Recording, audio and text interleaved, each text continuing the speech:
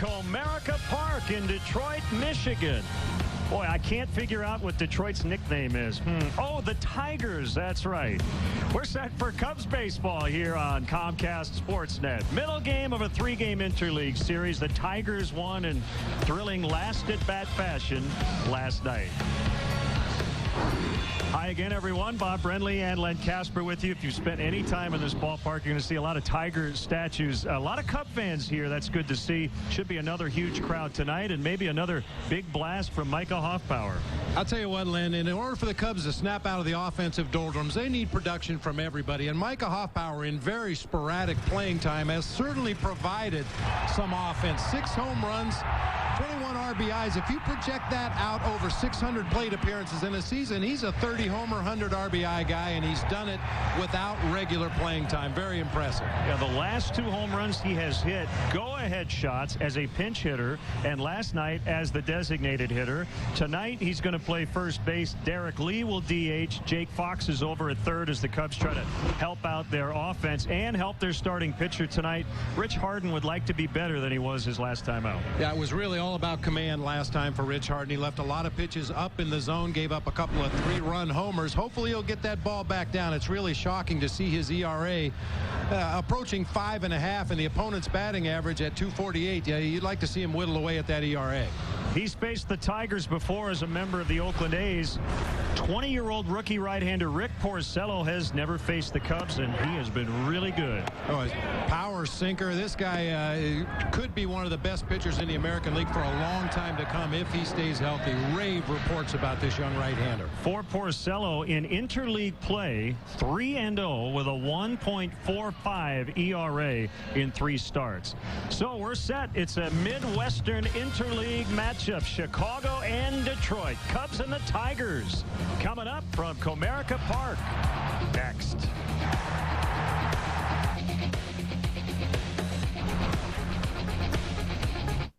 We're not going anywhere until all demands are met.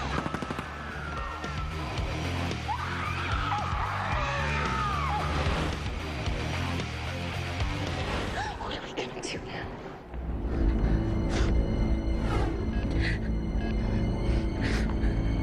Hello, Jimmy John's?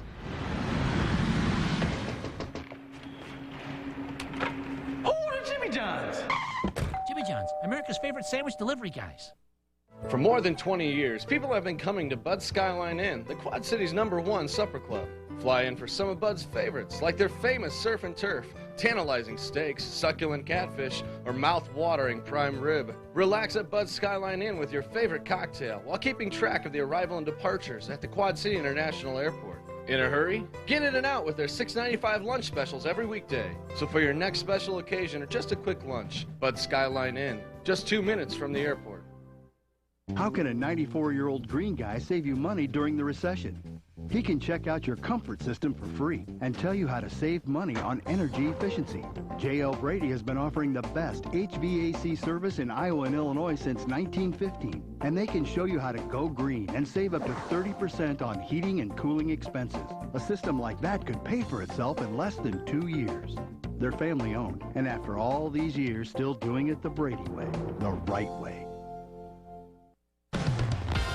Cubs baseball on Comcast Sportsnet is brought to you in part by the all-new 2010 Lexus RS, reinventing the vehicle that invented it all. Menards. At Menards, you'll find big lumber yards, big selection, and big savings.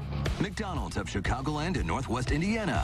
Honda. Test drive a 2009 Honda today at your Honda dealer. Blue Cross and Blue Shield of Illinois, dedicated to giving you the security to experience wellness everywhere. Jimmy John's, America's favorite sandwich delivery guys.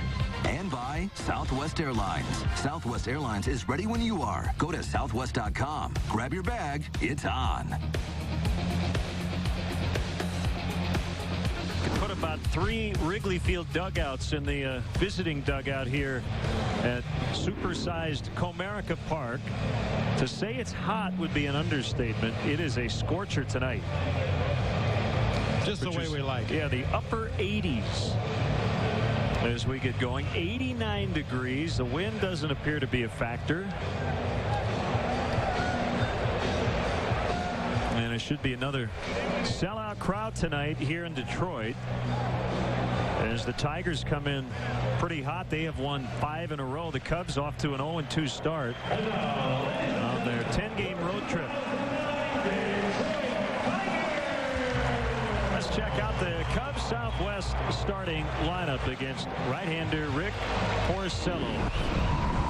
Soriano starts it in left, Terrio at short. Derek Lee, the designated hitter tonight, with Micah Hoffpower at first. Milton Bradley's in right, Jake Fox over at third. Kosuke Fukudome in center.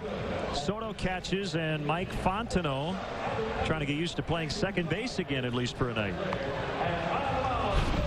Take a look at the Tigers defensively.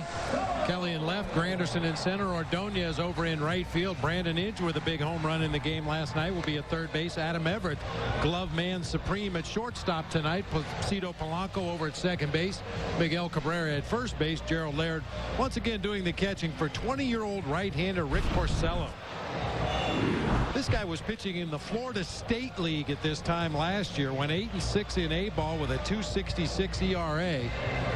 Figures to anchor this pitching staff along with Justin Verlander for a long time. Features a power sinker in the low to mid-90s, a good curveball, a really good straight changeup. We'll set the umpires for you. Andy Fletcher back at the plate. Ted Barrett at first. Adrian Johnson at second. And Tim McClellan, the crew chief, will handle third. Talking about Rick Porcello, Florida State League a year ago. 2 years ago, he was pitching at Seton Hall Prep in New Jersey. First round pick in 2007. And not only does he have good stuff on the mound, which is obviously a prerequisite for being a good major league pitcher, but according to all reports, a very poised young man, doesn't get rattled when he gets into trouble. Seems to always be looking ahead to the next pitch or the pitch after that. Never really dwells upon pitches that he makes mistakes on. Alfonso Soriano digging in. Got on base to start the game last night with a single. And later would come around to score, and we are underway tonight.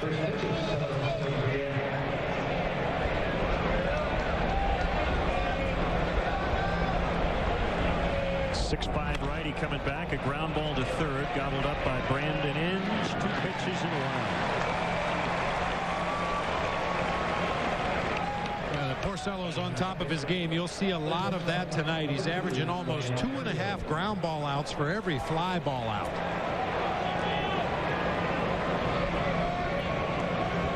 Ryan Terrio comes in with a 9-game hitting streak. Wonder who he's rooting for tonight in the final game of the College World Series. Texas versus LSU. I think we know the answer. A former Tiger of LSU takes ball 1. 1-1 the count. Yeah, he wants to beat the Tigers here in Detroit, but root for the Tigers in Omaha tonight.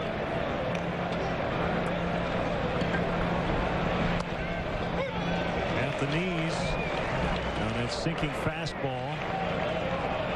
1-2 to Terrio. The DH is on deck. Derek Lee moving up to the 3 spot. He, for the most part, has hit cleanup since late April. That by everybody.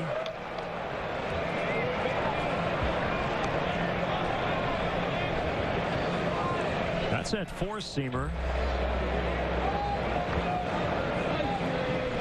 Yeah, that's more of an effect pitch than anything else. Porcello tries not to get beat on that 4-seam fastball. He's got such a good sinker. He could actually just throw that pitch the whole game and let the opposition just hit ground balls. Now, one thing about a sinker ball pitcher, some of those ground balls are going to find holes. He has given up his share of base hits, 73 hits in 73 2/3 innings. So hopefully if the Cubs are hitting ground balls tonight, they'll be able to find some holes in that infield. 2-2 is chopped to the shortstop Adam Everett. Change in their lineup tonight. Everett at short in place of Santiago. As Derek Lee steps in. Let's check out the Menards Big Lumber's stat. Career best 20-game hitting streak. It's only the 22nd hitting streak of at least 20 games in Cubs history.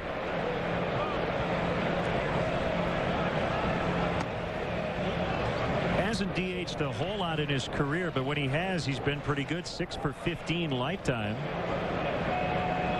as a DH.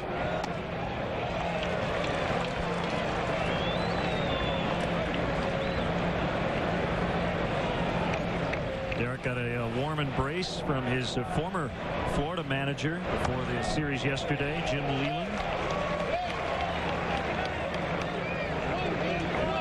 Derek was a full-time player in his rookie season of 1998. He hit just .233 that year at 17 home runs. It was a really rough year for Florida after they had the fire sale following their World Series. But Derek said Jim Leland was the perfect manager for him at that time. He said he really was a teacher. Everett over to Cabrera, and the Cubs go down easily, and the ground ball pitcher getting 3 ground ball outs. The Tigers are coming up against Rich Harden. Oh, it's on. It's on. It's on. It's on. Oh, it's on, all right. It's on. Totally on. Jimmy! It's on! It's on. Oh, yeah. It's on. Affirmative.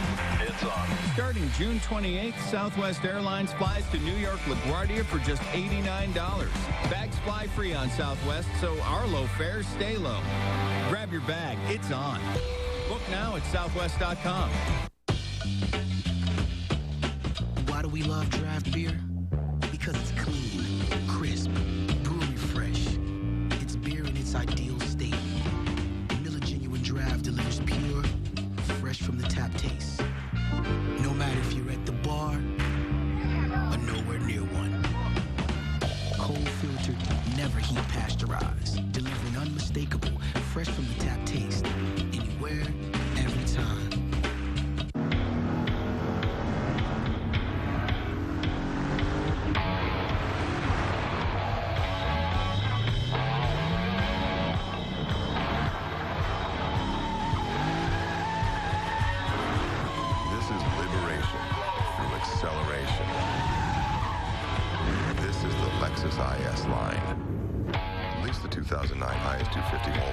For $359 a month for 36 months with $35.59 due at signing. Cubs went down in order against the rookie Porcello. Let's see how Rich Harden does against this Tiger Southwest starting lineup. Chicago native Curtis Granderson starts it, then Polanco, Cabrera, Timms a DH. Don Kelly with a couple of big plate appearances late in the game. More on that later. Inge with 2 big home runs his last 2 games. Ordonez got his hair cut today, trying to change it up. Laird and Everett go 8 and 9, and we'll get the Cubs defense here in a second as Rich Harden is ready to work. Ball 1 to Curtis Granderson. Rich Harden 3-1 lifetime in 5 starts versus Detroit.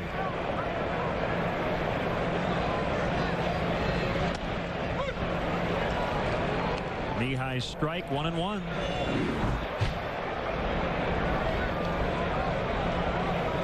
No decision his last time out, but he wasn't good at all. 7 runs in 5 innings. Gave up 2 3-run homers. Very rare to see Rich struggle like that. Cubs did win that game against Cleveland in 10 innings. He has an ERA in the 7s in 2 starts this month.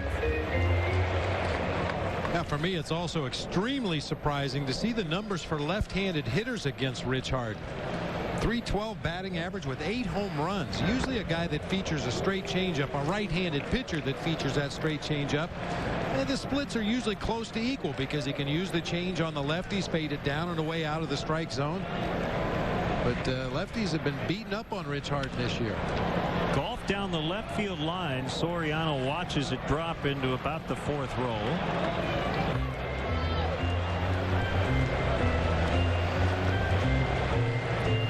Still a fair amount of sunlight in left and in center. As we get into the evening hours. Foul tip, strike 3.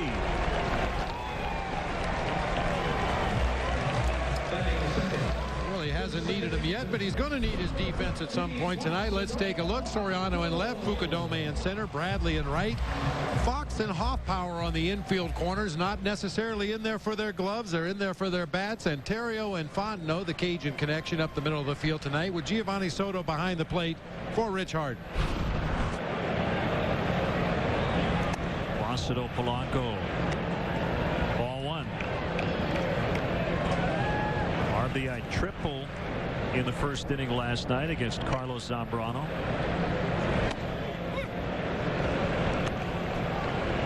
One problem Rich has had this year, his fastball has been almost too consistent in terms of the velocity. And I'll let you explain why that's a problem. Usually consistency is good.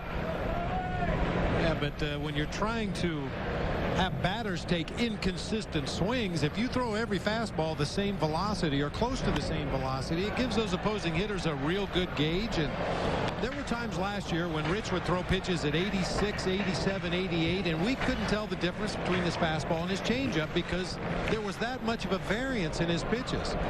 He would throw his fastball anywhere from 85 to 95. He'd throw his changeup from the low 80s to the high 80s. His fastball has steadily been sitting in the low 90s this year with very little variance.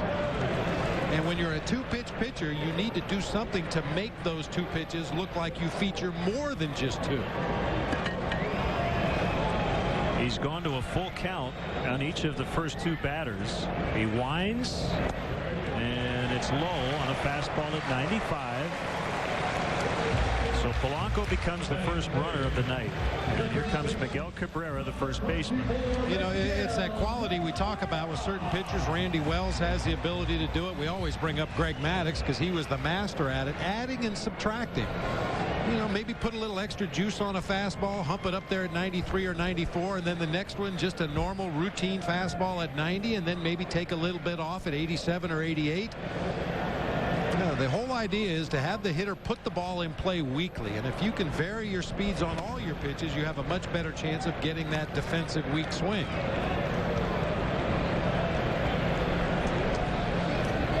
Miguel Cabrera, acquired from Florida prior to 2008. Other veteran involved in that deal, Dontrell Willis, former member of the Cubs farm system, is on the DL for the second time this season, dealing with some anxiety issues as he continued to struggle with the strike zone.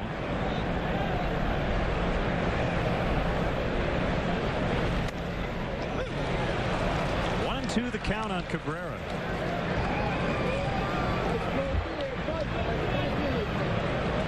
And then after he got traded, Cabrera signed an 8-year contract with over $152 million.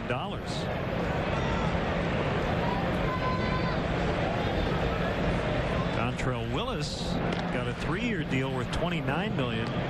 These two teams, Bob, are in the top 4 in terms of payroll in the majors. The Cubs are 3rd and the Tigers are 4th.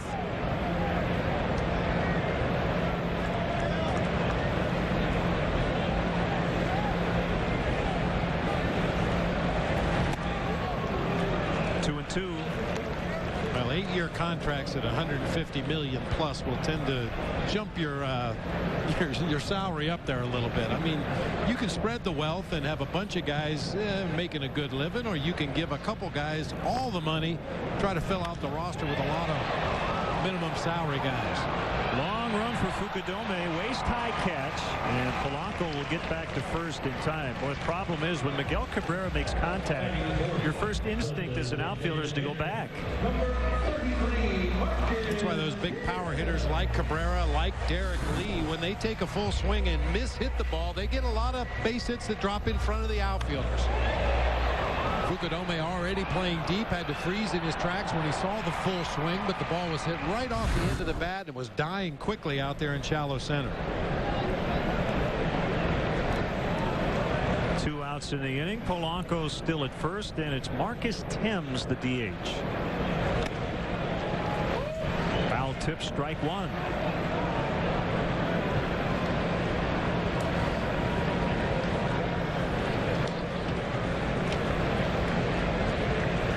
Cubs have lost the last 5 games against Detroit, but that goes back to 2001.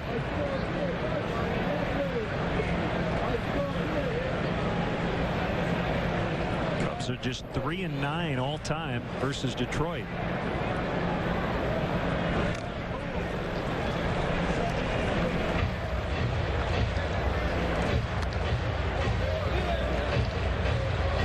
Pinheiro with a 2-hitter for the Cardinals last night, so Cubs lost a game in the standings, 3.5 out. Milwaukee beaten again by the Twins. They've dropped 4 in a row. They're 2 behind St. Louis and a game and a half ahead of the Cubs for second.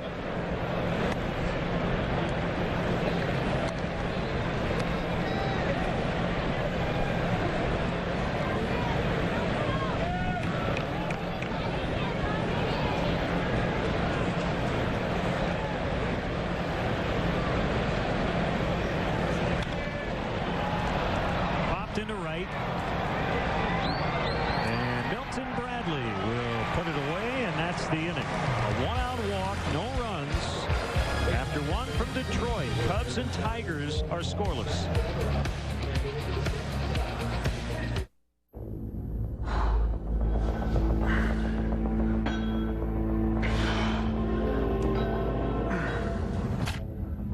All it takes is just one DUI to permanently scar you for life.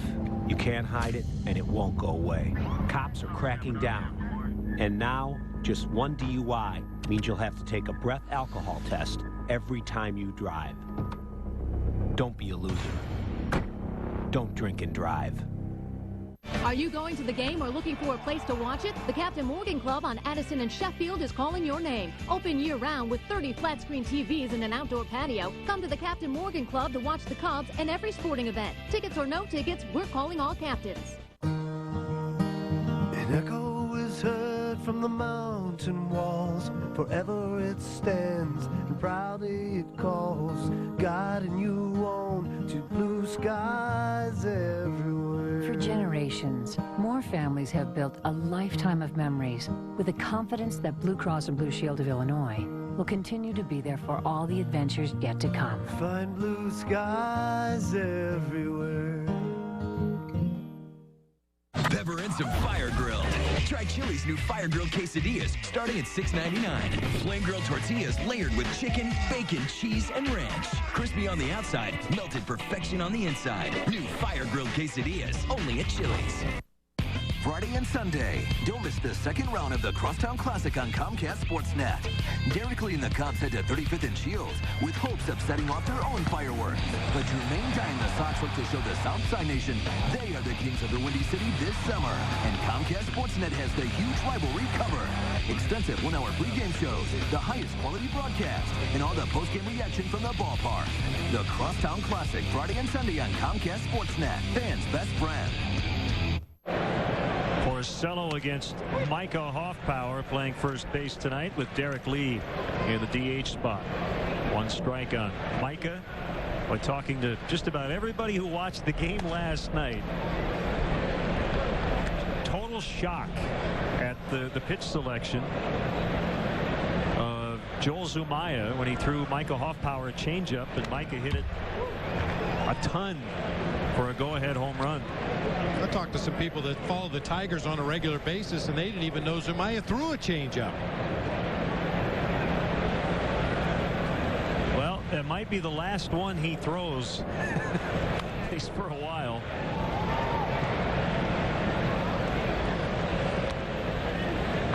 The gun had him at 104 last night. Might have been a little hot, but he was throwing hard. That one was not hard. Mid-80s.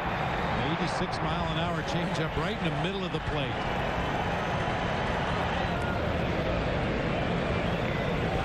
One and two the count, and pulled into right. That's a base hit. We'll bring up Milton Bradley. Might see a little time at the DH spot before the week is done, considering he did it a lot last year with Texas.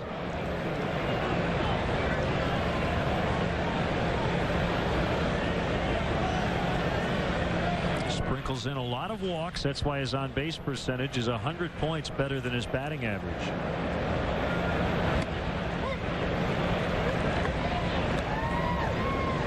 One strike on Bradley. I'll tell you, Lane, even when Porcello misses up in the strike zone, the pitch has downward movement. That ball started up around the letters, dropped down around the belt. And when he gets it down around the middle of the thighs, that's the one that bottoms out near the kneecaps and ends up in a lot of ground balls. Well, you hear about his maturity, his poise. You alluded to that earlier.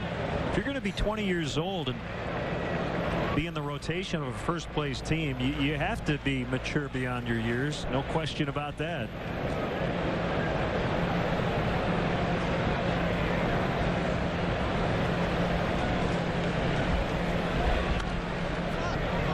Another foul, still 2 strikes on Bradley.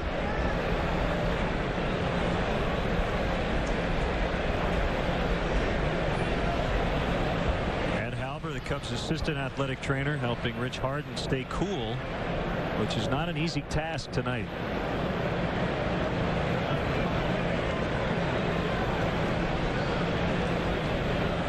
Be a lot of guys dragging after this one. Stay hydrated.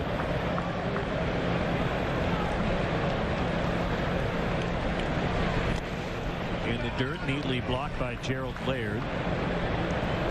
One thing you have to do as a manager and as a bench coach, and I'm sure Lou and Alan Tram will have conversations about this today, with the day game tomorrow, it figures to be even hotter and more humid. Trying to figure out your lineup a few days in advance and anticipate who might need a day off. Also, the fact that this is such a spacious outfield here at Comerica Park, you get the feeling that maybe Milton Bradley would be the guy that would get a blow and be able to DH in the ball game tomorrow, rest his legs a little bit before heading back to U.S. Cellular Field in Chicago. Bradley has worked a full count after he started 0-2.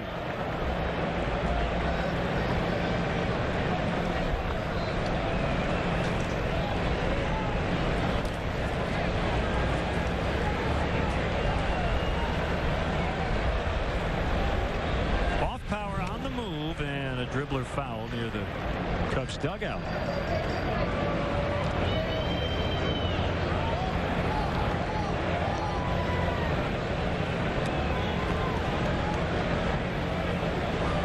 As I mentioned in the open, and I don't know if we can make too much of it, might just be coincidence, but in interleague play, Porcello is 3-0. That one gets past everybody. Off power.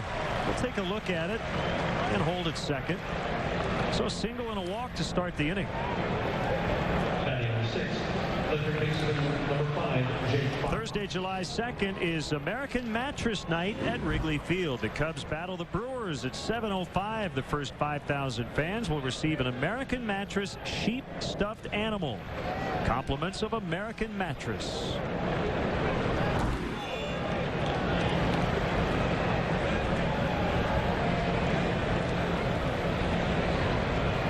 University of Michigan alum Jake Fox.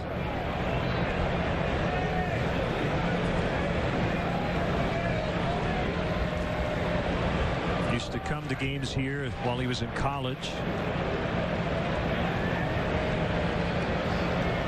Detroit not too far from Ann Arbor.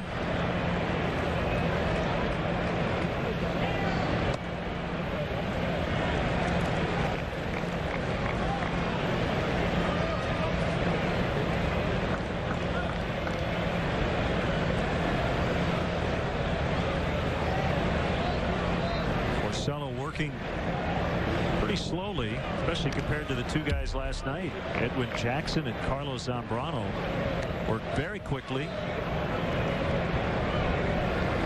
And Zambrano's case maybe a little too quickly at times, but overall a solid outing once again by Big Z. Deserved a better fate.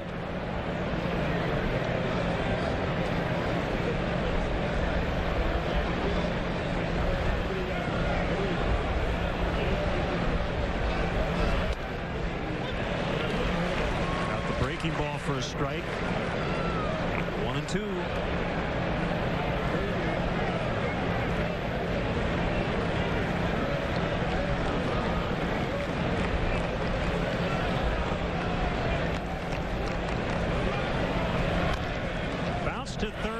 be a 5-4 double play. They almost turned 3.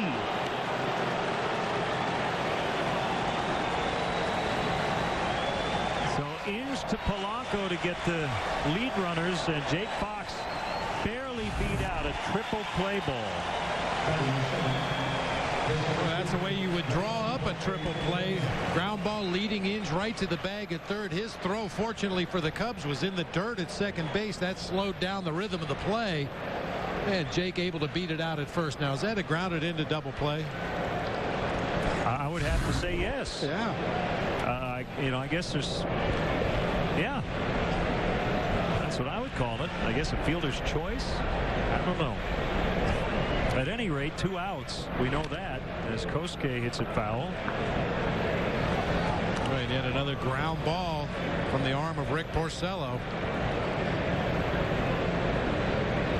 You can try to make some adjustments physically if you're the Cubs hitters in this game against that nasty sinker. Carry your hands a little bit lower, maybe move up in the box closer to the pitcher's mound a little bit to try to hit that pitch before it gets down to the bottom of the kneecaps. But if you don't make any adjustment, at least a mental adjustment, that's what you're going to do all night long. Pound that ball into the ground.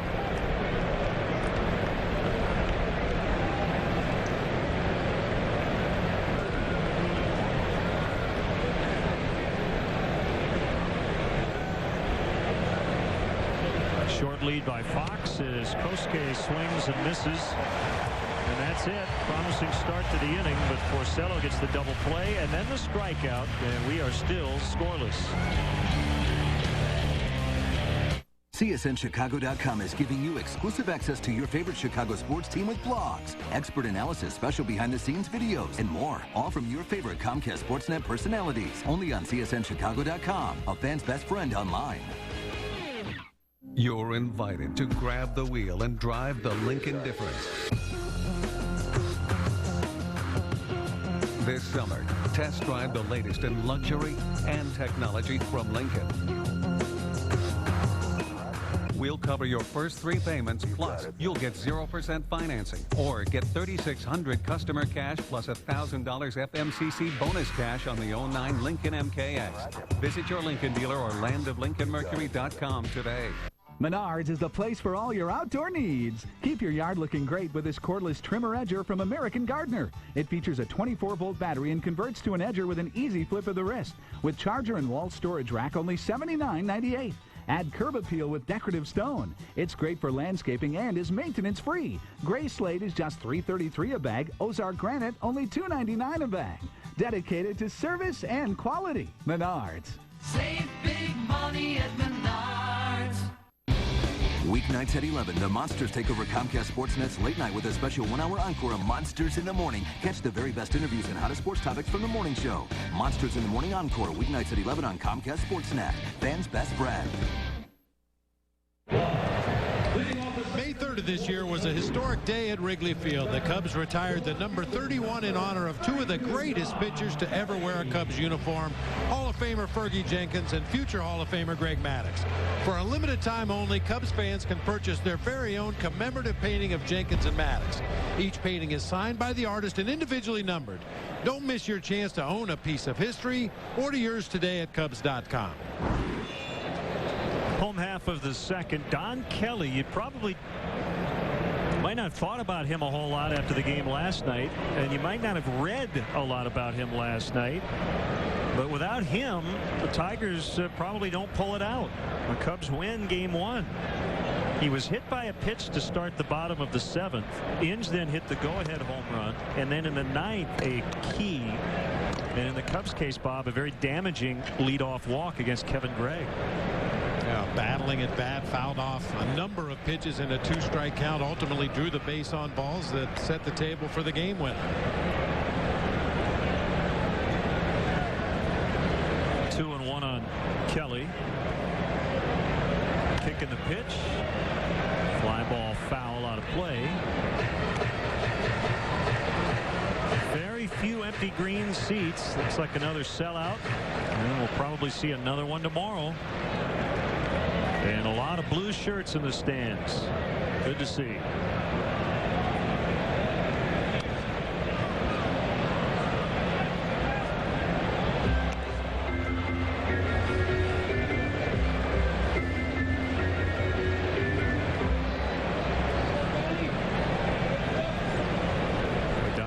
certainly in that Andres Blanco, Michael Hoffpauir, Jake Fox mold.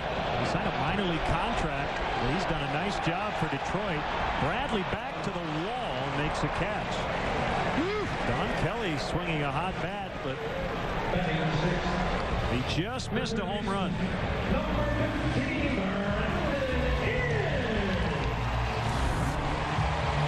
Just an effortless swing by Kelly. A lot of wrists, a lot of arms at the end, chasing Bradley back to the wall. It looked like it had a chance to get out of here, but Milton able to make the play just in front of the fence. See, there are no cheap home runs in this ballpark, but straightaway left, straightaway right, you've got a much better chance to get it out of here. We saw a number of fly balls die between left center and right center last night. Kelly just missed what would have been his first major league home run. 2-0 on Brandon Inge.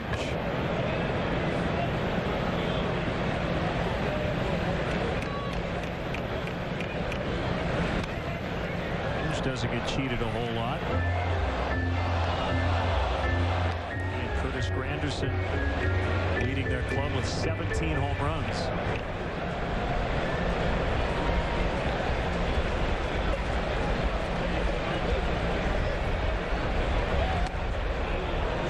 Change 2-2.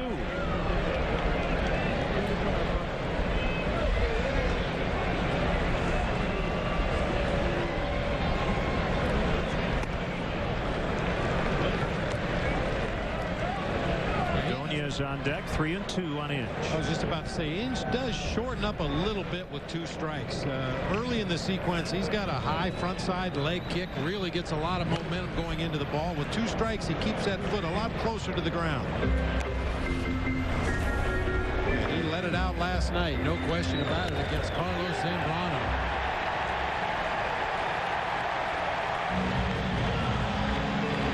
Joked after the game he just wants to get rid of the 7th inning in his next start. Just go from the 6th to the 8th. He's given up a couple of big home runs in the 7th his last 2 times out. Fukudome catches. Inge retired. So you'd have Porcello getting all the ground ball outs and Rich Harden the fly ball outs.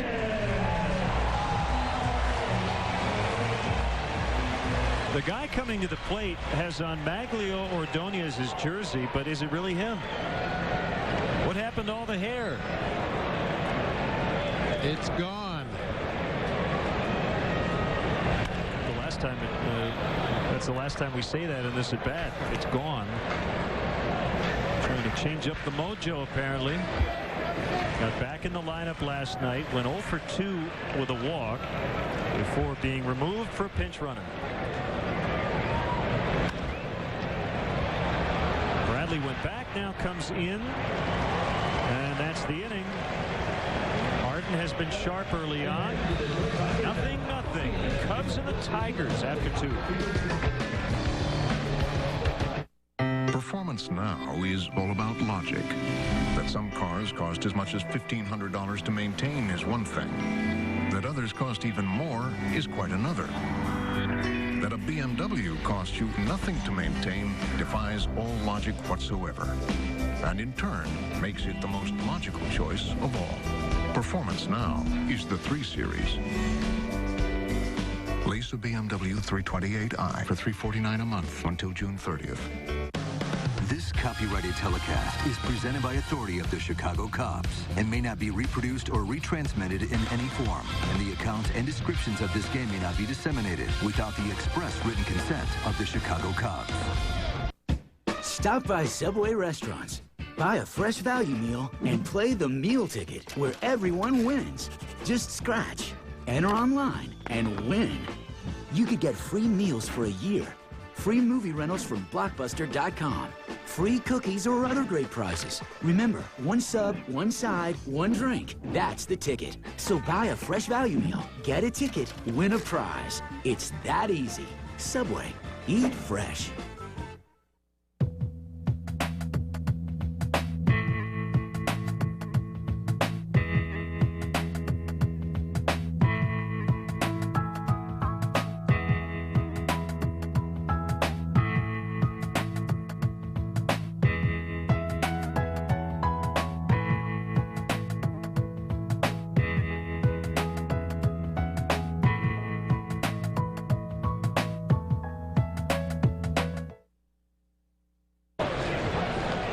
Friday, round 2 of the Crosstown Classic kicks off on Comcast Sportsnet as Alfonso Soriano and the Cubs head to 35th and Shields for a slugfest with Jermaine Dye and the Sox. Coverage begins with BMW Crosstown Classic pregame live. Cubs and the Sox Friday at 2 right here on Comcast Sportsnet. Fans' best friend. Excellent pitching matchup on Friday. Randy Wells and Jose Contreras.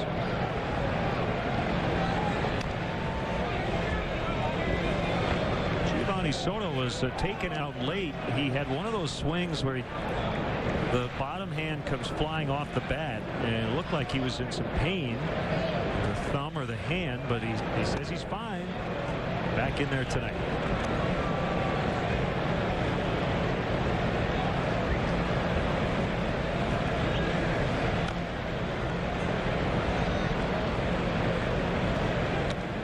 Just looking at some of the games from last night. I mentioned Joel Pinheiro. I think it was 100 pitches in 9 innings as he went the distance for St. Louis. And Francisco Liriano with the Twins, he got the win against Milwaukee, but he threw 117 pitches in 5 innings. 50 missed the strike zone. He threw 10 balls per inning and still won. Gave up 3 runs. That's fair for Soto into the left field corner. And it rattles around down there. Kelly having some trouble with it. Then it's a 2-base hit for Gio. Good start to the 3rd.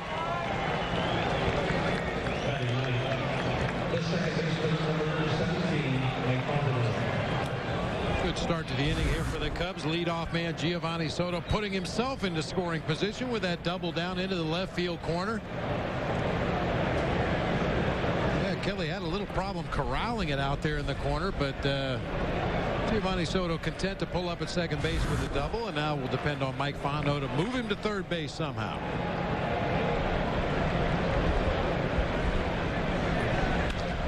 That'll work. Maybe. Nope. Polanco has made 2 excellent defensive plays.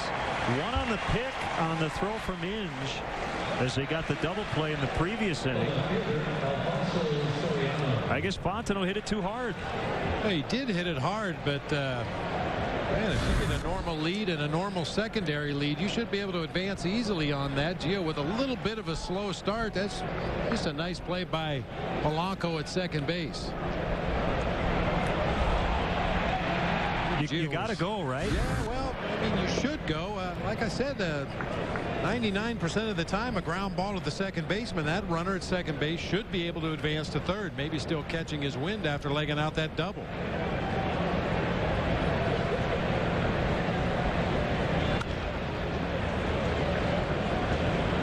One and one on Soriano.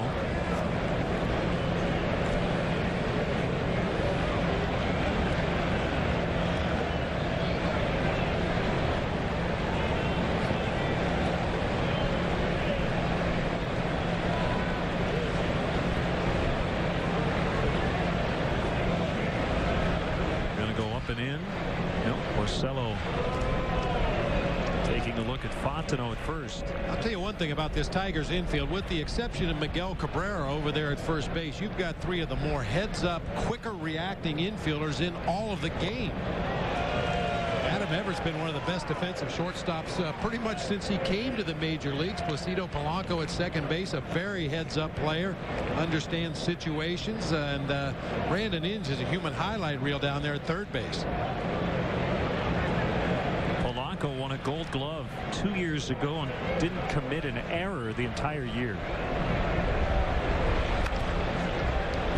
Inge gets it to Polanco, and the turn is relatively routine. They've turned 2 double plays for Porcello. Another inning starts out in promising fashion and ends with a big thud. 0-0.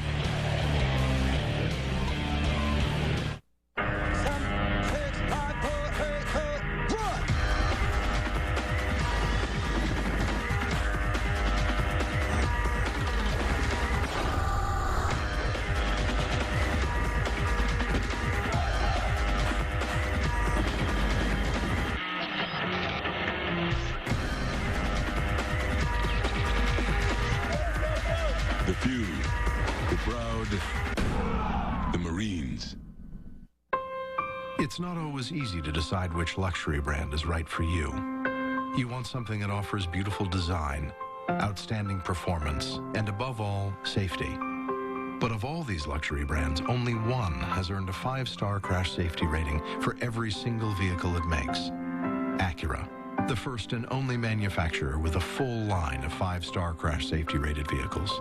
Take advantage of attractive financing on select Acura models for well-qualified customers. We're not going anywhere until our demands are met!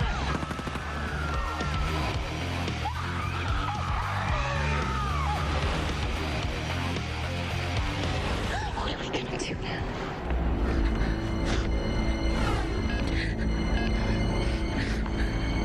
Hello? Jimmy John's?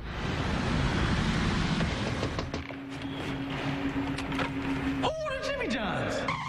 Jimmy John's, America's favorite sandwich delivery guys. Friday, forget pay-per-view. CSN has the biggest fight in town as the White Sox clash with the Cubs for a brutal interlake showdown. Coverage begins with BMW Crosstown pregame live. Join Lynn and Bob for the Crosstown Classic Friday at 2 on Comcast Sportsnet. Fans' best friend. Cubs Destinations, a preferred baseball road trip provider of the team, provides Cubs fans with the most unique VIP road trip experience available. Each package includes great tickets to sold-out games, first-class hotel accommodations, a VIP tour of each ballpark, and a private meet and greet with a current Cubs player.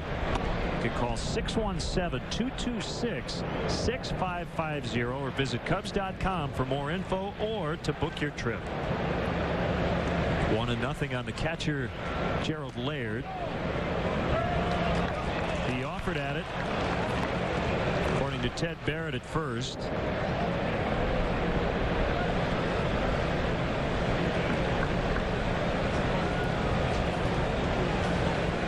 Laird with a good arm behind the plate.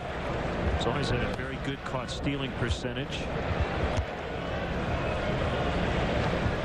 37% this year, and since the start of the 03 season around 37%.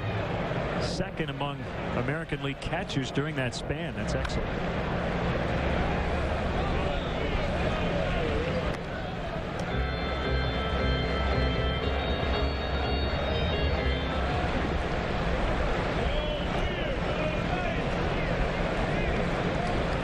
We've had some really good catchers here in Detroit. Back to the Bill Freehand days. Lance Parrish, swing and a miss by Laird. 1 out. Pudge Rodriguez. Hey, Cub fans, you can get a full meal for under $5 thanks to McDonald's Appetite Stimulus Package. A hot sandwich, a cold drink, and delicious fries, all for under $5.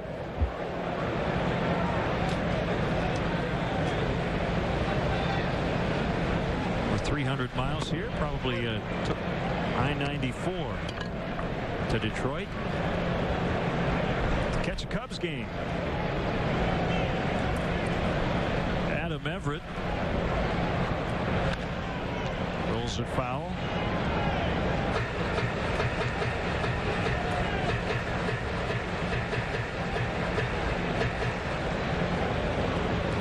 Went to high school in Kennesaw, Georgia, and in all the all-star teams and the summer ball teams he played for, he had to play second base because there was a shortstop better than him. Jake Fox throws on to Micah Hoffpower for the out. A kid from Pace Academy named Michael Barrett. Yeah. Former Cubs catcher Michael Barrett, a shortstop in high school, and forced Adam Everett to make the move to second base when they played on all-star teams together. Went to high school with Corey Patterson. So 2 outs, and it brings up Granderson. Has a lot of power, lots of extra base hits.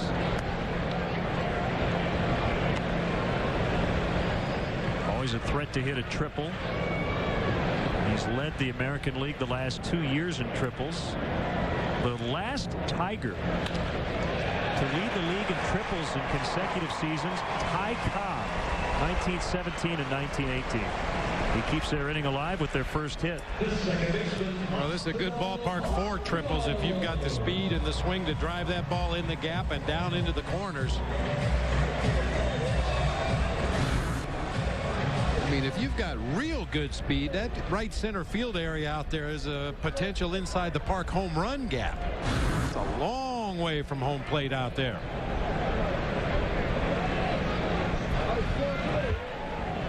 Granderson, just a fantastic ambassador for baseball. He's gone abroad in the offseason for MLB International. He's done some broadcasting work in the playoffs.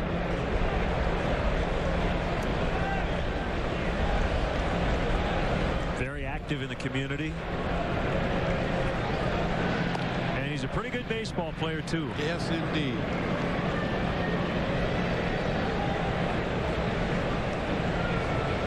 Cover the ground that you have to in this ballpark, you've got to be a real good instinctive center fielder. Get good jumps on the ball, obviously have good speed. Boy, he's looking itchy over there. He flinched a little bit towards second before Harden threw over.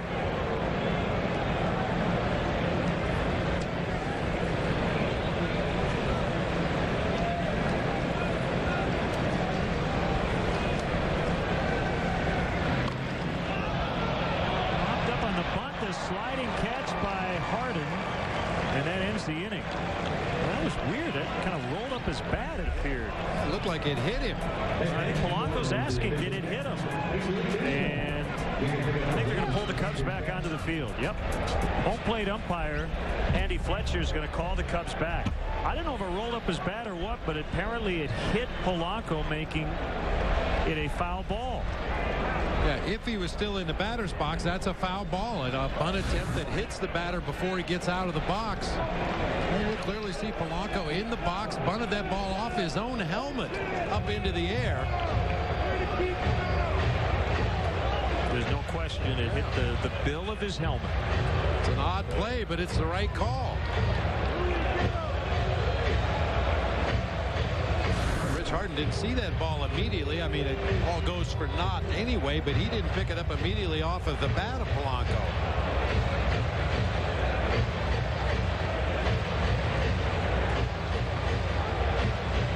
And Tim McClellan telling Lou Piniella, hit the bat, then the helmet, it's foul.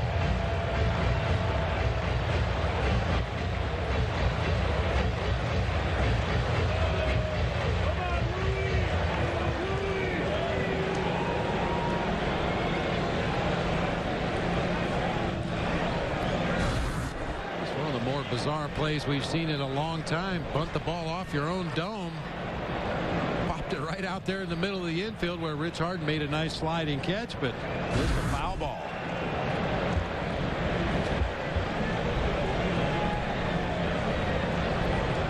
So it's a 1-1 count with Granderson taking off for second. Here's the throw by Soto. Didn't get it. Fontenot had to come in to get the ball and then could not apply the tag, and Granderson has his 13th stolen base. Picked a change up to run on. Always tougher for the catcher to unload that ball quickly to second base on an off-speed pitch, and to compound it even further, it was up and into the hitter. This took a little bit too long for Gio to unwind and get that throw down there.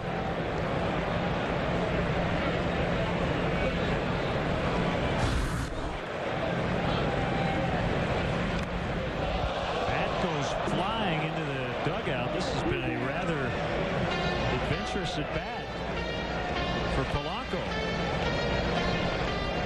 What's going to happen next?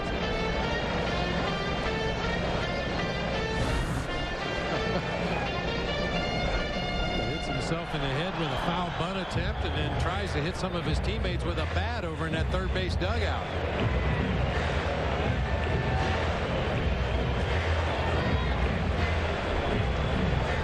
Everything else. How about a swing and a miss now to end this sequence?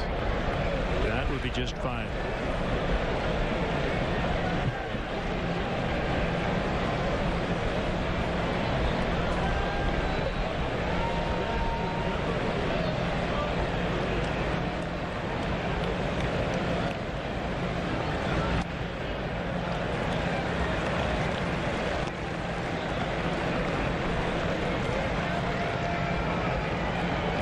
pitch coming up with Cabrera on deck. The Cubs thought the inning was over a few pitches ago, and not only has the inning continued, but the Tigers really threatening to score.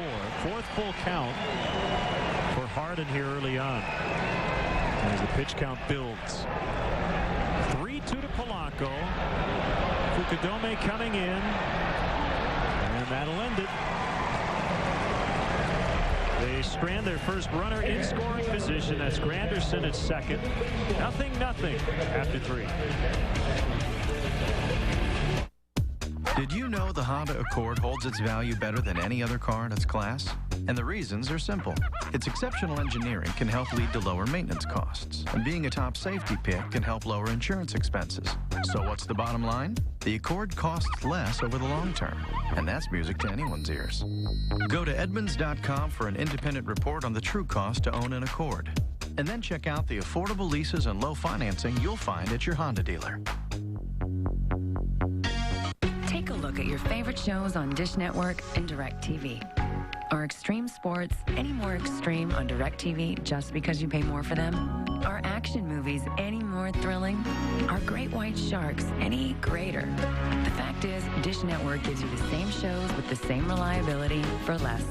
Now, get over 120 channels, including local channels, for just $14.99 a month for 6 months. Dish Network. Why would you ever pay more for TV?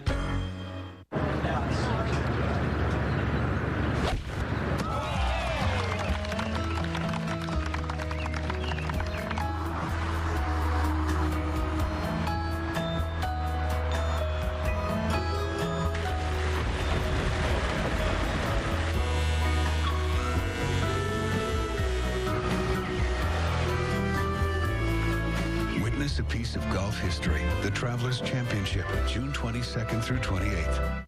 Tomorrow, the summer heats up with interleague action as Paul Konerko and the White Sox try to dodge L.A. on the south side. Coverage begins with Felco White Sox pregame live. Join Hawk and Stoney for White Sox Dodgers tomorrow at 12:30 on Comcast Sportsnet. Fans' best friend. Aflac trivia question. Who was the first Cub to hit a home run as the DH? Would have been 1997. Called strike to Ryan Theriot.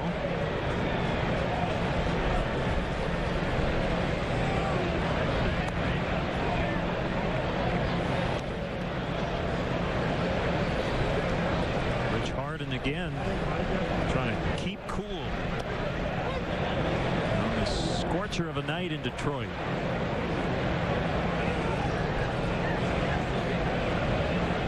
Tougher for the catchers. It's a fair ball, and Theriot is aboard. Tough hop for Inge.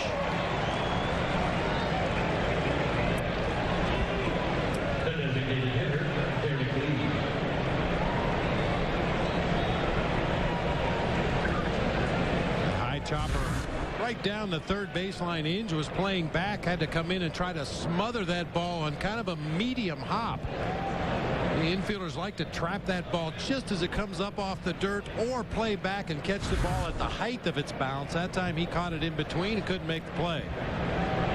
And they've now given Theriot a single, so his hit streak is at 10.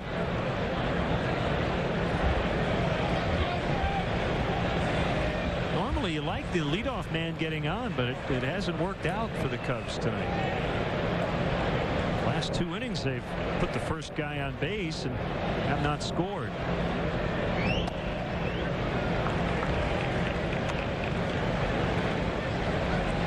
To Derek Lee.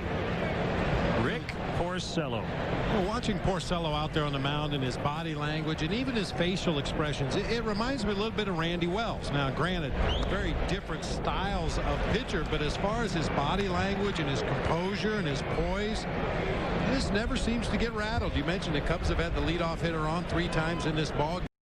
You'll be able to tell it by watching his reaction out there on the mound.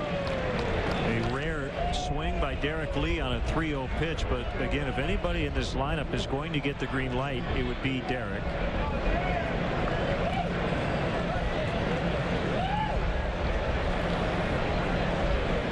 The pitch.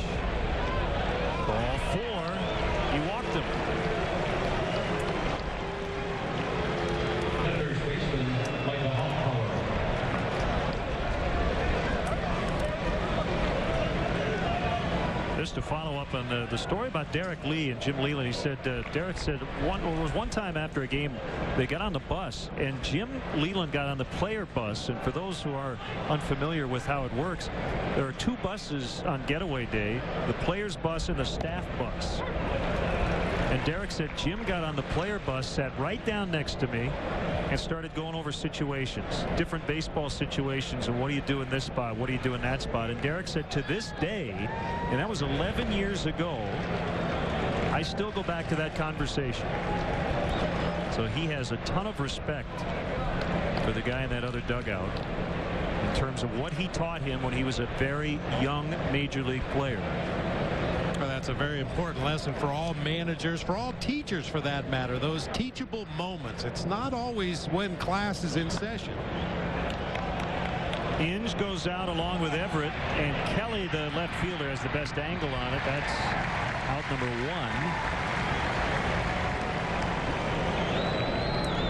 And especially in a game of baseball, there is so much downtime, especially on the road trips, that a lot of what you learn about the game doesn't necessarily happen during the ball game. It doesn't necessarily happen at the ballpark. Sometimes it's on the bus, sometimes it's on the airplane, sometimes back at the hotel after a game.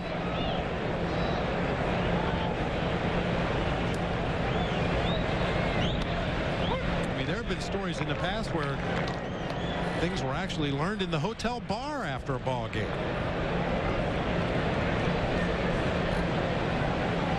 You're talking baseball stuff? That too. Yeah. All right. You were waiting for that. Outside to Bradley, 1-1. I talk about it all the time. A lot of times when a manager calls a player into his office, it's like a kid getting called to the principal's office. You're immediately on the defensive. You feel like you've done something wrong. It's drilled to right for Bradley, but he was out in front and it's foul. Well, the other thing is everybody sees it. So even if it's a positive conversation, whispers start. Uh-oh. What's going on? Writers see it. Yeah, so sometimes you catch a guy on the team bus after the game or on an airplane trip from one city to another, or just walking through the hotel lobby checking in when you arrive at the new town. Hey, I got something on my mind I wanted to ask you about. And you know, the player is not as immediately defensive about it. It's more of a conversation than a confrontation. Bradley went too far, and that's a strikeout. And Porcello working his way out of this jam.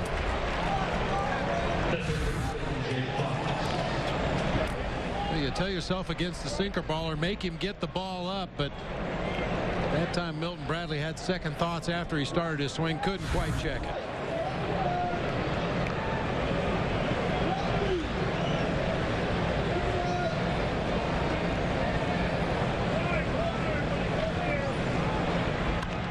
Ground ball to third. Inge will take the short throw over to Polanco, and yet again the Cubs threaten but do not score.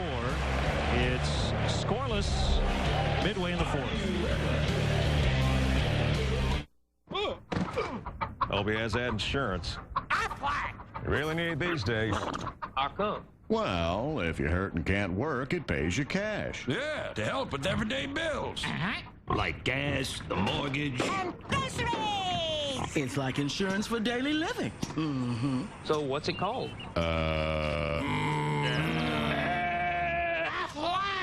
Oh, yeah. Aflac, we've got you under our wing. CSNChicago.com is giving you exclusive access to your favorite Chicago sports team with blogs, expert analysis, special behind-the-scenes videos, and more. All from your favorite Comcast Sportsnet personalities. Only on CSNChicago.com, a fan's best friend online. On Sunday, August 9th, minor league excitement is back in the second annual Road to Wrigley, presented by National City, now part of PNC. Get ready for a day of action featuring the wacky superstars and fan interaction. Kids under 14 will get a chance to run the bases after the game. Tickets starting at just $5. Order today at Cubs.com. Why do we love draft beer? Because it's clean, crisp, brewery fresh. It's beer in its ideal state. Miller Genuine Draft delivers pure, fresh from the tap taste. No matter if you're at the bar or nowhere near one. Cold filtered, never heat pasteurized, delivering unmistakable, fresh from the tap taste. Anywhere, every time.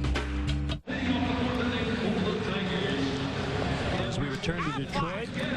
Let's answer the Aflac trivia question. First Cub to homer as a DH. My guess was Sammy Sosa, but I was wrong as normal. Aflac. Dave Clark off Jeff Juden of the Cleveland Indians. Dave Clark now coach with the Pirates.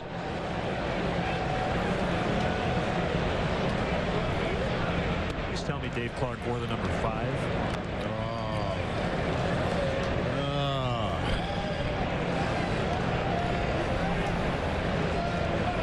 A lot of younger Cub fans won't get the reference, but you can ask your grandparents. Yeah.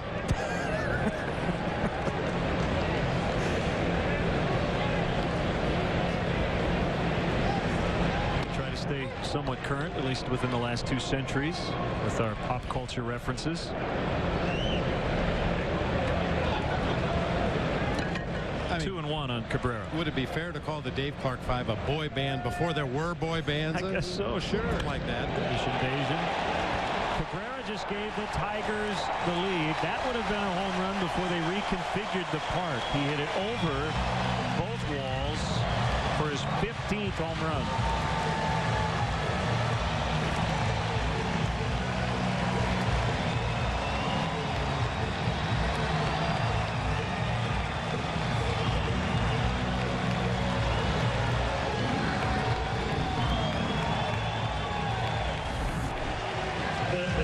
Big, strong man at the plate.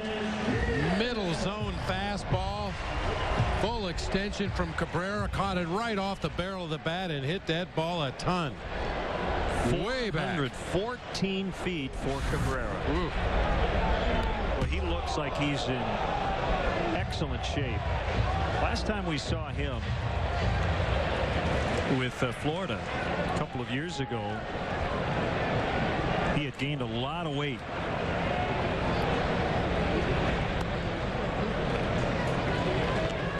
He's always had a pretty thick base, thick legs, a thick midsection, but he got fat. He put on a lot of weight. It really showed in his play on the field.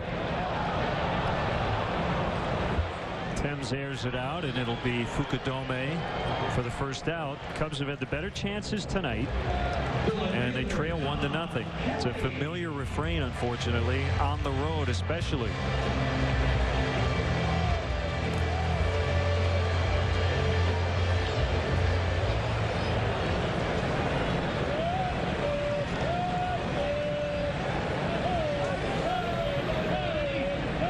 Flying to the warning track and right his first time up.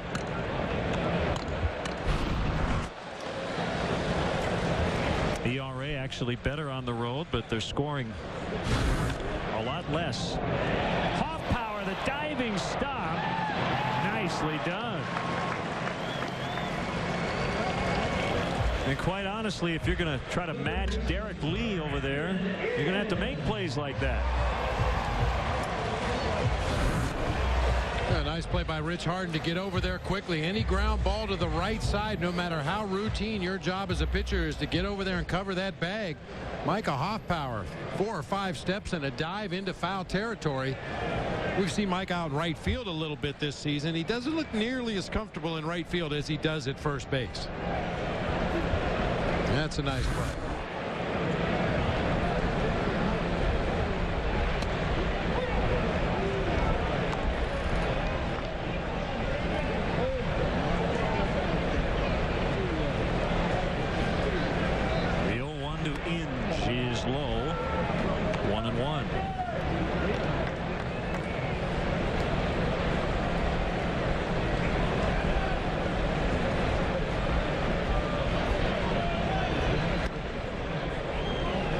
Suffered a freak injury last year, went on the DL because of an aggravated oblique pull.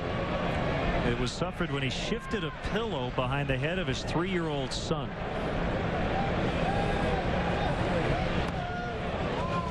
We've heard of DL stints because of back spasms caused by sneezes. All kinds of stuff. Strained back muscle trying to take off cowboy boots.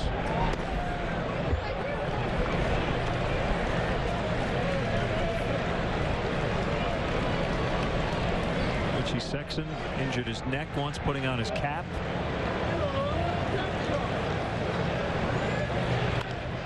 Ground ball backhanded by Fox. And he throws out Inge. Cabrera led off this inning with a home run. And the Tigers strike first. It's 1-0. Oh, it's on. It's on. It's on. It's on. Oh, it's on, all right. It's on. Totally on. Jimmy! It's on! It's on. Oh, yeah. It's on. Affirmative. It's on. Starting June 28th, Southwest Airlines flies to New York LaGuardia for just $89. Bags fly free on Southwest, so our low fares stay low. Grab your bag. It's on. Book now at southwest.com. Stop by Subway restaurants. Buy a fresh value meal and play the meal ticket where everyone wins. Just scratch, enter online, and win. You could get free meals for a year, free movie rentals from Blockbuster.com, free cookies or other great prizes. Remember, one sub, one side, one drink. That's the ticket. So buy a fresh value meal, get a ticket, win a prize. It's that easy. Subway. Eat fresh. Why do people shop at K&K True Value Hardware? I've been shopping at K&K for over 25 years, and what brings me here is the quality of the service, the staff. There's always somebody that's greeting you with a hello, and they're so helpful. With a variety of products here, I always walk out with what I need. They are awesome when it comes to anything you need. K&K is the place to go. Service with answers, that's the K&K way.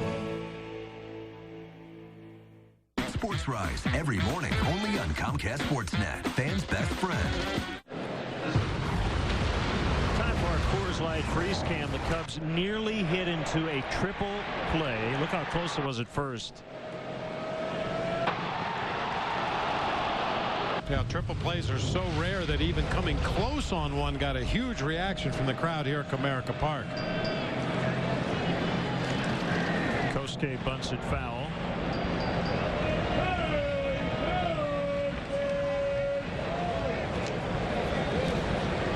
1-0 Detroit. We have injury news, and it's not great. Reed Johnson, dealing with some back problems, is expected to be placed on the DL tomorrow. Cubs will probably bring up Ryan Friel as he'll come off the DL. Fukudome grounds out to Polanco for the first out. Award-winning musical entertainment invades Wrigley Field this summer. Join us as Billy Joel and Elton John perform their face-to-face tour on Thursday, July 16th and Tuesday, July 21st. Rascal Flatts perform their Unstoppable tour on Saturday, July 18th. Tickets are still available by visiting tickets.com or calling 1-800-THE-CUBS. Mezzanine suites are also available. You can call 773-404-CUBS.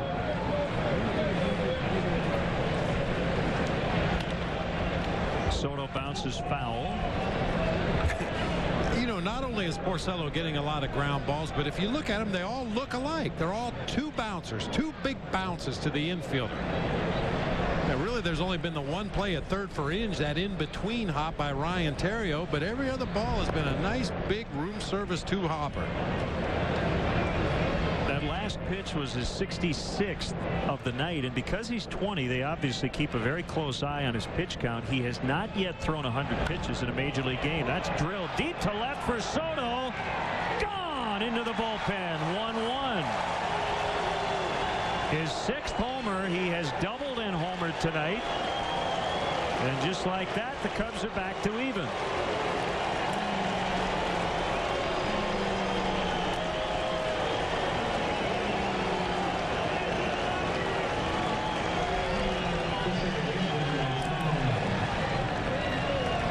Cubs haven't had any luck with runners on base, so Giovanni Soto looked like a changeup right in the middle of the plate. Our Heineken home run replay, a solo blast to straightaway left field for Giovanni Soto to tie the ball game. Third homer over his last 6 games. 6 on the year. Didn't hit it that far, but far enough. Got it over the yellow line. Fontenot, short hop by Everett. 2 outs.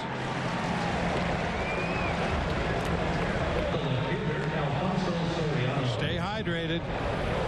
And stay hot. At the plate, that is. I don't think he's going to have any trouble staying hot tonight. The catcher's gear and all the work that those backstops do behind the plate. I think you were referring to stay hot with the bat. Yes. Yeah.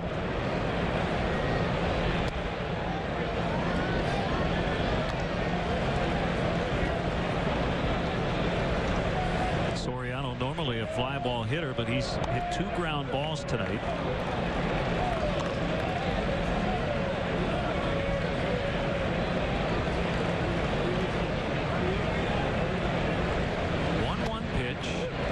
Pitcher's strike. 1-2.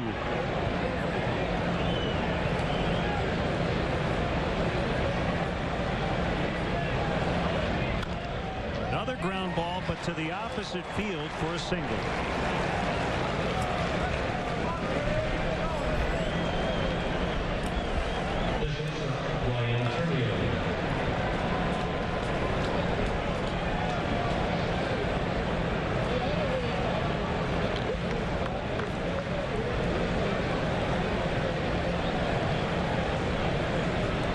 Terrio with a runner at first. Cubs have tied it up on the Soto home run after Cabrera went deep in the 4th.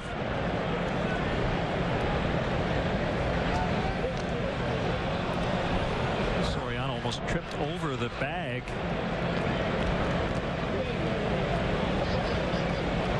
Porcello snapped that throw over there a lot quicker than Alfonso was expecting. Yeah, it's a couple times this year we've seen a near pickoff.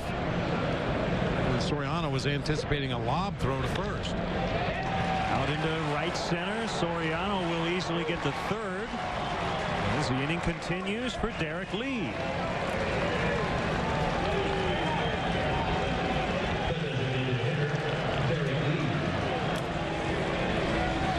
Well, that's the right approach that we've seen from Soriano and Terrio in this inning against a sinker ball pitcher. The more you try to pull the ball, the more you're going to bang it into the ground for easy 5-3 and 6-3 outs.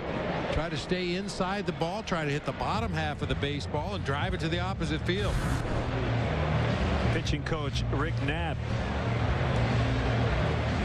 is out to chat with his rookie pitcher. Derek Lee has grounded out and walked. Bob, while we have a quick second, I had the honor, along with Judge Surratt from the WGN Radio, of grabbing some lunch with my hero, Ernie Harwell, the Hall of Fame broadcaster, longtime radio voice of the Tigers. 91 years and going strong. He and his lovely wife Lulu live in the Detroit area. And we talked baseball and broadcasting and all kinds of stuff this afternoon, and he sends his best. He's a big fan of yours. Well, I've had the great fortune of meeting and spending some time with Ernie Harwell in the past, and one of the true gentlemen of the game.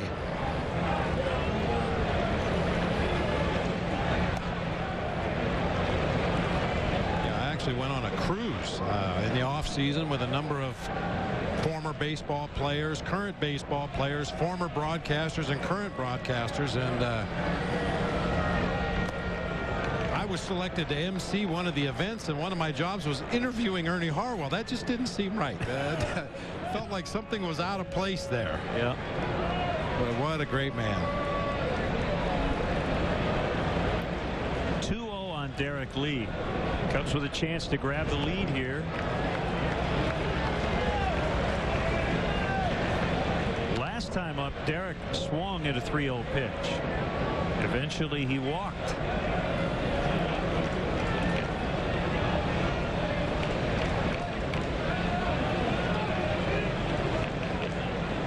The kick and the pitch. All 4, they're loaded for Hoff power.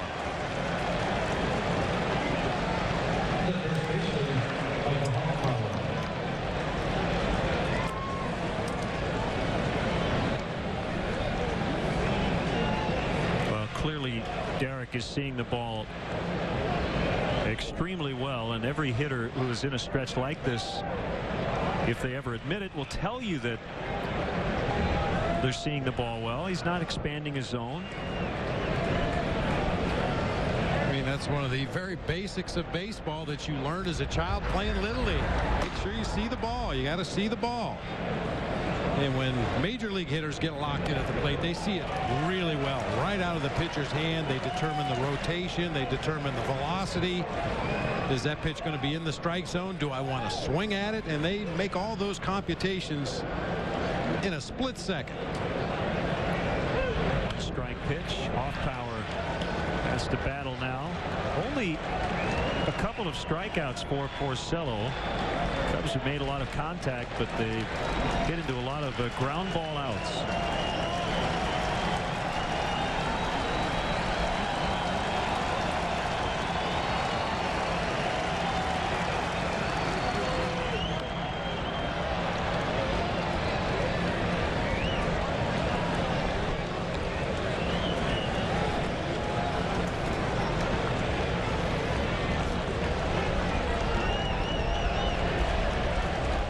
This rally starting with 2 outs. Soriano and Terrio with singles and Lee with the walk. Earlier in the inning, Soto tied it with a home run. Another 0-2 into the right field corner. Foul. That might have cleared him.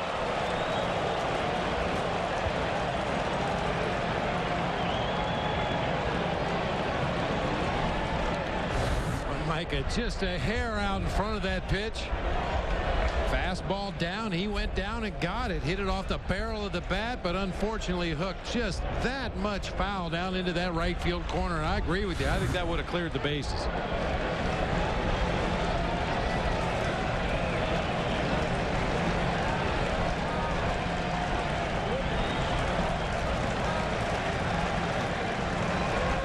Another 0-2 that hit his bat.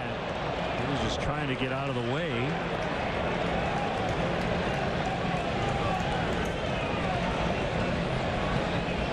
That's the four-seamer for effect that he will use up in the strike zone. Not so much to get outs, just to set up the next pitch that he's likely to throw.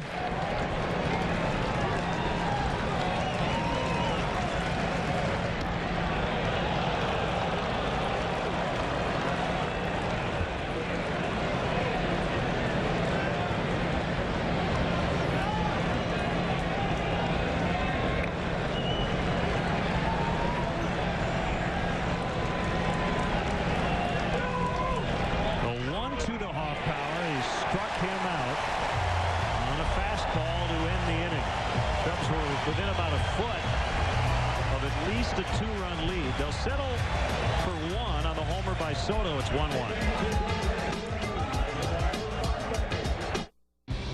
Weeknights at 11, the Monsters take over Comcast Sportsnet's late night with a special 1-hour encore of Monsters in the Morning. Catch the very best interviews and hottest sports topics from the morning show. Monsters in the Morning Encore, weeknights at 11 on Comcast Sportsnet. Fans' best friend. Morning, Mike. Morning, Bill. Morning. Morning. I think I might need some better brakes. You need our Midas Secure Stop brake service. Exceptional stopping power combined with a 55-point brake inspection. Trust the Midas touch. Your brake pads, one of those parts you really can't afford to ignore. Right now, Midas is offering up to $50 off brake pads or shoes installed. That's brake pads or shoes up to $50 off. Midas, we're on this road together. It's 7 a.m. Remember, today is your lucky day, the day you get to drive the vehicle of your dreams. Traffic is chaotic, so be careful when you go out.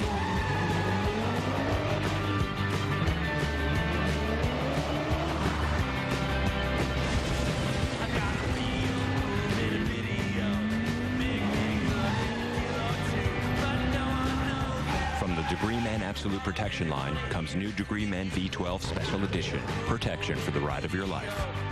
Don't miss out on anything happening with your team. Visit CSNChicago.com for the biggest and best selection of videos, full-length press conferences, locker room reaction, and insider access you won't get anywhere else. CSNChicago.com, your hub for complete access to your favorite Chicago sports team. Hi, everyone. Gail Gail Fisher with you. Join us for Sports Night tonight at 10 o'clock. We'll hear from Lou Piniella on the Cubs' injury problems, plus highlights and reaction from the Dodgers-Sox game. And we'll preview tomorrow night's NBA draft. That's tonight at 10, but now more Cubs baseball with Len and Bob, guys. Gail, thanks. More missed opportunities offensively, but the good news is Soto tying it up with a home run. Well, we've seen some excellent starting pitching so far in this series. Yeah, no question about it. Both ways. Zambrano was very good last night. Rich Harden has been up to the task in the early going here tonight. You know, seems like a broken record, Len. We talk about it every night. It seems like just one big base hit at the right time would get the Cubs rolling in the right direction, but so far they haven't been able to come up with that big knock. Harden is ahead of Ordonez, 1-2.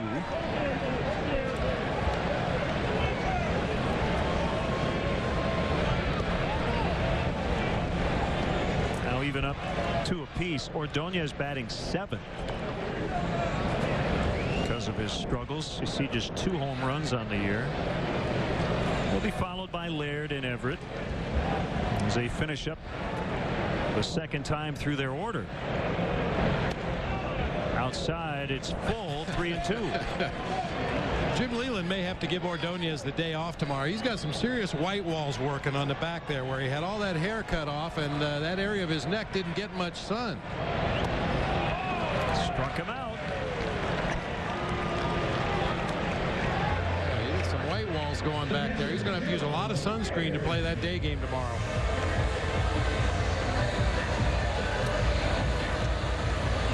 Third strikeout for Harden.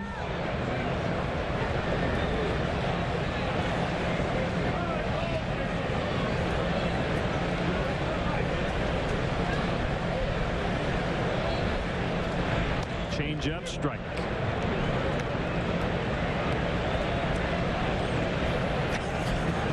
Is that the Tiger mascot? I think that's one of them. There's an official one that works his way around the ballpark here, greeting the children. But that's golf deep to left for Gerald Laird. Gone 2-1 in this battle of solo home runs tonight. And the Tigers now hit at least 2 home runs in 7 of their last 8 games.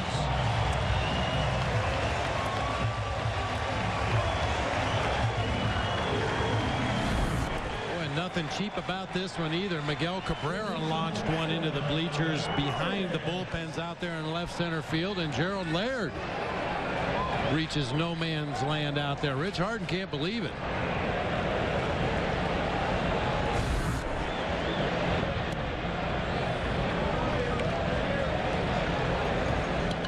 Whew. 405 feet. Yeah, a couple of 400-footers here in the ballgame for the Tigers.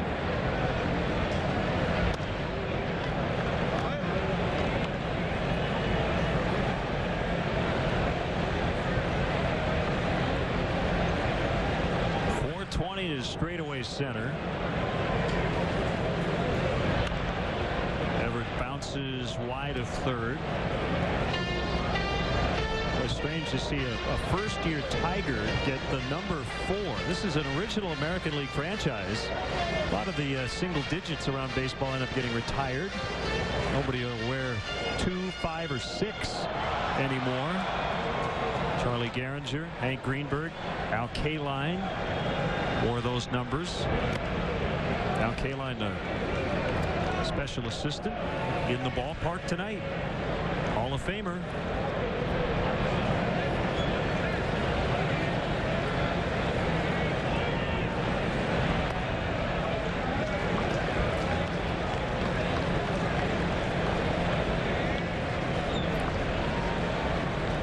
That was a great outfielder.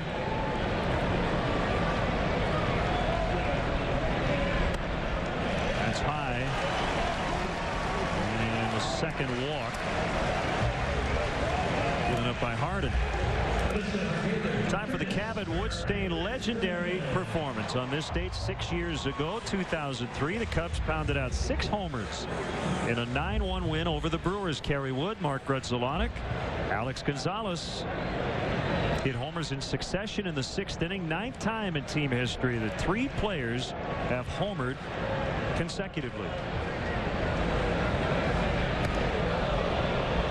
upstairs on Granderson. 18 All-Star appearances for Al Kaline. 10 Gold Gloves, 3,007 hits. Larry Rothschild heading out to the mound.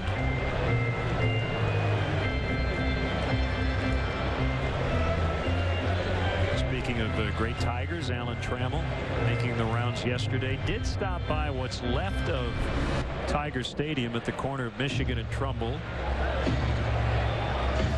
World Series MVP in 1984.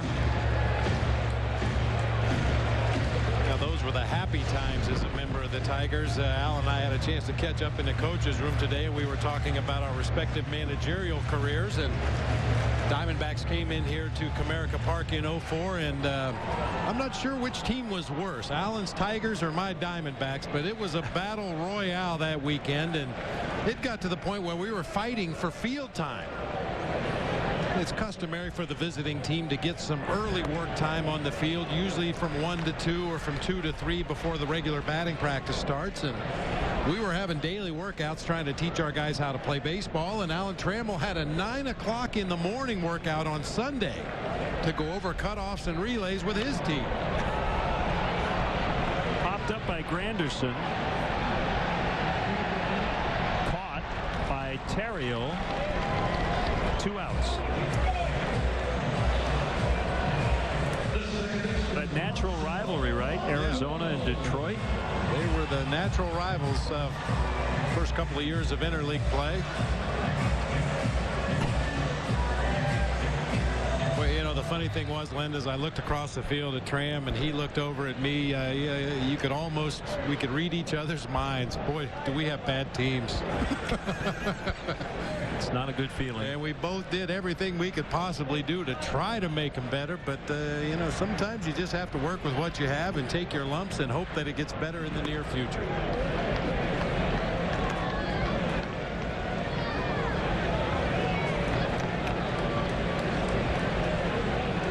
Polanco with a walk and a flyout. The Tigers lead 2-1 on Gerald Laird's solo homer with 1 out in this inning.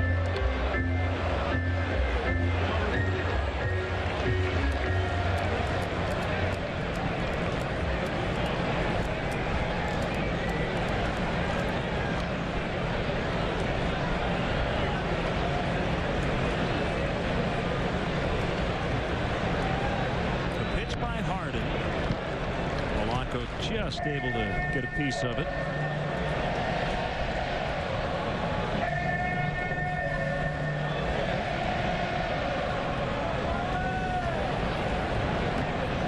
And once again, in an American League ballpark with the designated hitter, you don't ever have to worry about that pitcher spot coming up and making that decision whether to pull the plug and add another offensive player for that inning. So Rich Harden will probably continue to pitch as long as he's effective in this ballgame. And Rick Porcello with 87 pitches through 5 on a really hot night. Be interesting to see if he even comes back out for the 6th.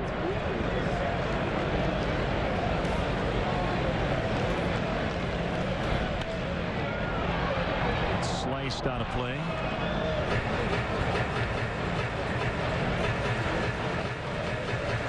Former starter Nate Robertson is up in the Tiger bullpen.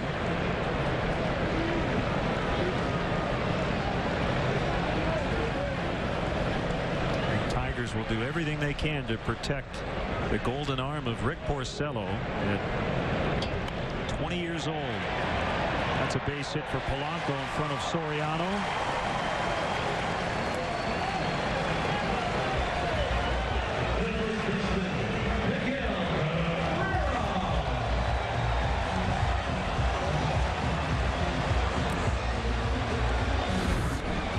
Very short, abbreviated swing by Polanco, just trying to muscle that ball out into left field. He's able to do so. Now's when Rich Harden, whatever gas he's got left in the tank, he needs to really concentrate on executing his pitches to this guy, or he could be looking at a big deficit in a hurry.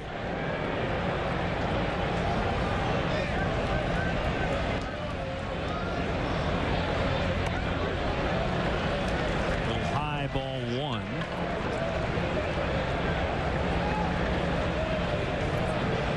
place Cardinals are trailing 4-0 in New York against the Mets.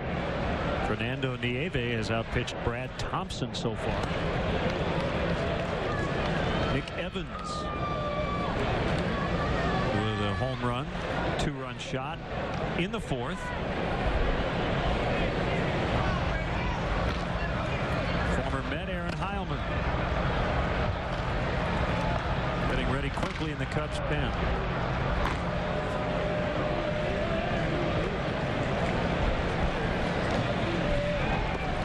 Cabrera chased 1-2.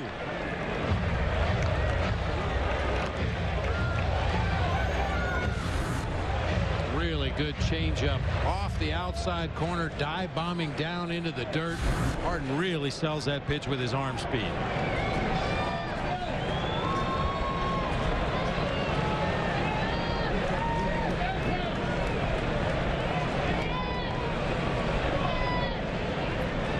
Go with your best. Fox flags it down, gets it to Fontenot in time to end the inning. They lead 2, but they get the lead again on the Laird homer. Bradley, Fox, and Fukudome coming up in the 6th. 2-1 Detroit. So then Sydney woke up from her coma and said, "Girl, I wasn't sick. I was poisoned. And the man who did it is in this room." No way. What is this? I was already recording 2 shows in that time slot, so I got the neighborhood kids to fill me in on my soap. You know, if you had AT&T, you could record 4 shows at once on 1 DVR. Yeah, but I don't have that.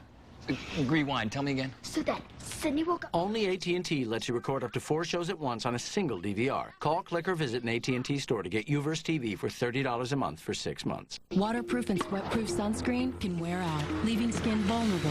New Neutrogena Ultimate Sport with Helioplex provides the highest average UVA, UVB protection and is also 3 times more waterproof than testing standards. Neutrogena Ultimate Sport. You're invited to grab the wheel and drive the Lincoln difference. This summer, test drive the latest in luxury and technology from Lincoln. Drive the Lincoln difference home and we'll cover your first 3 payments. Plus, get 0% financing on the 09 Lincoln MKS. See your Lincoln dealer or go to landoflincolnmercury.com. Launching next, the all-new Lincoln MKT. CSNChicago.com is giving you exclusive access to your favorite Chicago sports team with blogs, expert analysis, special behind-the-scenes videos, and more. All from your favorite Comcast Sportsnet personalities. Only on CSNChicago.com, a fan's best friend online. Friday, forget pay-per-view. CSN has the biggest fight in town as the White Sox clash with the Cubs for a brutal interlake showdown. Coverage begins with BMW Crosstown pregame live. Join Lynn and Bob for the Crosstown Classic Friday at 2 on Comcast Sportsnet. Fans' best friend. Friday and Sunday, the second round of the Crosstown Classic is right here on Comcast Sportsnet. Before and after every game, join legendary slugger Frank Thomas, former Cubs Todd Hollandsworth and Doug Glanville, and White Sox great Bill Melton for the best pre- and post-game shows in town. The best coverage of the Crosstown Classic is on Comcast Sportsnet. Fans' best friend.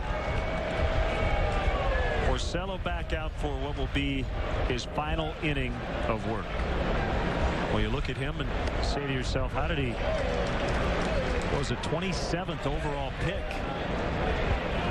and not in the top 5 of the 2007 draft? Well, his agent's name is Scott Boras, so I think that explains part of it. You knew he was going to come with a high price tag, but Tigers grabbed him at number 27, and here he is in the big leagues 2 summers later. Speaking of draft picks, the Cubs yesterday agreed to terms with their first-round pick, the 31st overall selection, outfielder Brett Jackson. And when that contract is signed, sealed, and delivered, and physical is done, he'll head off to Boise to start his pro career.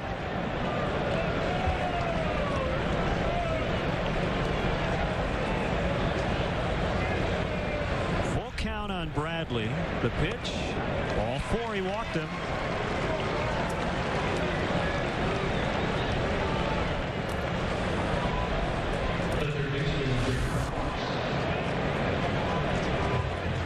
I was talking about those those learning moments. Sometimes the best time to talk about what happened in the previous inning is immediately when you get back into the dugout while it's still fresh in both of your minds. Maybe talking about a sequence of pitches or location of the pitches, why I called for a certain pitch in a certain situation. Maybe Rich Harden explaining why he shook off a certain pitch. That's how you get things ironed out. That's how you get to the point you hear pitchers and catchers talking about thinking with the same brain during the course of the ball game.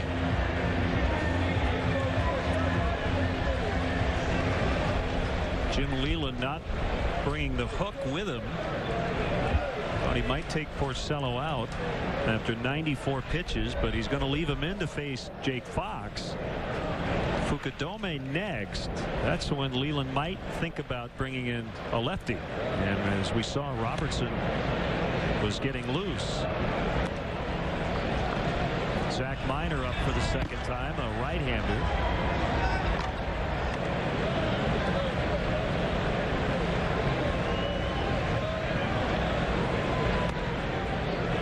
His hands 2-0, so Porcello walking Bradley and now getting behind Fox.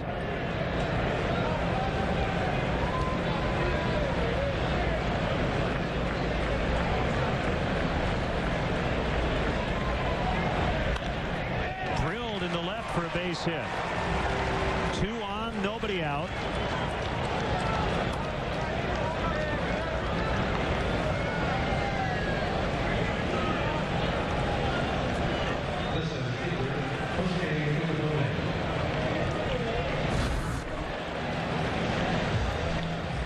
Considerable number of walks in this game and falls behind in the count to Jake Fox. Has to elevate that sinker a little bit. That's the one you can get on, and Jake Fox drives that ball hard through the left side. So Porcello will get a nice hand from the crowd here in Detroit, and Jim Leland will go to the lefty. Nate Robertson. Cubs threatening, trailing by 1 in the 6th.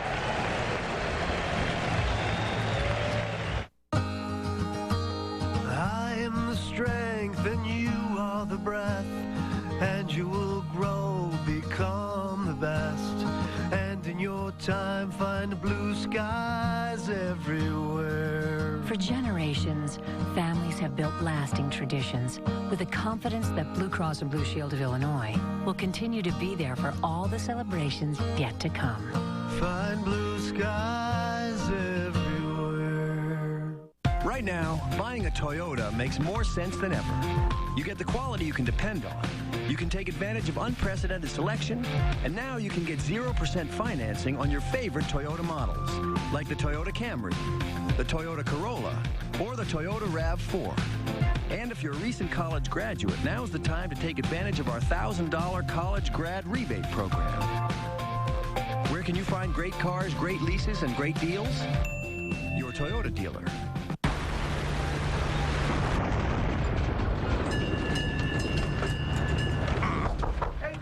Need you in the wheelhouse.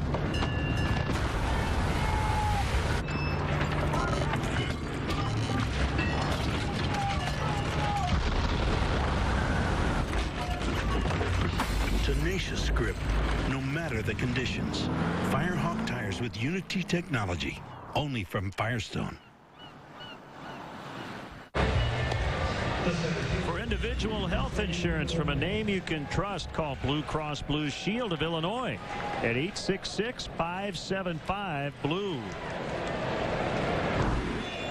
Jim Leland goes into the bullpen. Nate Robertson is on to work. Lots of walks, a high ERA. Lefties adding better than righties against Robertson, but he faces Kosuke Fukudome. With 2 on and nobody out. With this lefty-on-lefty matchup, it wouldn't surprise me a bit to see Fukudome square around and put down a sac bunt, try to move those 2 runners into scoring position. Squaring and taking for ball 1.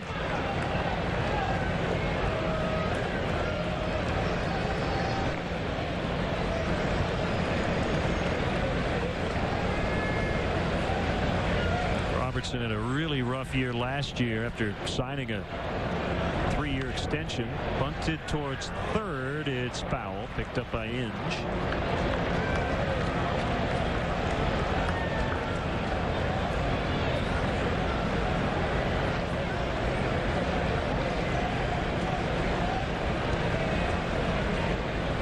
Robertson's best year came in 2006 when he won 13, also lost 13, but threw over 200 innings, had a 3.84 ERA, made 32 starts. Exclusively out of the pen so far in 09. That's a strike, 1-2. They got a slider.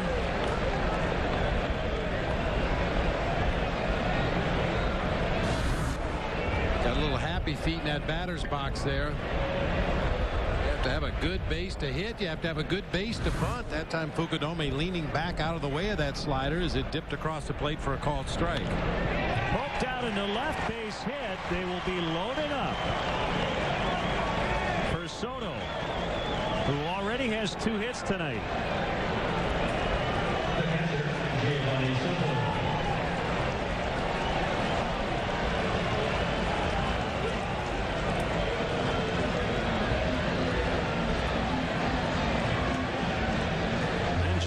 Coming back out. A defensive 2-strike swing by Kosuke, just flips the bat out there, drives it into left field for a base hit. Not a great looking at bat, but a great result. That's it for Robertson. Here comes Zach Miner, a righty, and we'll be back.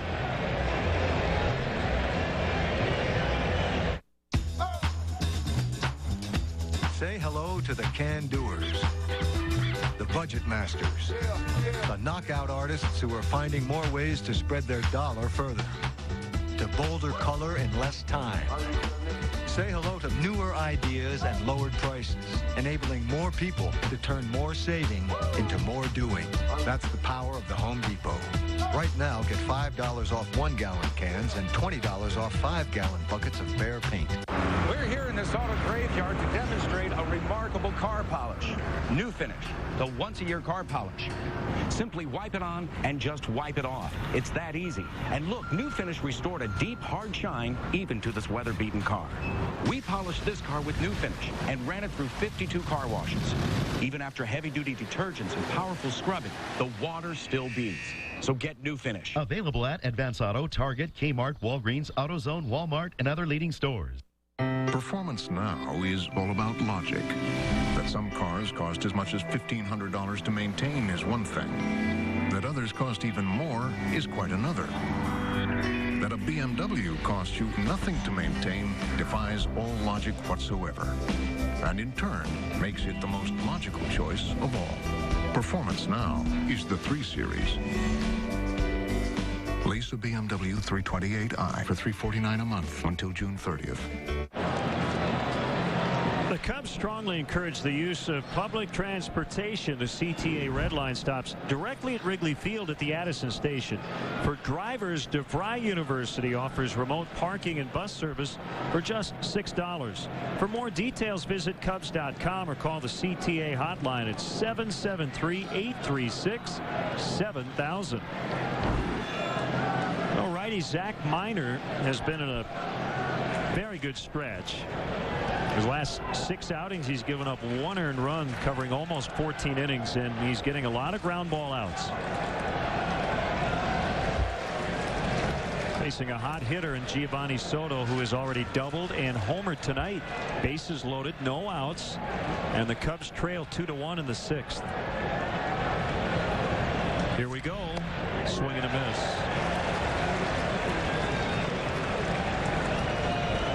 Recently, Giovanni Soto has been much better able to handle pitches from the middle of the plate in than pitches from the middle of the plate away. Really showing a quick bat on, especially on the fastballs on the inside part of the plate. A kick and a pitch inside. A slider didn't slide enough.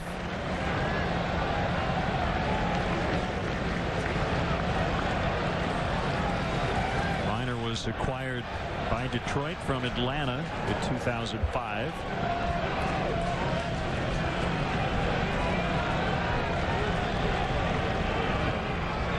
A 1-1 to Soto. Good rip. Fouled it back. Here's his home run from the 5th inning of the ball game today. One on a sinker right in the middle of the plate. Line drive that just did clear that fence in straightaway left field.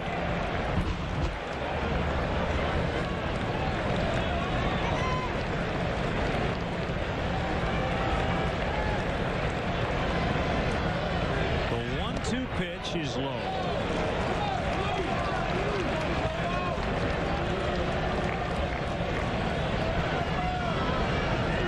Born in St. Louis, but he went to high school in Palm Beach Gardens, Florida.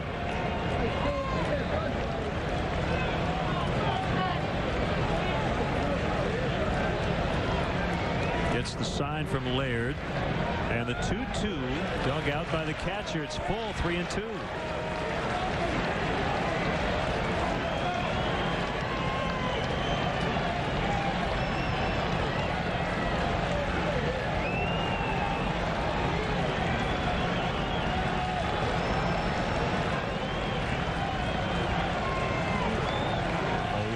Back-to-back singles to start this inning. A huge 3-2 to Soto, called strike 3 for the first out.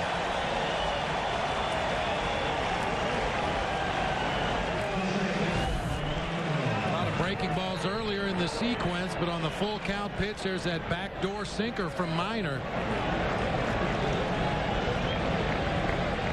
Gio knew it right away.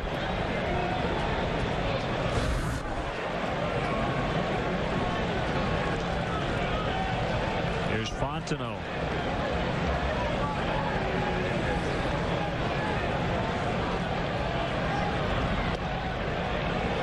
Missed on a curve. Mike's been playing a lot of third base lately, but he's at second tonight with Jake Fox getting the start at third. Andres Blanco getting the night off.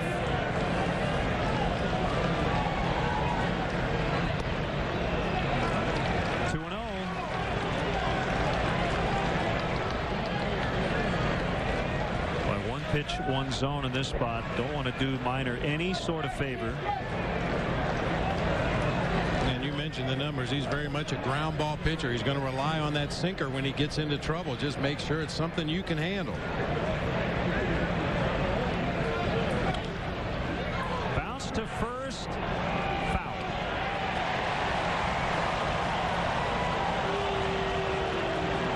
Fortunately for the Cubs, foul. Not the result you want on a 2-0 swing, but it's 2-1 now.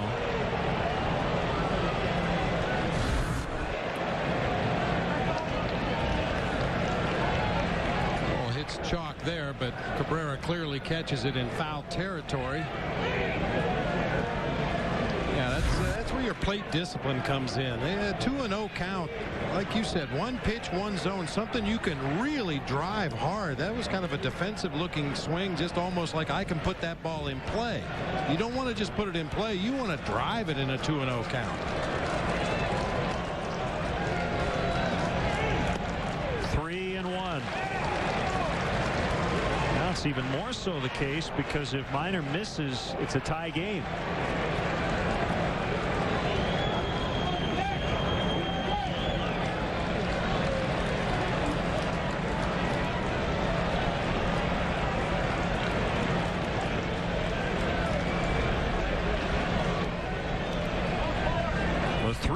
Pitch, ground ball. Polanco will get one at second, and that's it.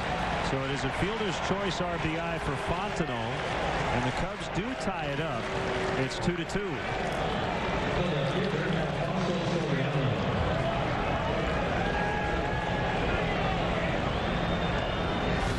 At least it was a ground ball to the right side. We talked many times how tough it is to turn that double play from the right side of the field. 3-hopper to Polanco. He's able to wheel around and get the force at second base, but no chance for a relay. A run comes home to tie it up.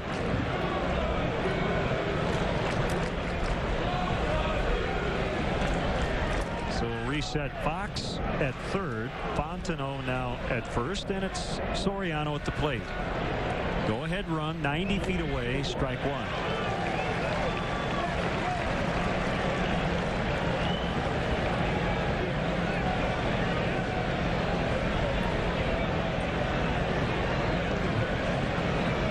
times than not, it's been like pulling teeth when the Cubs get a couple on with nobody out. This inning, bases loaded, no outs, and they only get one. They do tie it. And Spontano gets the RBI on the fielder's choice, but again, could have had more. 2-2.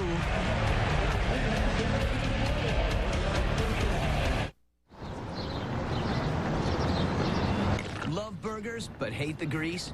Then you'll love Arby's new Bacon Cheddar Roast Burger. Made with oven-roasted, freshly sliced roast beef and topped with cheddar cheese and thick-cut pepper bacon on a toasted roll. Arby's new Bacon Cheddar Roast Burger. It's the burger done better. Big on taste, not on grease. Try one today with any one of our freshly brewed iced fruit teas. Arby's new Bacon Cheddar Roast Burger. One bite will have you saying, I'm thinking Arby's.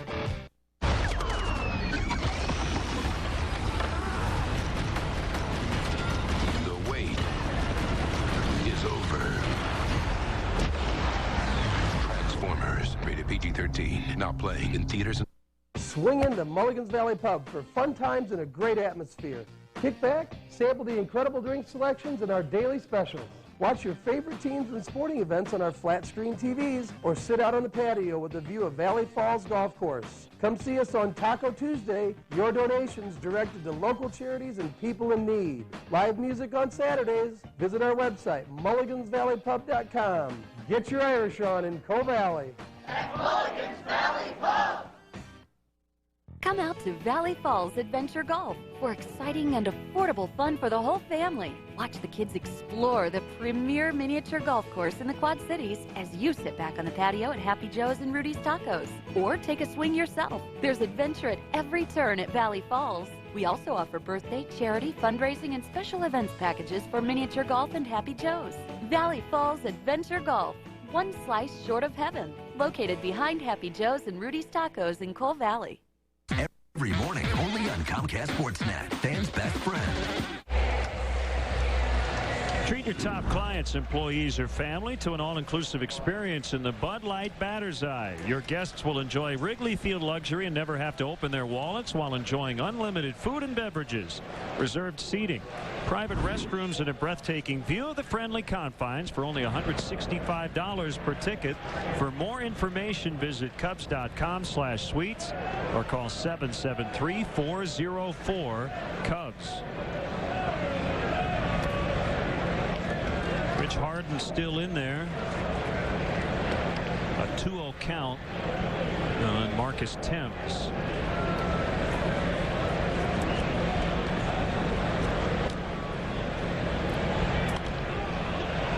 Popped up over near the Tiger dugout, and it's Soto, and it popped right out of his mitt.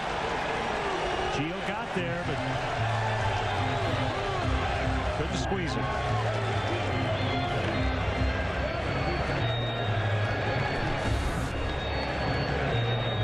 He's getting close to the railing at that point. A slight adjustment right at the very end. Ball hits in the pocket of the glove and bounces out. That's unusual to see Gio not hang on to that one. That'll be his third error of the year.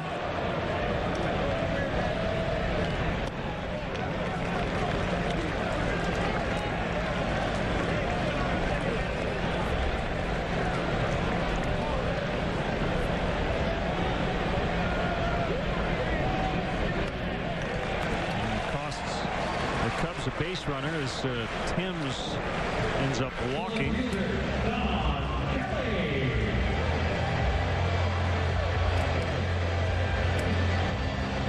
Pinella coming out.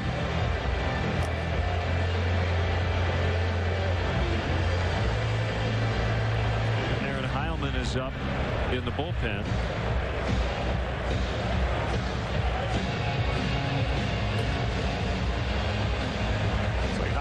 Ready if needed. Harden's going to stay in, and while we have a moment, let's check out the Home Depot doing more on defense. Micah Hoffpower and Rich Harden teaming up to get Don Kelly the last time he came up to the plate. Well, like you said, if you're filling in for Derek Lee at first base, you better bring your glove, and Micah Hoffpower makes a nice into foul territory. Rich Harden does his job, gets over there in good shape, easy out at first base.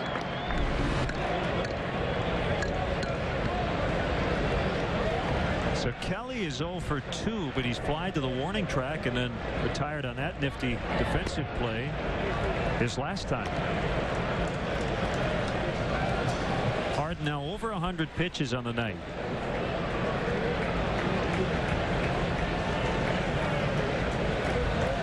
Another barn burner from Detroit. Very tight game last night. Won by the Tigers 5-4. Runner goes. It was a hit and run, and Kelly fouled it off his foot.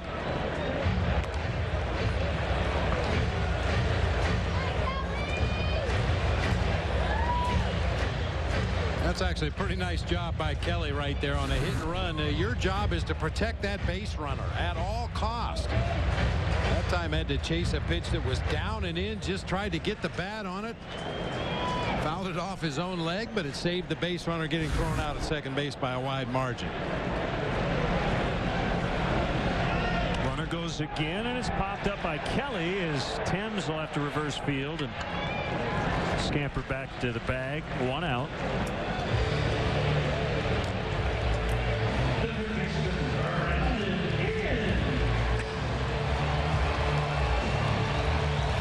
Getting his wind sprints in. Yeah.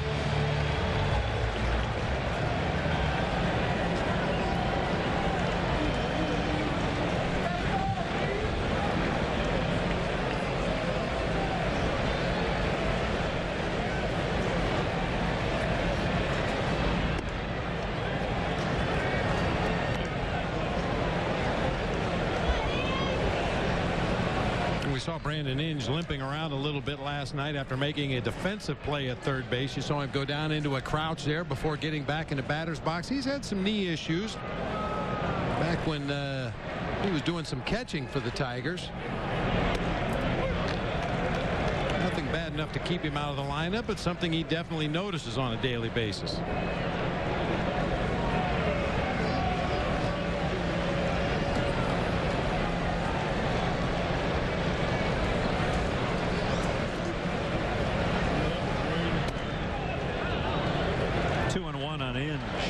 To Virginia Commonwealth. Was drafted as a shortstop. Didn't catch until he turned pro. And now entrenched as a Tiger third baseman.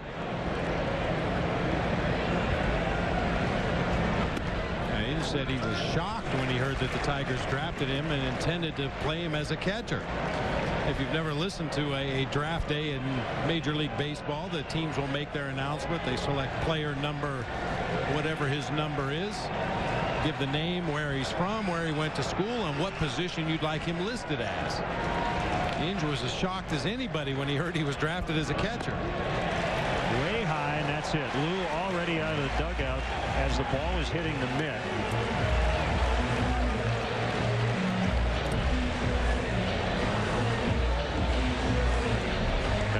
Rich Harden's night.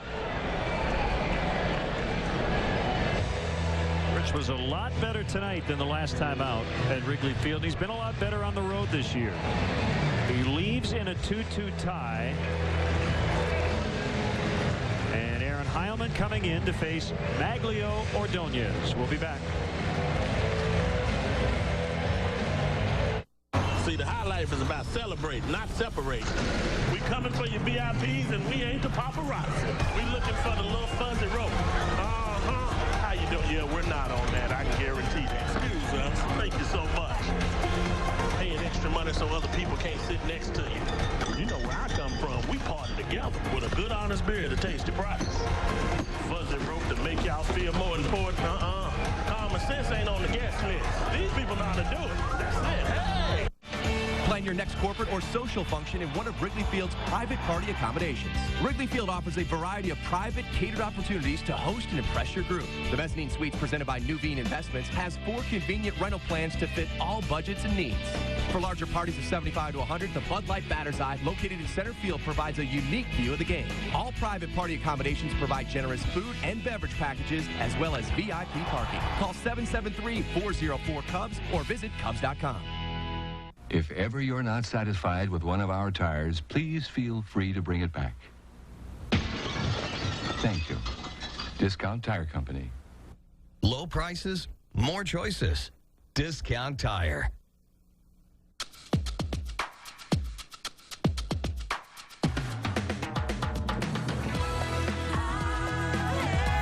For a limited time only, save up to 65%. Call your travel agent or 1-800-SANDALS. Right-hander Aaron Heilman. First reliever out of the pen with 2 on. You know, Harden only gave up 4 hits. 2 were solo home runs. But this was very similar to a Rich Harden performance of 2008, even though he only got through 5 1/3. He only struck out 3 and he walked 4. And Heilman will face Ordonez. 2-2. Ordonez is 0 for 2.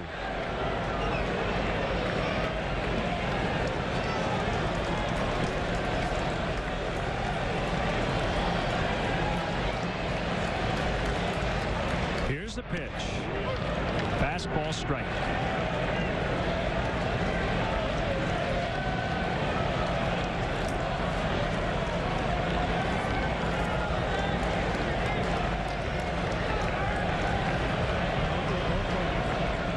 Aaron went 2 scoreless innings in his last outing. Feathered into right. Bradley coming on. He dives. It clanks off his glove. Everyone's only going to advance 1 base.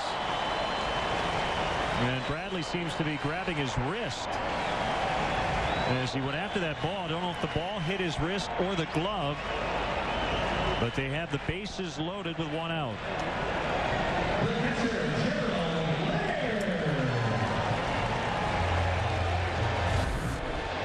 There's a real art to diving for a ball as an outfielder, and Milton Bradley, that's not his strong suit. When he leaves his feet, he misplays the ball an awful lot. Got a glove on that ball right there. I mean, he's tracking it. You appreciate the great effort, but he actually just overruns that ball. Hits him on the heel of the hand, missed the glove, dropped down for a base hit into right field.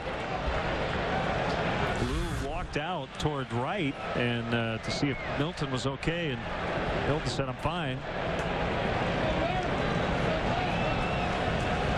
So that'll be a hit for Ordonez, his first of the series. And here's Laird, way outside on a slider that got away from Heilman.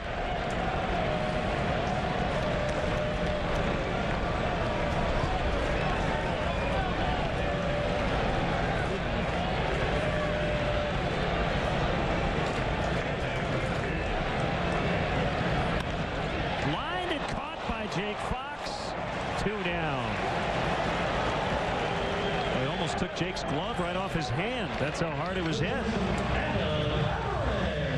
Sometimes it's better to be lucky than good. And for Aaron Heilman, he gave up a rocket, but for an out. Fortunately hit right at Jake Fox. That ball was struck so well that if it's not hit right at him, it probably gets through and maybe gets all the way down into that left field corner. Everett with 2 outs. Strike 1.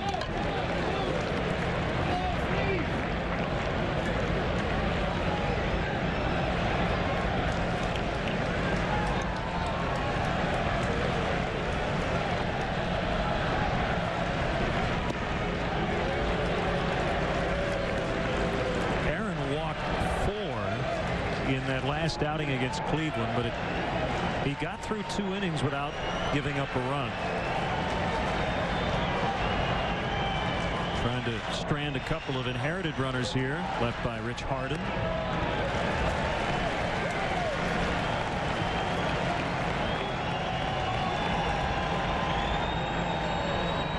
Everett, the number 9 hitter, you got to go right after him with the bases loaded in a tie ball game, and Curtis Granderson on deck.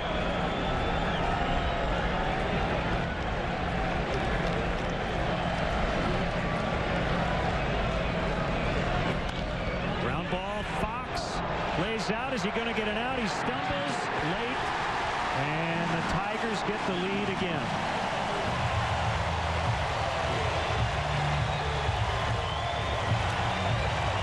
No question, Jake Fox is a work in progress at third base. He had made all the plays previously in his couple of starts. This is a play I think most third basemen make. Jake did everything he could, but just couldn't get the out. Yeah, made a nice play. Got to that ball, a dive to his left to corral it, but just lacked the body control to quickly get to his feet and get an out somewhere on the infield.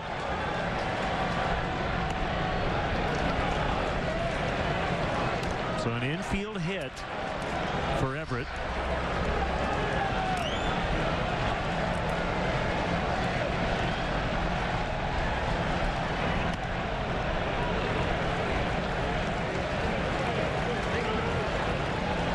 Both big fans of Jake Fox. He has worked extremely hard with Alan Trammell, Ivan De Jesus.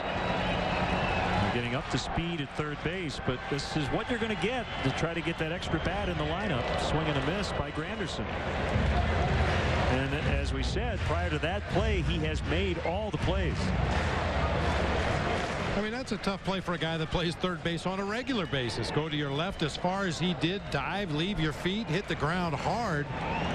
Just couldn't get his feet back underneath him quickly enough to make a strong throw anywhere to get a force out.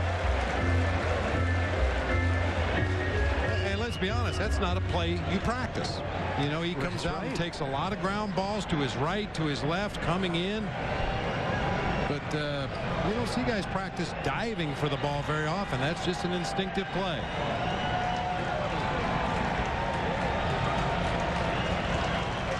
2-2 to Granderson outside, 3-2.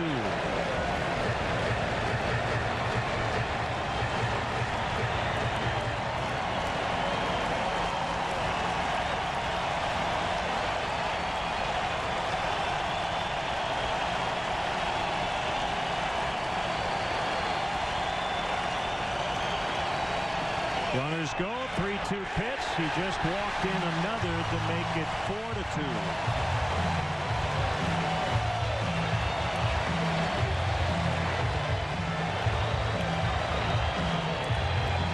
These runs charged to Rich Harden.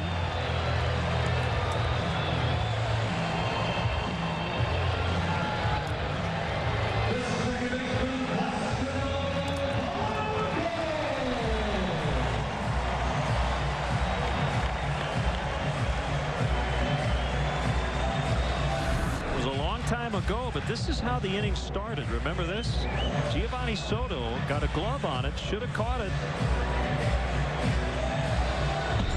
Charged with an error. Thames eventually walked, and that set up the entire inning.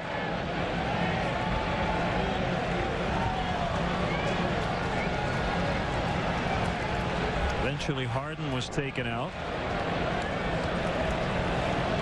and 2 singles and a walk later, and Cubs trail 4-2. Polanco with a roller to Terrio. Fontenot covering second. And the inning comes to a close. But they send 8 to the plate, 3 walks, 2 hits, and 2 runs. And it's 4-2 Detroit after 6.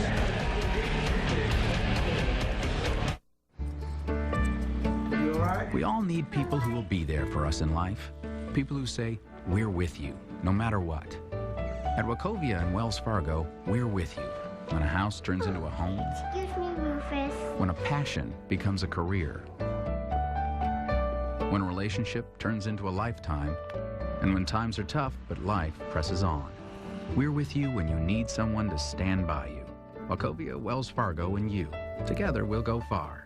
I said, how'd you like the show? She said I was very amused. I started throwing bass, she started throwing back mid-range. But when I sprung the question, she acted kind of strange. I called the room, a guy picked up again. I called her in, I said, yo, who's that? Oh, he's just a friend. Give me that. Don't even give me that. Oh, baby, you got what I need. But you say he's just a friend. But you say he's just... We're not going anywhere until our demands are met.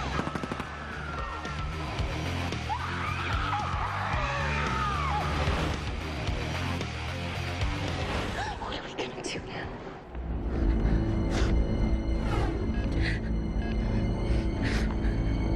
Hello, Jimmy John's?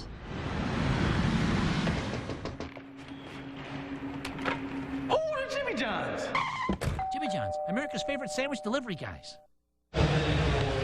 Tigers Tigers push across a couple in the bottom of the 6th to take a 4-2 lead. Lou Piniella spent 16 years as an American League manager, so we ask him his feelings about the DH and does it make his job any easier? The one danger in the American League of the DH is that you can forget your bullpen at times and go too long with your starting pitching, and sometimes the bullpen doesn't get as much work, especially the back end of it. But outside of that, hey, I think it's the manager's much more involved in the National League than in the American League. That's Lou Piniella. Yeah, on our scorecards, when the pitchers have come in, we've wanted a double switch. No, you just you switch pitchers. Cubs with some work to do. They trail by 2 now. Those runs were both unearned because of the error by Soto. They give the Tigers their current advantage. I say current because this series has been pretty fluid in terms of who has the lead.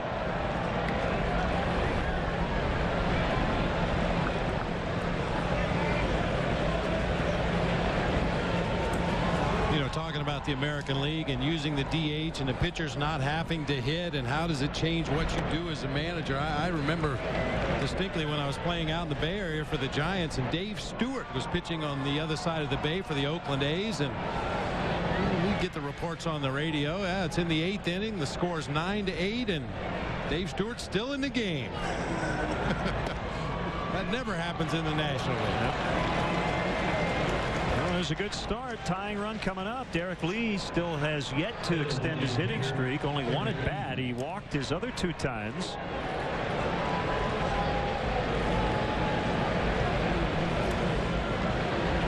Tigers have used Porcello, Robertson, and now Minor. Lyon and C are up in their bullpen. We saw both guys in the game last night. Ground ball and through, and Derek Lee with a 21 game hitting streak. It's the longest Cub hitting streak since Jerome Walton had his 30 gamer. The longest Cubs hitting streak in the modern era. That was 20 years ago, 1989. Boy, in any hitting streak of this length, you got to get lucky once in a while. Derek Lee cued that sinker right off the end of the bat, but found the hole in the left side of the infield to keep the streak going. We're going to see S-E-E, Bobby C, S-E-A-Y against Micah Hoffpower. Cubs with 2 on, nobody out. We'll be back. Well, we only shoot beautiful things, you see. Action. Cut. Here comes the hot stepper. I'm the lyrical gangster. Big up the crew in the area. She's had work done. I yelled cut. I know. So we just need to get this last. Okay? You've changed. And I love it. Let's go, Bill. 2 beers. Are you insured? Do you know when your beer is perfectly cold? Or do you risk drinking a warm one? If you have the new Coors Light cold activated can, you're covered. Because now every can turns blue and your beer is as cold as the Rockies. It's cold insurance. Only from Coors Light. Cold beer. That's our policy. You might want to put something cold on that. Frost brewed Coors Light, the world's most refreshing beer. This is the Civic Value Package. It has a lower true cost of ownership than its competition, which can help save you money down the road on things like insurance and maintenance. It's also remarkably fuel efficient. And at only $149 a month, the name Value Package just makes a lot of sense. Both kinds. Go to Edmunds.com for an independent report on the true cost to own a Civic. And then check out the affordable leases and low financing you'll find at your Honda dealer. After the game, stick around. It's Lowe's Cubs Post-Game Live. Get highlights of all the action and analysis from Todd Hollandsworth. Don't miss Lowe's Cubs Post-Game Live immediately following the game right here on Comcast Sportsnet, fans' best friend. Lefty versus lefty. C against Hoffpower. 2 on, no outs in the 7th. Pitch is inside. C with 2/3 of an inning in the ball game last night, gave up a hit, no runs.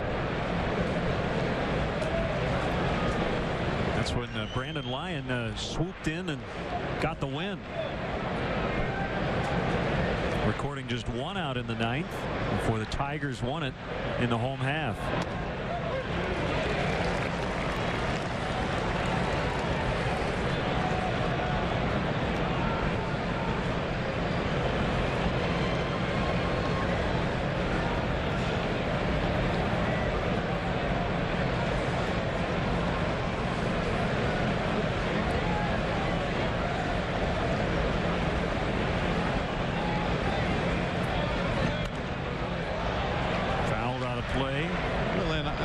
How do you feel about your spot on the ball club when, I mean, here we are towards the end of June and they list you as unknown?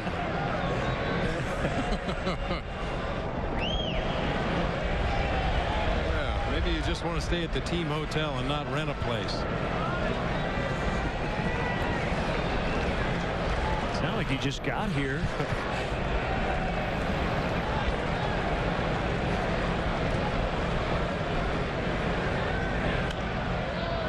Foul. Bobby C has been a Tiger since 2006. He needs to introduce himself to the scoreboard operator.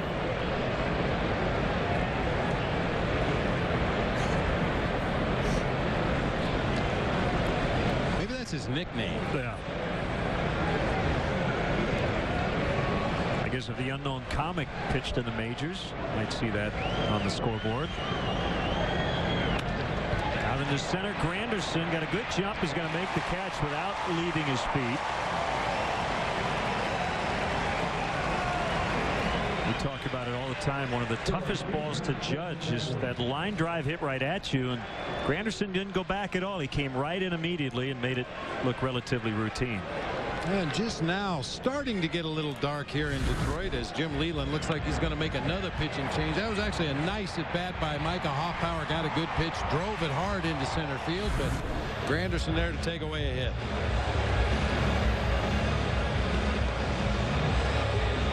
Probably Brandon Lyon, who was eliciting earlier, will head in. Unknown is out. Lyon is in. 4-2 Detroit.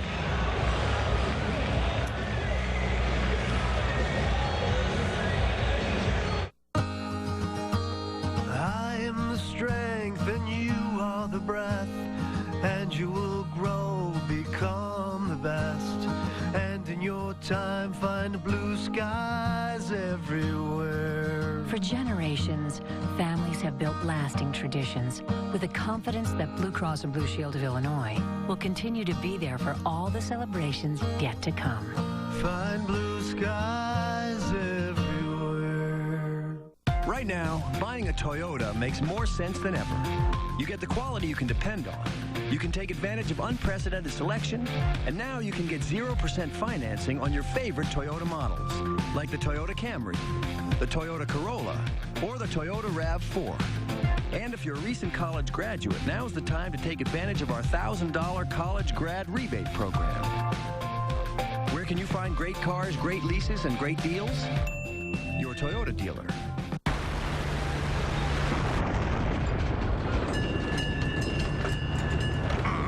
Hey, Skip, need you in the wheelhouse.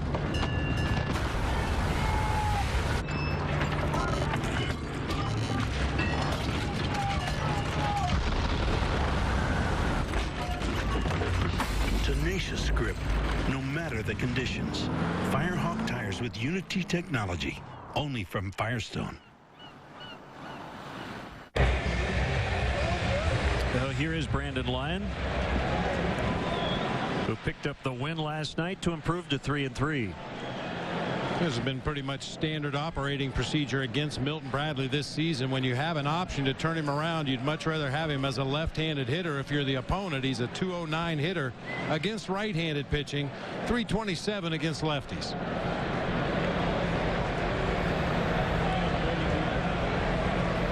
Still 2 on with now 1 out, and hit foul by Bradley.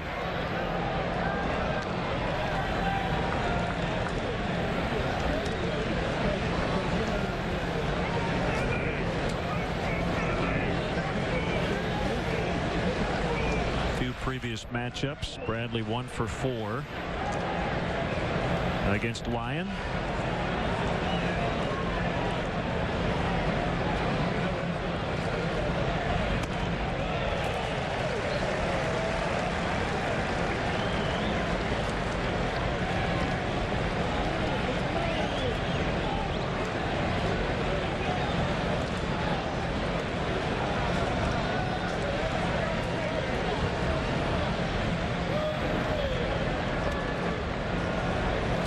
Sliding toward the inside part of the plate, and it's up 1-2. 3 straight fastballs from Brandon Lyon. He's more known for his breaking stuff. He's got a real good over-the-top curveball, a hard late breaking slider, but has started this sequence with 3 low 90s fastballs to Milton Bradley.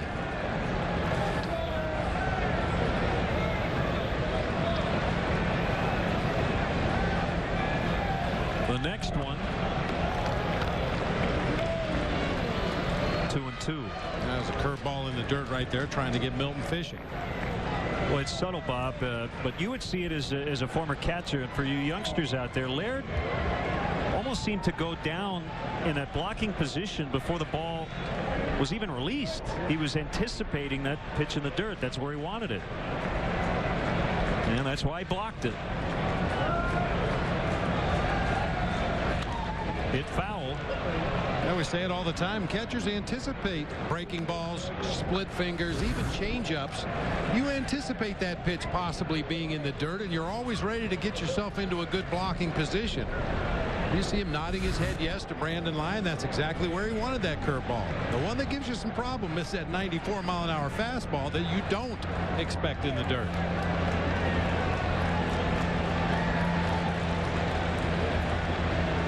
The 2-2 to Bradley. Not even going to look down at third on a check swing. A little surprise, 3-2. Count filling up. Terrio at second, Lee at first. There's Fox on deck.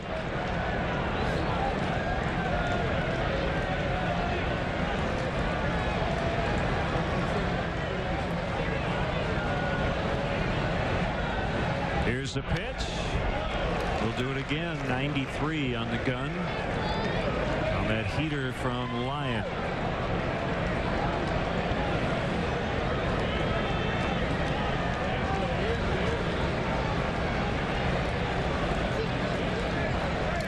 .26 saves for Lyon last year with Arizona. He's treating this 7th inning like a safe spot. He just walked Bradley and the bases are loaded. Milton has walked 3 times tonight.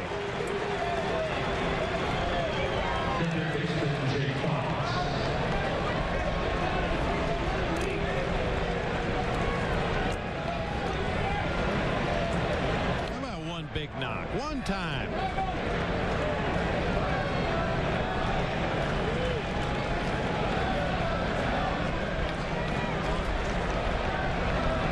Still without a home run. All kinds of power. We've seen a bunch of home runs so far in this series. Haven't seen a grand slam yet. Swing and a miss.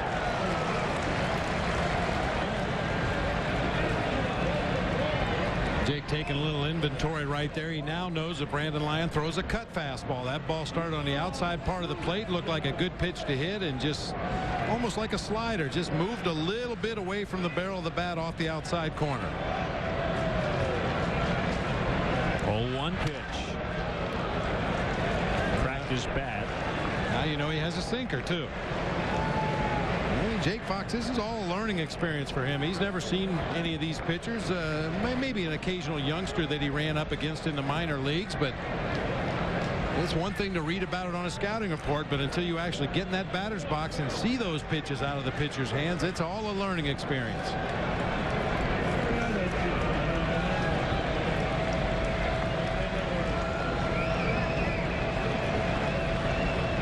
The two-strike pitch. A fly ball to right, and it's deep. And it's caught by Ordonez right on the edge of the warning track for the out. Jake will get a sac fly as Terrio taps the plate for 3.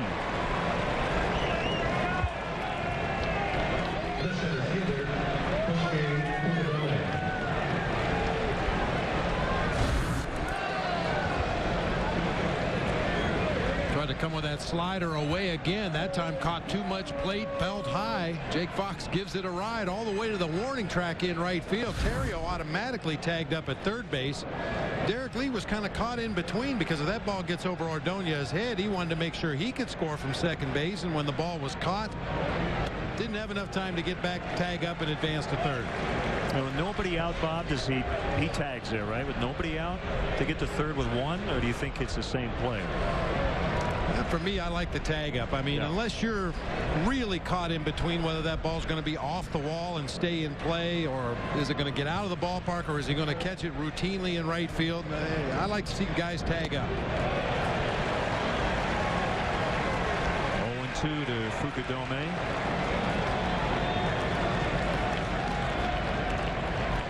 Kosuke snapped and 0 for 12 with an opposite field hit in the previous inning.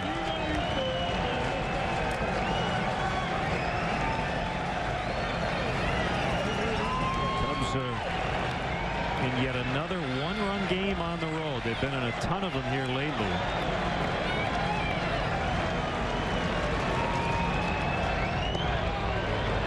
Are 3-10 on the road in games decided by 1 run. They're 7-2 at home.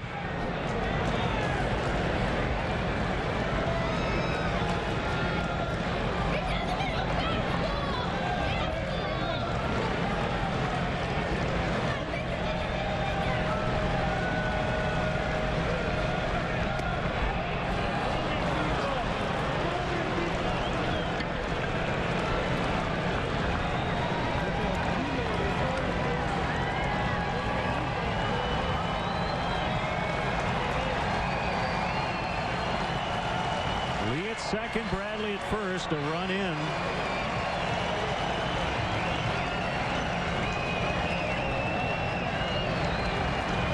A 2-2 delivery, ground ball to first. Cabrera will take it by himself.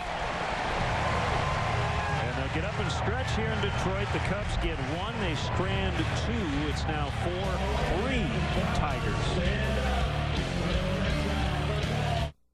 When a major hospital wanted to add on to their benefits package at no direct cost to the company, their very first word was... Find out more at forbusiness.com. Experience a Cubs game at historic Wrigley Field. Individual tickets are available for upcoming games. Get your tickets now by calling 1-800-THE-CUBS, visiting the Wrigley Field box office, or by logging on to Cubs.com. See you at beautiful Wrigley Field.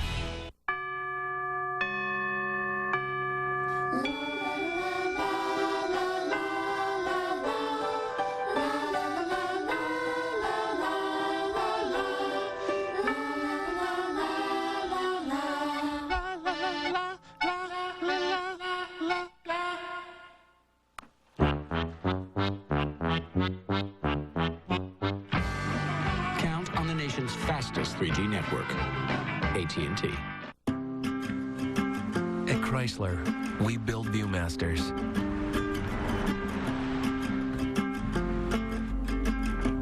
We build motion detectors. We build troop transports. We build moving vans. We build TV stations. We build the 25-mile-per-gallon Chrysler Town & Country. Come see what we've built for you. Weeknight Weeknights at 11, the Monsters take over Comcast Sportsnet's Late Night with the very best interviews and hottest sports topics from the morning show. Monsters in the Morning Encore, weeknights at 11 on Comcast Sportsnet. Fans' best friend. If you are traveling and can't watch your Cubs on TV, you can always catch the game on your computer with MLB.tv.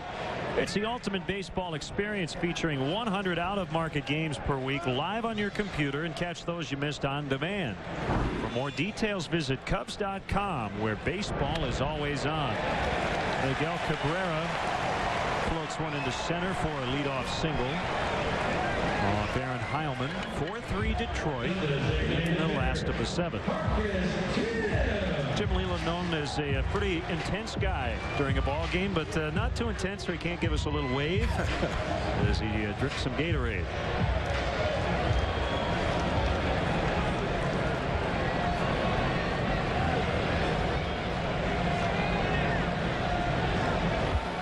Heilman trying to hold him here. Give his team a good fighting chance over the final couple of innings. And you know who's next, Bob? It's going to be Joel Zumaya in the 8th. And then if a save situation comes up in the 9th, Fernando Rodney, their closer. High fly to left. Not deep. Soriano is in. One away. Glenn, I don't know about you, but the entire time we've been here at Comerica Park in Detroit, I've had this insatiable craving for Frosted Flakes. Can't figure it out. Are you looking for Tony the Tiger? Well, he's here. Yeah, he's here. Yeah. There's tigers everywhere. Yeah.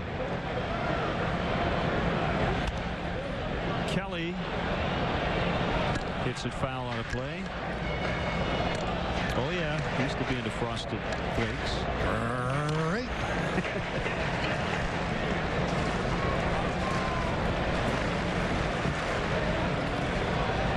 If you didn't know where we were, now you know. You would think it's Tiger Stadium. That was the name of the old park. Oh, it's a little scary right there.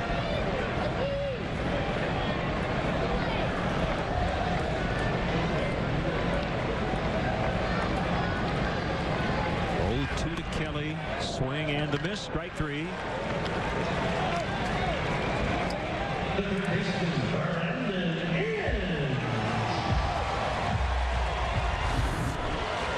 Even though you have advance reports on your opponent, sometimes it takes a few at-bats into a series to determine how you want to work somebody. It looks to me like Don Kelly chases a lot of high fastballs but doesn't really hit a lot of high fastballs. Shows a much better swing on pitches from the middle of the thighs down. So if you were an advanced scout, that's something you would write into your report. Chases high fastballs, rarely makes contact. Much quicker swing on pitches down in the zone. We were talking with one of the advanced scouts for another club in the Cubs division. He was telling us about his schedule this week. Just crazy. He was going from here to Seattle and then I think to Arizona. Well, they log a lot of mileage.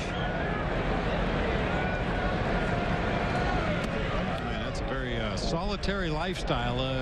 You get to associate with the other scouts while you're at the ballpark, and certainly your paths cross a lot over the course of the summer, but you're basically out there on the road on your own.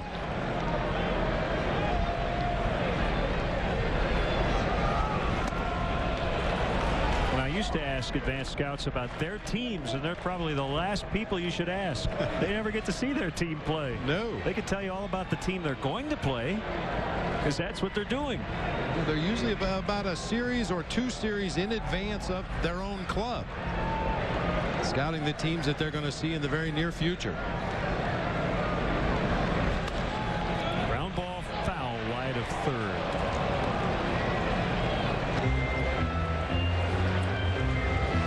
I want to send a happy birthday birthday wishes to Betty Nagel from Orland Park. Lifelong Cubs fan, never misses a game, and hopefully, Betty, Cubs can come back late for you on your birthday.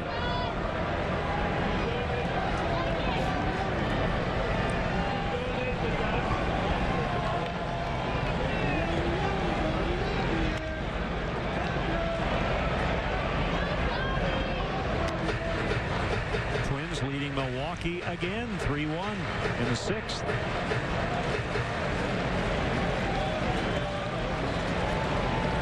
Nick Blackburn and Braden Looper on the mound in that matchup.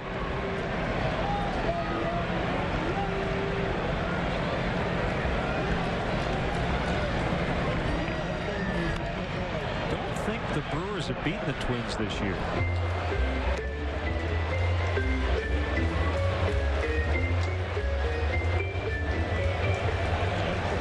Congratulations to the Eastern Division squad in the Midwest League All-Star game played last night. Some of the Chiefs got base hits. Josh Harrison got a hit. Kyler Burke with a hit. Rebel Ridling also played. Josh Vitters went 0 for 3 in the ball game, but Chiefs were well represented. Swing and a miss. Strike 3. Yeah, Rebel Ridling won the home run derby as well. Nice job, Aaron Heilman. Strands 1-4-3 Detroit to the 8th. Weeknights at 11, the Monsters take over Comcast Sportsnet's late night with a special 1-hour encore of Monsters in the Morning. Catch the very best interviews and hottest sports topics from the morning show. Monsters in the Morning Encore, weeknights at 11 on Comcast Sportsnet. Fans' best friend. While everyone else is trying to imitate your Chicago and Northwest Indiana Hyundai dealers, nobody can say what Hyundai can say. Only Hyundai can say we've got your back with the Hyundai Assurance. Only Hyundai can say you're covered with America's best warranty, 10-year, 100,000 miles. And only Hyundai can say sales event. Right now, drive a Hyundai Sonata with more MPG and double the warranty of Camry. And Hyundai Sonatas now come with $3,000 cash back. Plus, if you qualify, $500 in additional savings. Visit your Chicago and Northwest Indiana Hyundai dealers today. Why do we love draft beer? Because it's clean, crisp, brewery fresh. It's beer in its ideal state. Miller Genuine Draft delivers pure, fresh from the tap taste. No matter if you're at the bar or nowhere near one. Cold filtered, never heat pasteurized. Delivering unmistakable, fresh from the tap taste. Anywhere, every time. CSNChicago.com is giving you exclusive access to your favorite Chicago sports team with blogs, expert analysis, special behind-the-scenes videos, and more. All from your favorite Comcast Sportsnet personalities. Only on CSNChicago.com, a fan's best friend online. Time to bring you up to speed with the AT&T Rapid Rewind. Pretty damaging error by Giovanni Soto in the 6th inning. That gave Marcus Thames another chance. He eventually walked. They would take the lead on that infield hit by Everett. And then the bases loaded walk to Granderson. Both runs were unearned. AT&T, the nation's fastest 3G network. AT&T, your world delivered. Zumaya gave up the 2-run homer to Michael Hoffpower last night. He was throwing major heat, upper 90s to low 100s, but he threw a changeup that Hoffpower hit into the right field seats for a 2-run homer. We'll see what transpires tonight. Starting with Soto. It's a power curve at 80 miles an hour.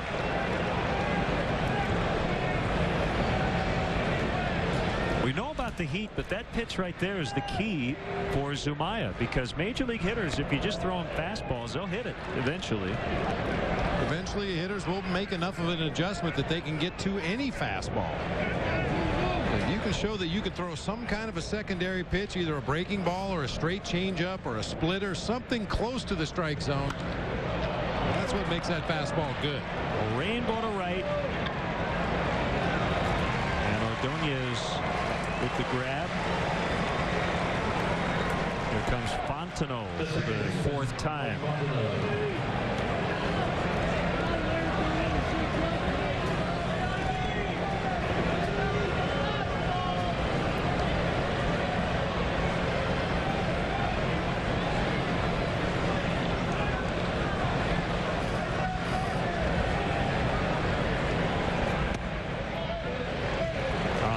miles an hour for strike one.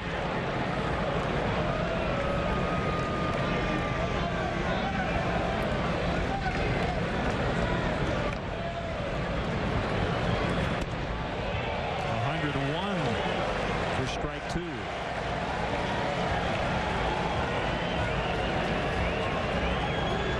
It looked like 99 to me. I think it was a little high. He wants it up. It says 104 on our gun, 103 here in the stadium, but yeah, I think that gun's a little hot. Yeah.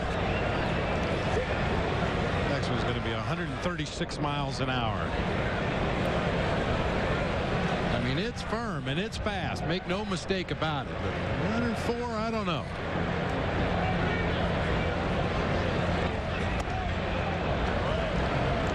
And then he uses a slide step just to get it there a little quicker.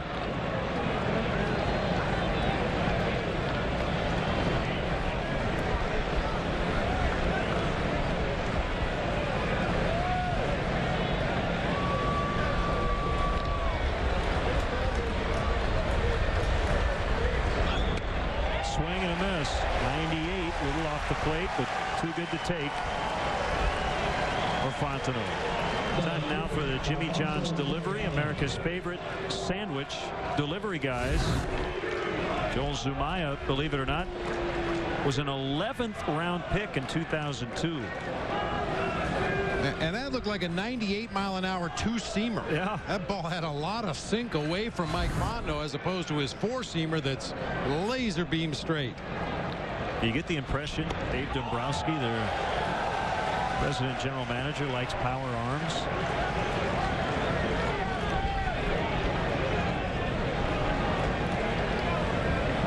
Dave, the president, CEO, and general manager of the Detroit Tigers. Base hit, left center.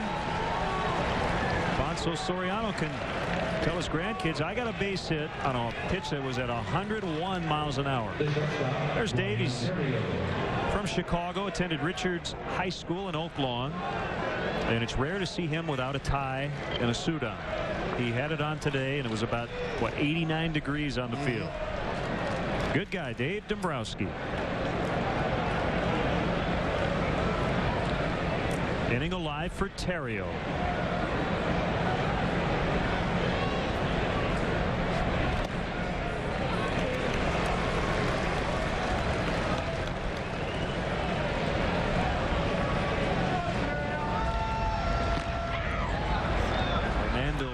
Is up.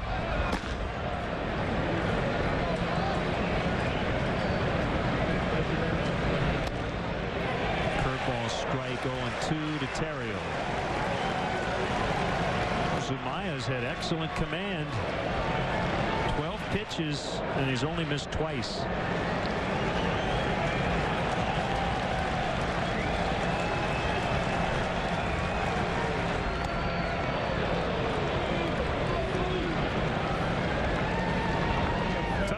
Zumaya because of the slide step and all the heat.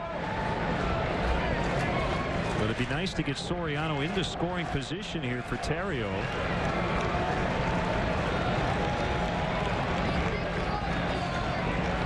Long pause, the pitch.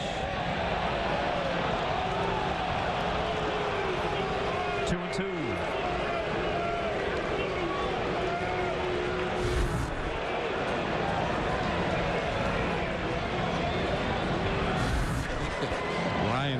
Sheepishly looking out of the corner of his eye down to the first base umpire. He knew he was very close that time, but Ted Barrett said he didn't go.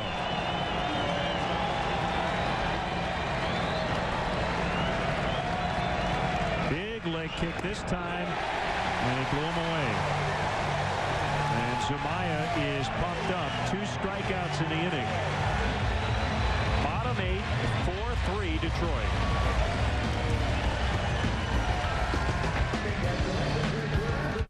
Update Update your home with carpet from Menards. Plush carpet tile by Milliken gives the look of wall-to-wall carpet and is perfect for any room. They have an attached pad for comfort underfoot and are easy to install, just $229 a square foot. Mohawk Morella Frise carpet comes in 2 colors and has a 10-year wear and stain warranty, only 95 cents a square foot. High Point Plush in 2 colors is just 88 cents a square foot. Dedicated to service and quality. Menards. Save big money at Menards. Stop by Subway restaurants, buy a fresh value meal, and play the meal ticket where everyone wins. Just scratch, enter online, and win. You could get free meals for a year, free movie rentals from Blockbuster.com, free cookies or other great prizes. Remember, 1 sub, 1 side, 1 drink. That's the ticket. So buy a fresh value meal, get a ticket, win a prize. It's that easy. Subway. Eat fresh. Let 20 Sports Grill and Nightclub take you out to the ball game. Every seat is the best seat in the house with 16 plasma TVs and a state-of-the-art sound system to make sure you never miss a play. Sink your teeth into mouth-watering burgers, wings, and more. Save big on delicious food specials during the game. You won't believe the beer selection at 20 Sports Grill. 20 beers on tap, each one with its own glass. Come to 20 Sports Grill and Nightclub for great food, sports, and always the right beer in the right glass. Chicago Tribune Live, weeknights at 5:30 on Comcast Sportsnet, fans' best friend.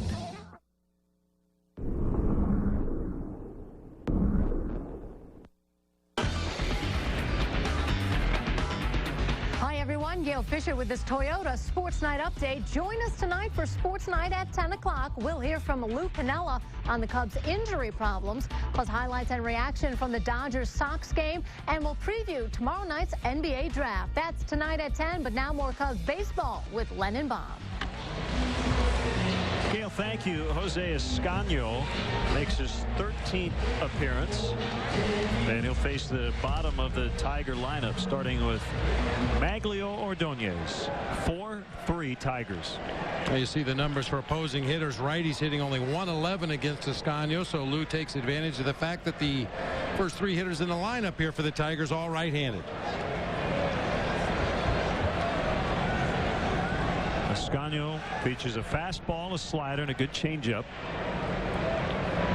And he starts with a slider. 4-1. Ordonez is 1 for 3 tonight, 1 for 5 in the series after being benched for 4 games.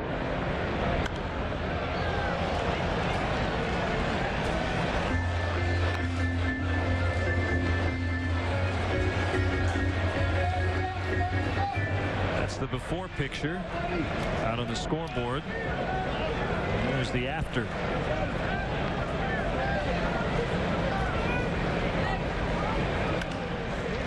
That's through the 5.5 hole on the left side for his second hit. I just got a text message from Ron Santo. He wants to know what they did with all the hair.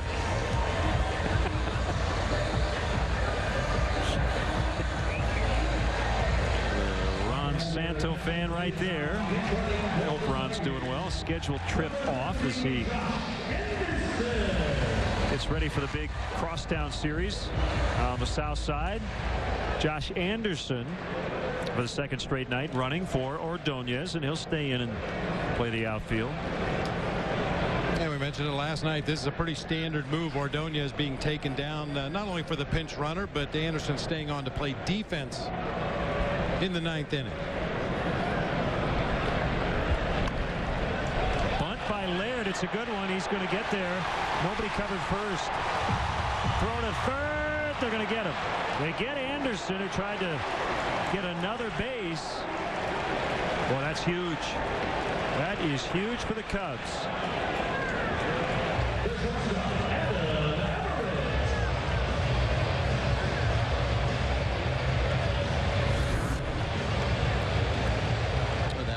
Push bunt to the right side. That caused all kinds of confusion. Everybody went after it. Nobody got it. Anderson got a little frisky, though. Tried to go 1st and 3rd on that bunt when it got away from Mike Fontenot. And Fontenot recovers and makes a perfect throw onto Jake Fox. All he had to do was catch the ball at 3rd base, and the Cubs had the out.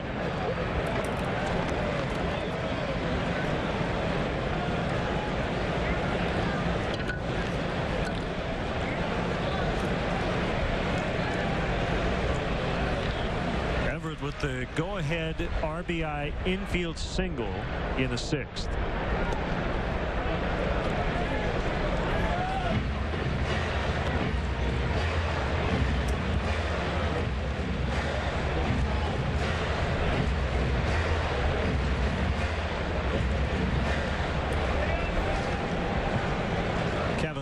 And Sean Marshall in the Cubs bullpen. Well, it seems like Sean Marshall's been up almost every day for about a week. That's how busy he's been.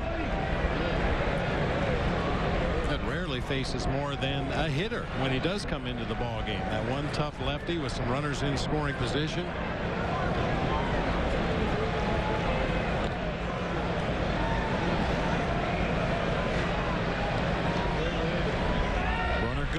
And Everett trying to punch that one down the right field line, but it lands foul.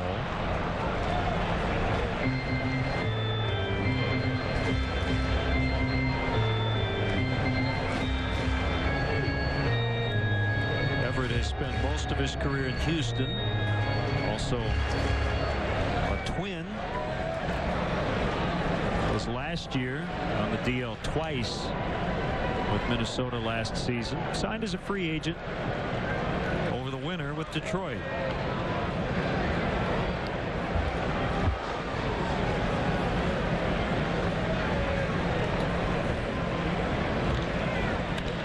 Drives it into left.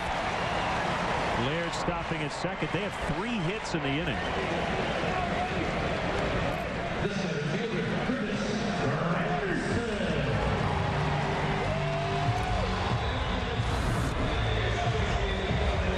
Breaking ball this time from Mascano. Just kind of spins right up there in the middle of the plate. Everett was in a defensive pose up there with a 2-strike count and got a hanging breaking ball right up in his eyes where he could see it.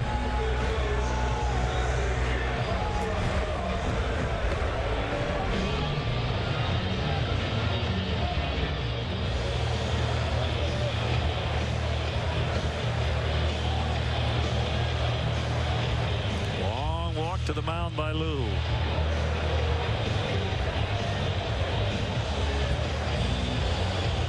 He wants a lefty Marshall.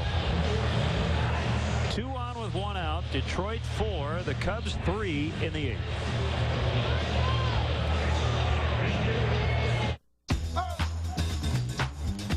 Say hello to the can-doers. The budget masters, the knockout artists who are finding more ways to spread their dollar further, to bolder color in less time.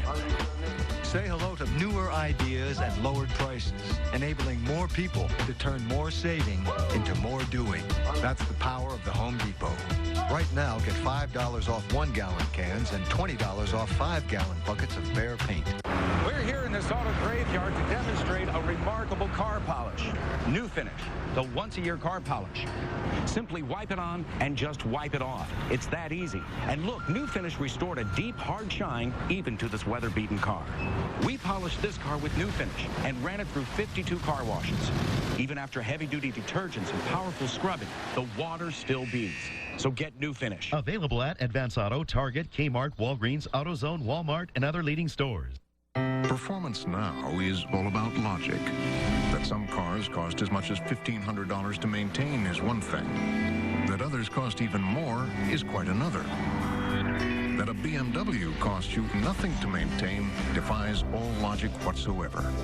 And in turn, makes it the most logical choice of all. Performance now is the 3 Series. Lease a BMW 328i for $349 a month until June 30th.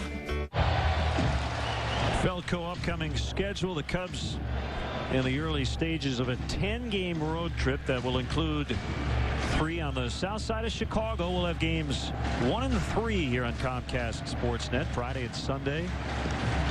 And then 4 in a row next week. 2 in Pittsburgh, first one on Plus, and then back home to play the Brewers for 4th of July weekend. Sean Marshall has started and now relieving this season for the Cubs. He's become the left-handed specialist. He'll face Curtis Granderson with 2 on and 1 out.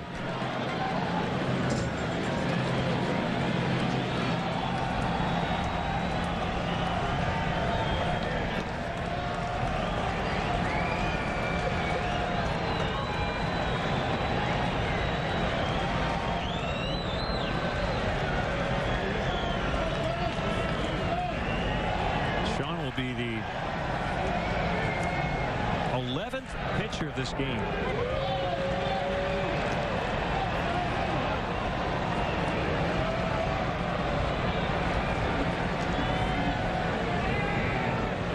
Now the 10th will be Rodney in the 9th unless Lou makes another change. 0-2 to Granderson.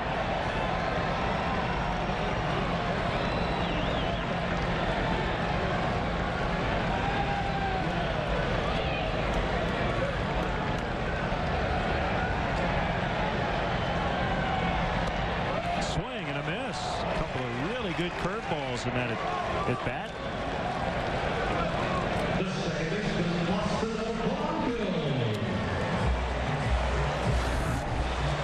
Started him with a big sweeping breaker, then a hard slider just off the outside corner. Comes back with the big sweeper to finish him off. Good morning, good afternoon, good night.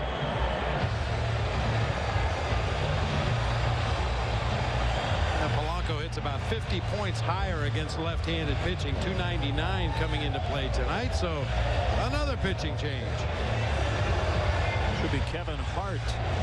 Nope, it's going to be Marmol. Marmol got up in the interim, and he'll come in.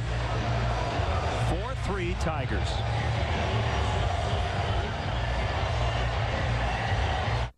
See, the high life is about celebrating, not separating. We coming for your VIPs, and we ain't the paparazzi. We looking for the little fuzzy rope. How you doing? Yeah, we're not on that. I can guarantee that. Excuse us. Thank you so much. Paying extra money so other people can't sit next to you. You know where I come from. We party together with a good, honest beer at a tasty price. Fuzzy rope to make y'all feel more important. Common sense ain't on the guest list. These people know how to do it. That's it. Hey! Plan your next corporate or social function in one of Wrigley Field's private party accommodations. Wrigley Field offers a variety of private catered opportunities to host and impress your group. The Mezzanine Suites presented by Nuveen Investments has 4 convenient rental plans to fit all budgets and needs. For larger parties of 75 to 100, the Bud Light Batter's Eye, located in center field, provides a unique view of the game. All private party accommodations provide generous food and beverage packages, as well as VIP parking. Call 773-404-CUBS or visit Cubs.com. If ever you're not satisfied with one of our tires, please feel free to bring it back. Thank you. Discount Tire Company. Low prices, more choices. Discount Tire.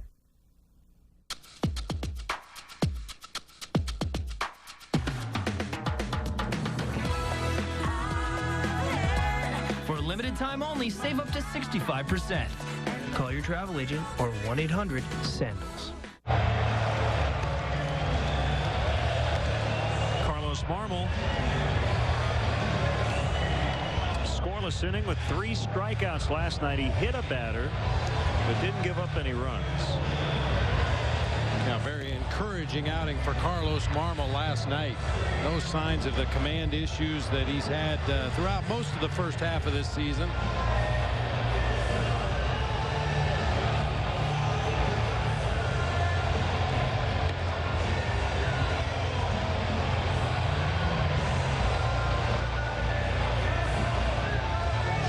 With a very brief performance, but it was successful as he struck out Granderson.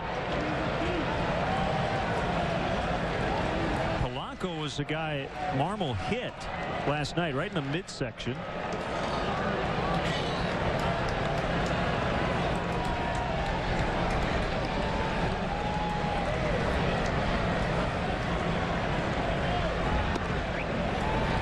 Slider low and away.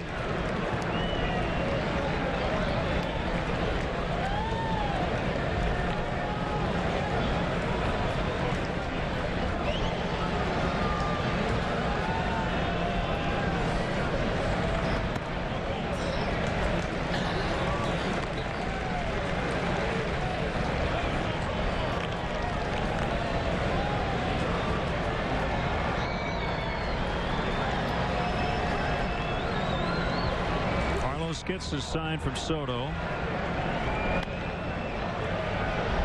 Foul pop, 2-1. Each team with 10 hits. Cubs are an unsightly 1 out of 12 with runners in scoring position. The Tigers are 2 for 7.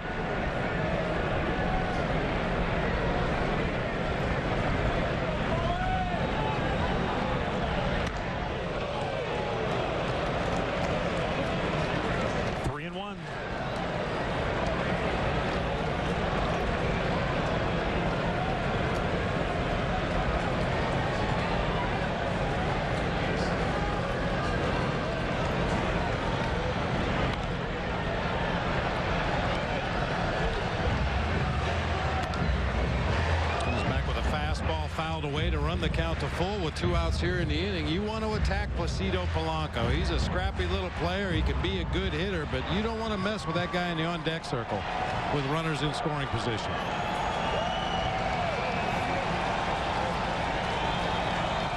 The pitch with the runners going. It's way outside. Ball 4, and they're loaded up.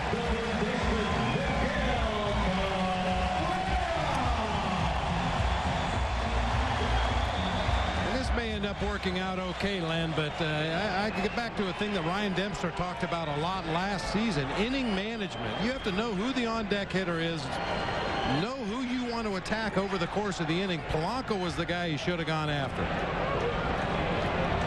Got a piece of the bat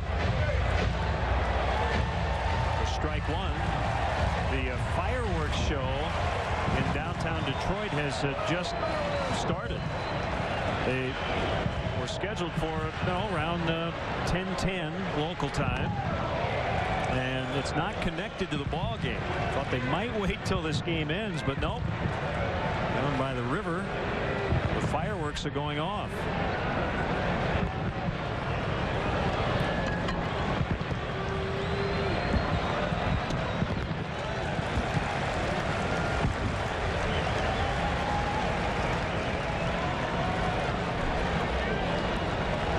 The count on Cabrera.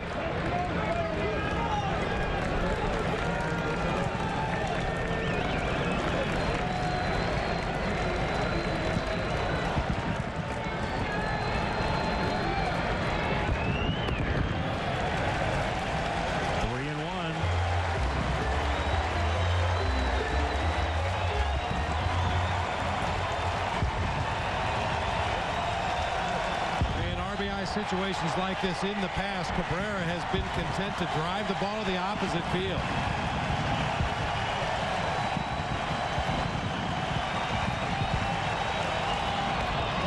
What a rip. He's trying to create some fireworks of his own.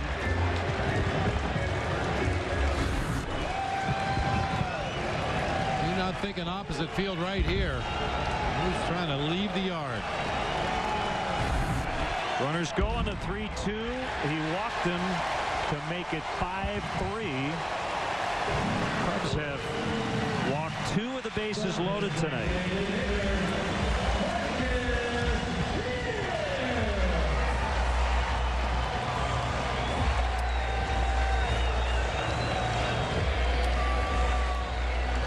You mentioned the number earlier, Len. The Cubs 3-10 on the road in 1-run games this year, and we're seeing part of the reason why. The tail end of the bullpen just having all kinds of problems finding the strike zone and keeping the ball in the ballpark. And you compound that with an offense that doesn't score a lot late in the ball game against the other team's setup guys and closers, and you end up with a 3-10 record in 1-run games.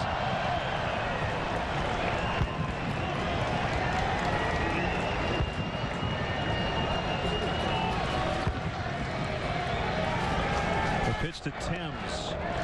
Ball 1. Kind of a surreal setting right now with fireworks going off in the distance. And a nail biter here at Comerica Park.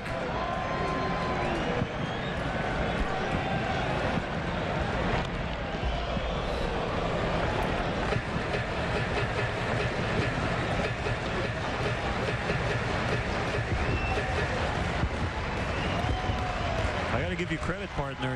You're locked in tonight. I know you're a big fireworks fan, but you haven't taken your eyes off the field yet. 1-2. Hopefully those are the only fireworks we will see for the immediate future, the ones out over the river. Speaking of which, that's where I'm staying this trip, in a van down by the river. Call strike 3. Well, Marmol eventually gets out of it, but they tack on a big insurance run. Might need that motivational talk. 5-3 to the night. Hi. My meeting got moved up. I need to change my Southwest flight. No problem. You know, maybe other people are content to sit around and wait. Wait for something to happen, for business to pick up. But for you, it's time to kick it in gear. Time to get going. Time to get tough. Take control. You're not going to run it hard. Because backing down's not your style. Grab your bag. It's on. Temperatures and... A couple of weeks, he's having problems with his pitching elbow, and team doctors want him to sit a few games. High pressure system continues to sit over the area, and that's going to mean more...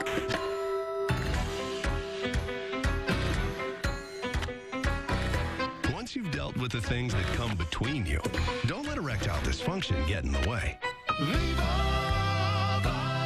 Viagra, America's most prescribed ED treatment, can help you enjoy a more satisfying sexual experience. To learn more, spend some quality time with Viagra.com. Ask your doctor if your heart is healthy enough for sex. Don't take Viagra if you take nitrates for chest pain, as it may cause an unsafe drop in blood pressure. Side effects may include headache, flushing, upset stomach, and abnormal vision. To avoid long-term injury, seek immediate medical help for an erection lasting more than 4 hours. Stop taking Viagra and call your doctor right away if you experience a sudden decrease in vision or hearing. Now's the time. Ask your doctor if Viagra is right for you. Cub fans, put on your rally caps for an exciting finish. Brought to you by New Finish Car Polish and the #1 rated scratch remover, Scratch Doctor. Time for the BMW Ultimate Drive of the game. Giovanni Soto starting to hit for some power, and he tied the game in the 5th inning with his 6th of the year.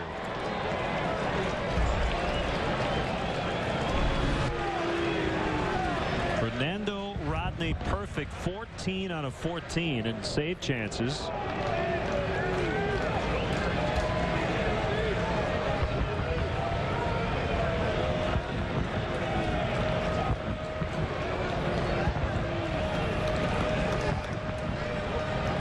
Derek Lee extending his hit streak to 21 games with a single in the 7th. First pitch change up from Rodney. You'll see a lot of those. That's his go-to pitch. That's his out pitch.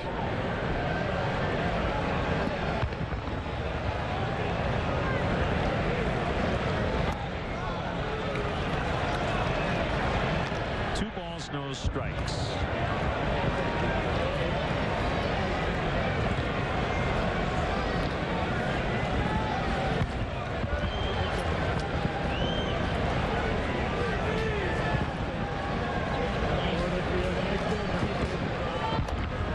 Missed again, 3-0. Cubs need a runner to bring the tying run to the plate. Rodney's 32, 5'11", 218. Signed with the Tigers in '97 out of the Dominican Republic. Tommy John surgery in '04. The pitch missed badly. Ball 4.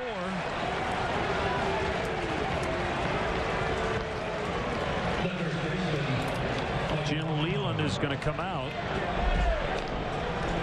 and talk it over with his closer. Nobody up in their bullpen. He's used 6 relievers tonight, which means everybody except one, and that's Freddie Dulce, a right-hander.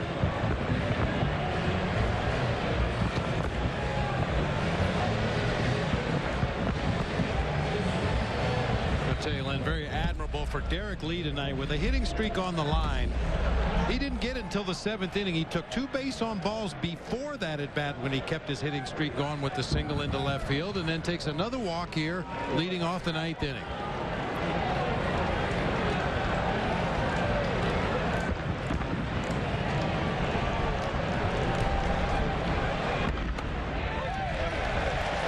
seen hitters with a hitting streak on the line, and they would chase pitch outs if it meant keeping their streak going. But Derek was willing to take those 2 walks earlier in the game and a big walk here to bring the tying run to the plate.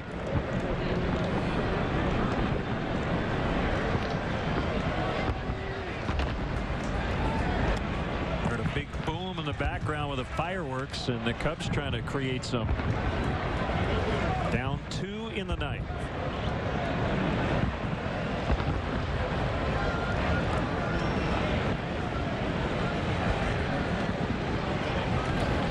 The pitch way inside. 2-1.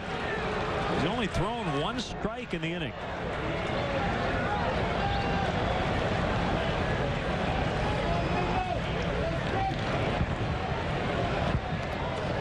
Cabrera's going to play behind Lee at first. His run doesn't mean anything. They are set up in double play depth around their infield. And the pitch bounced foul.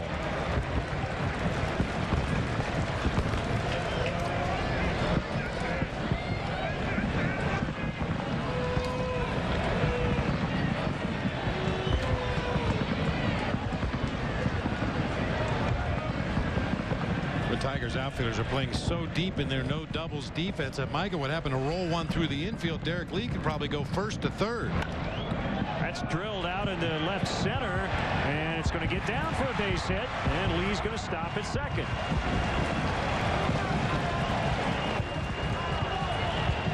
That's one instance where that no doubles defense bit the Tigers right there. Granderson was playing way out in straightaway center field. Kelly in left also playing extremely deep. Micah hit that ball out toward the end of the bat a little bit. It got out into shallow left center and just died. That's a fairly routine fly ball if the outfielders were positioned at a normal depth, but they were doing the right thing playing no doubles.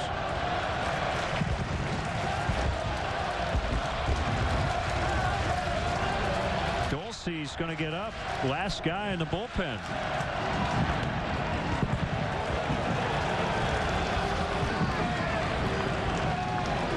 Jim Leland might determine if his closer doesn't have it tonight, he's going to pull out all the stops. Dulce just got brought up from the minor leagues.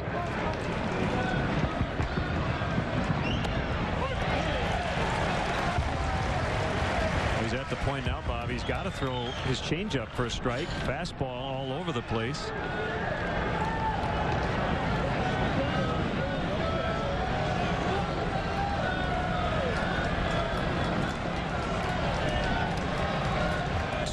Nobody out in the ninth.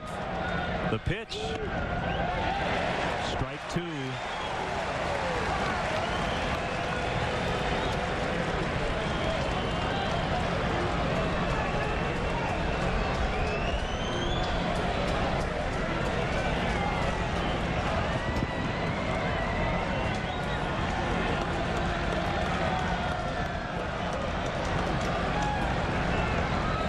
Comes again, struck him out, and Bradley upset. That pitch at 97. Rodney seems to be getting that heater back. The best fastball he's thrown since coming into the ball game, up above the belt, 97. There's a thigh bruise. Yeah, that looked like it hurt. If you're going to do that, you really need to break your back. You got to commit to it. Yeah.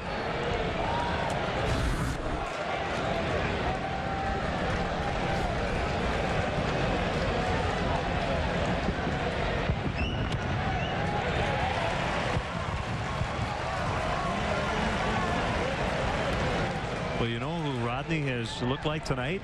Carlos Marmol. Yeah. And he's used anything but the fastball to kind of get back in a groove. A changeup to Bradley seemed to really change the complexion of this inning. High fly ball, Granderson going back on it, but again, all kinds of room. Hoffpower was standing on second base. And he gets back to first, 2 outs.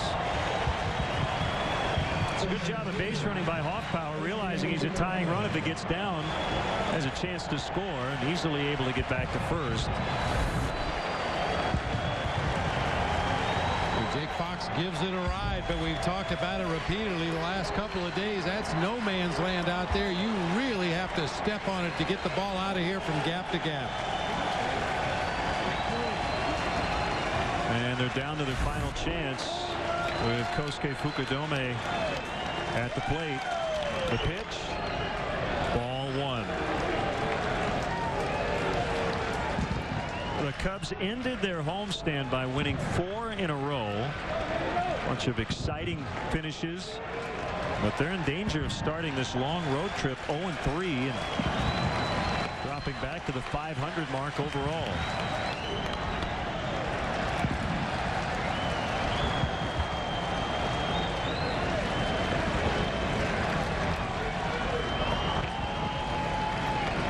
Good news involves other games, as the Cardinals got blasted by the Mets 11-0, and the Brewers trail.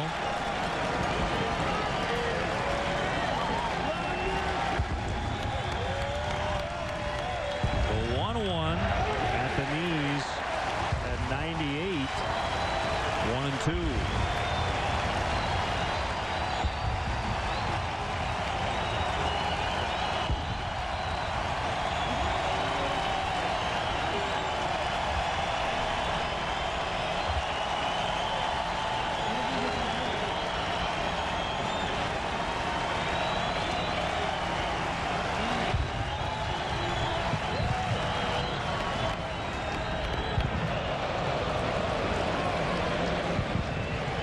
He wanted to show he could light up the radar gun too. 101 on that fastball, really overthrew it high out of the zone.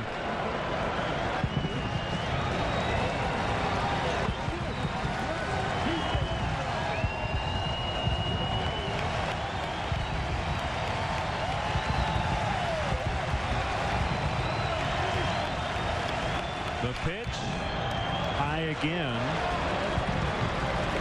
on a changeup, 3-2.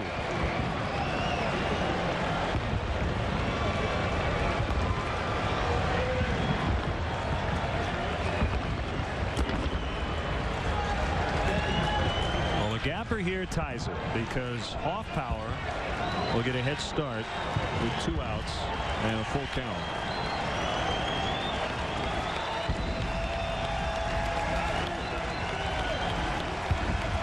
There go the runners.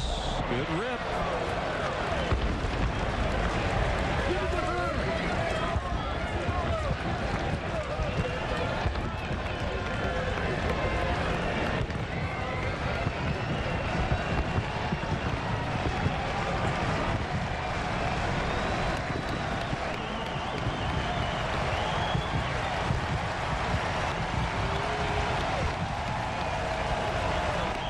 Another 3-2, a pop-up, foul territory, no play for Inge.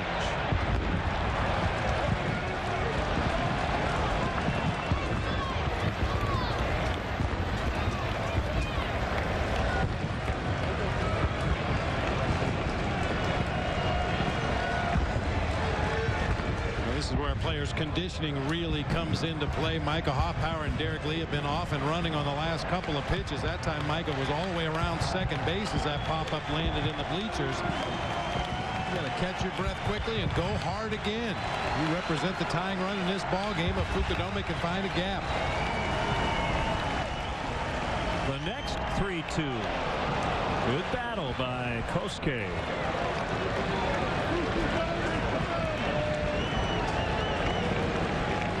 Kosuke could do him a little bit of a favor by waiting a while before getting back into that batter's box. Micah and Derek Lee both walking back to their respective bases right now.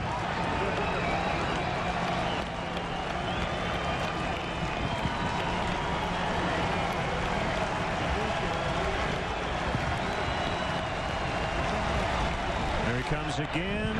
Called strike 3, and that does it. Borderline pitch. Kosuke thought it was ball 4, but Andy Fletcher calls him out. And the Tigers win another tight one. The final tonight, Detroit 5, the Cubs 3. You be the judge on the final pitch. We saw Andy Fletcher call a lot of high strikes in this ball game. None higher than that one to end the game. A changeup way up above the belt.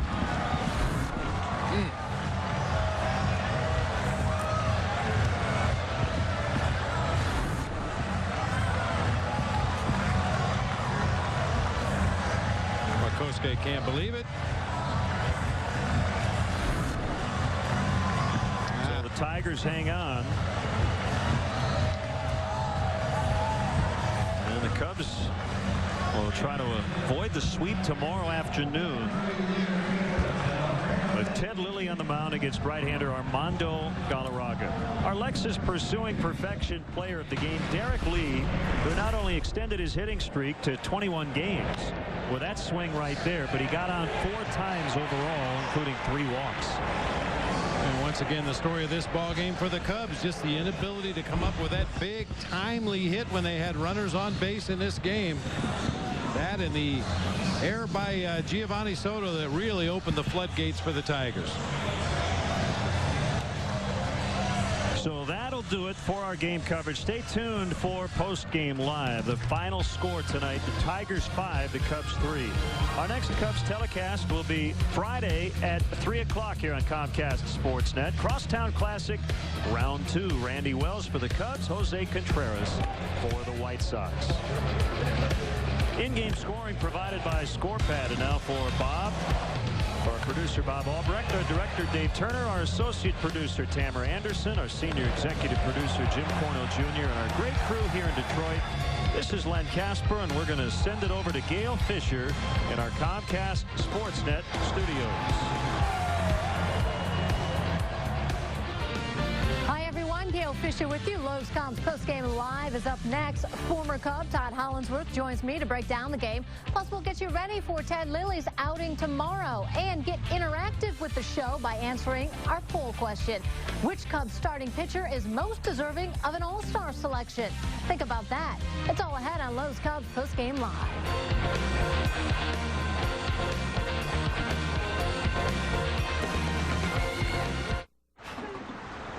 Some days my 8:15 bus is just a bus. But other days, like today, it's my office. The boss just emailed me and wants the new proposal ASAP. No worries, though. My smartphone, it's from AT&T. I'm on the nation's fastest 3G network. So that proposal, delivered. The nation's fastest 3G network. Another reason why twice as many smartphone users have chosen AT&T. Get the BlackBerry Bold for $199.99 after mail-in rebate, only from AT&T. And now we're back in the living room. And now, bedroom. Wow. And...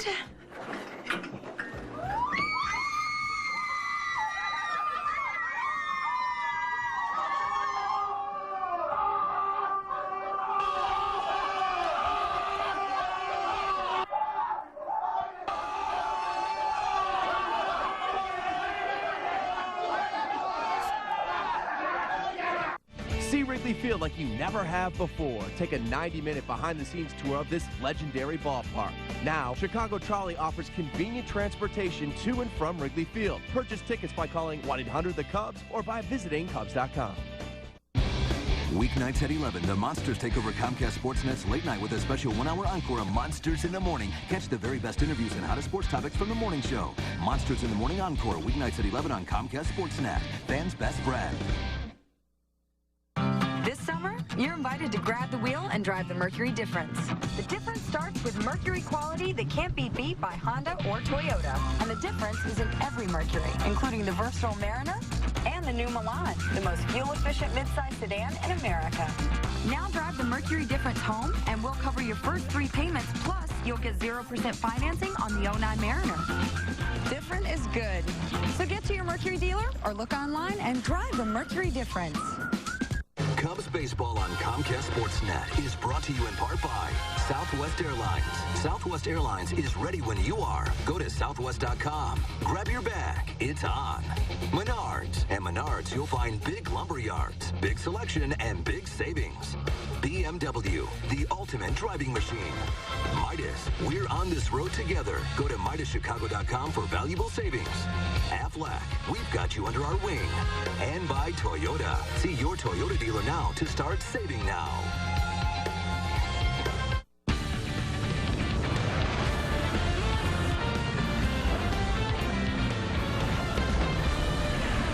This is Lowe's Cubs postgame live. Here comes again, called strike 3, and that does it. Borderline pitch.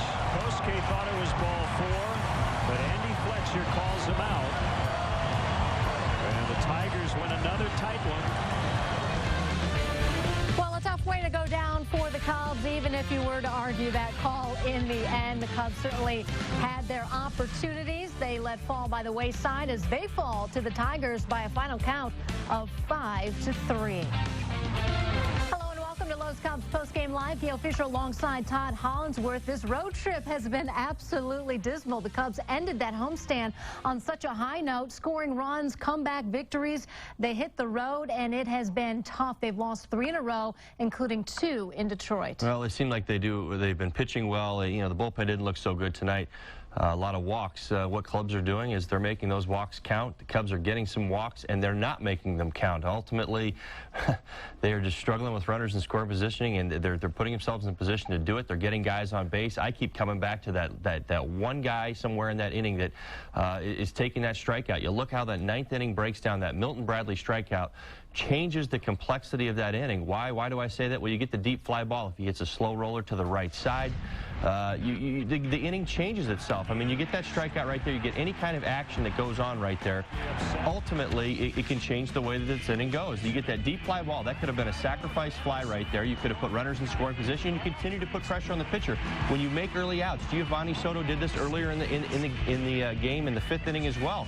When they first made the pitching change, when he had the bases loaded, he took a called 3rd strike with the bases loaded. When there's lack of action, lack of productive outs, you start stranding runners, and that's what the Cubs are doing right now. Well, as you mentioned, had Bradley done anything, even a ground out to move the runners over, the fly ball by Jake Fox may have accounted for a run then. Well, a sacrifice fly, but it keeps the flow of the inning going instead of it being a standstill inning, and that's ultimately what happens. At the same time, it continues to put pressure on the hitters that are following that strikeout. Why? Because nothing has transpired, nothing has happened leading into that person's at-bat but a strikeout. And it's not that the Cubs are striking out off the charts, Ashley. It's when they're striking out, and it's the productive outs that they need to start making. And I'm not saying go up there and try and make outs, but more times than not, you're going to do it. It's the philosophy and it's the thought process that's going into these at-bats. They've got to start being more productive. You cannot continue to strand this number of runners and expect to win.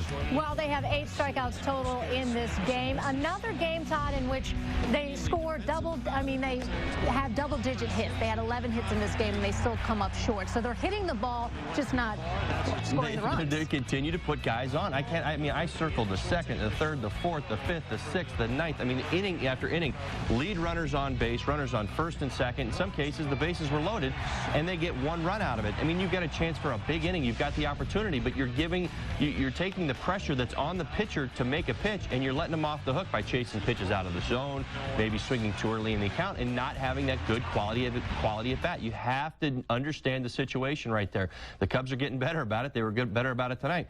They're getting the guys on base, but they're just not having good at-bats with runners in scoring position. We've seen too much of a pattern now. We're too far into the season to not recognize this and say that they need to start having better at-bats with guys on base. And they had a prime opportunity against the Tigers team that had a really rough night pitching. They had 7 pitchers out there, Todd. You have to go back to the 3rd one, Minor, I believe, who gets the W in this one. So just all around, the one thing Detroit had going for them, though, was some great defense. Well, they definitely did, and that's what got them out of trouble. Here you almost saw a triple play. But 7 pitchers tonight. Jim Leland, he was using matchups because nobody really seemed to have that great dominating stuff, and he was just trying to make things happen right there.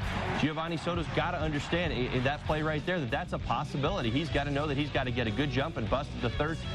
Placido Polanco made a great play. I mean, I'm certainly not pinning it all on Gio right there, but I mean, these are the things that seem to continue to happen to the Cubs. And for that reason, they're finding themselves scoring 3 runs with all of those runners. They almost had 20 runners on base tonight, and they scored 3 runs tonight. And they also had a solo homer in the mix. The Cubs didn't have dominating pitching on their side either. As we take a look back at Rich Harden's outing, let's look at the line actually for both starters. But Harden just 5 in a third. He gave up 4 hits and 2 earned runs. You know, it was one of those not a really bad outing, but not his best. Not bad efforts top to bottom. I know that there's questions about Marmol, Heilman. Heilman struggled when he came in early, but then he looked well in the second inning. Scagno struggled. He gave up the 3 singles. But what ends up happening here is what you're watching other teams do, and the little mistakes that even the Cubs pitching has been making, teams are exploiting it. That's how you play this game. It's not all about the long ball anymore. It's about finding mistakes, finding walks, and making them turn into runs. And teams are doing it to the Cubs, and the Cubs aren't doing it to their opponent, and that's why they're losing these ball games. Well, the Cubs lose again to the Tigers. They're looking at a sweep at the hands of Detroit tomorrow in the series finale. We have to take our first break. As we head to commercial, let's check out our Cubs opinion poll question of the night. Which of the Cubs starting pitchers is most deserving of an all-star selection? Is it Rich Harden? You can toss out his outing tonight. Otherwise, he's pitched fairly well this year. Carlos Zambrano, Ryan Dempster, Ted Lilly, or Randy Wells. All of these starters have done very well this season. Log on to CSNChicago.com. Then visit the Cubs team page to cast your vote. We'll have the results later on Lowe's Cubs Postgame Live. Don't miss your chance to see a sneak peek of Public Enemies starring Johnny Depp. What is it exactly you do for a living? That's your money, mister? Yes. This is the bank's money, not yours. Put it away. Your task would be to get John Dillinger. Absolutely, sir. The only way that you would leave a jail cell is when we take you out to execute you. We'll see about that. Just log on to CSNChicago.com and fill out an entry form. You and a guest could be the first to see the new action thriller Public Enemies on June 29th.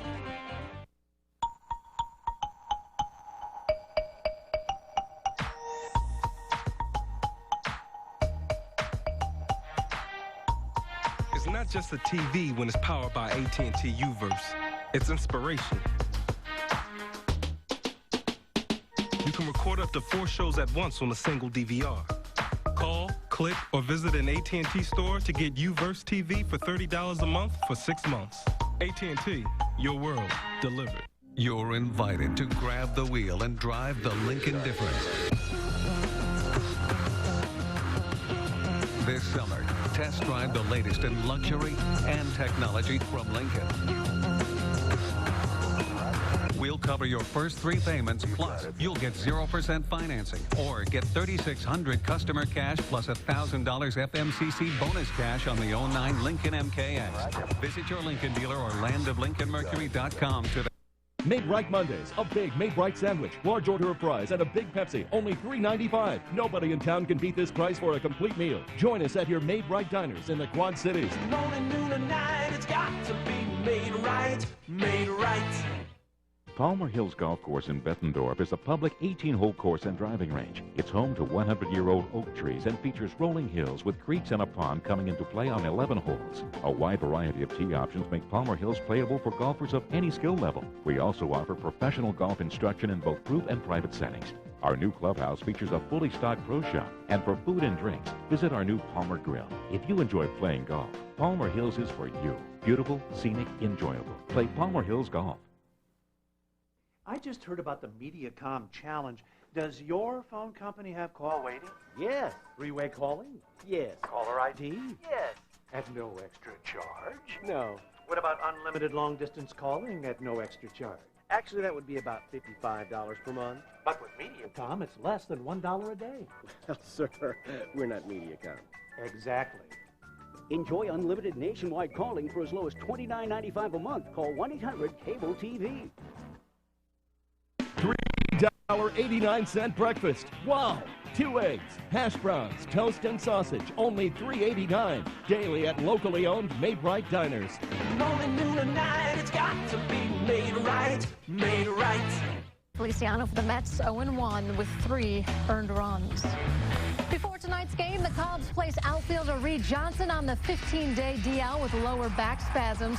They called Ryan Friel up from AAA Iowa. Now, Reed hasn't played since Saturday, and it comes at a time where he's been producing, so it's going to hurt the Cubs here. He has 4 homers and 10 RBI in his last 18 games. For Lou Piniella, it's the same old story with the injuries. Every time it seems like we have a little something going here, we suffer a little setback. Guzman in the bullpen, and now Reed Johnson. So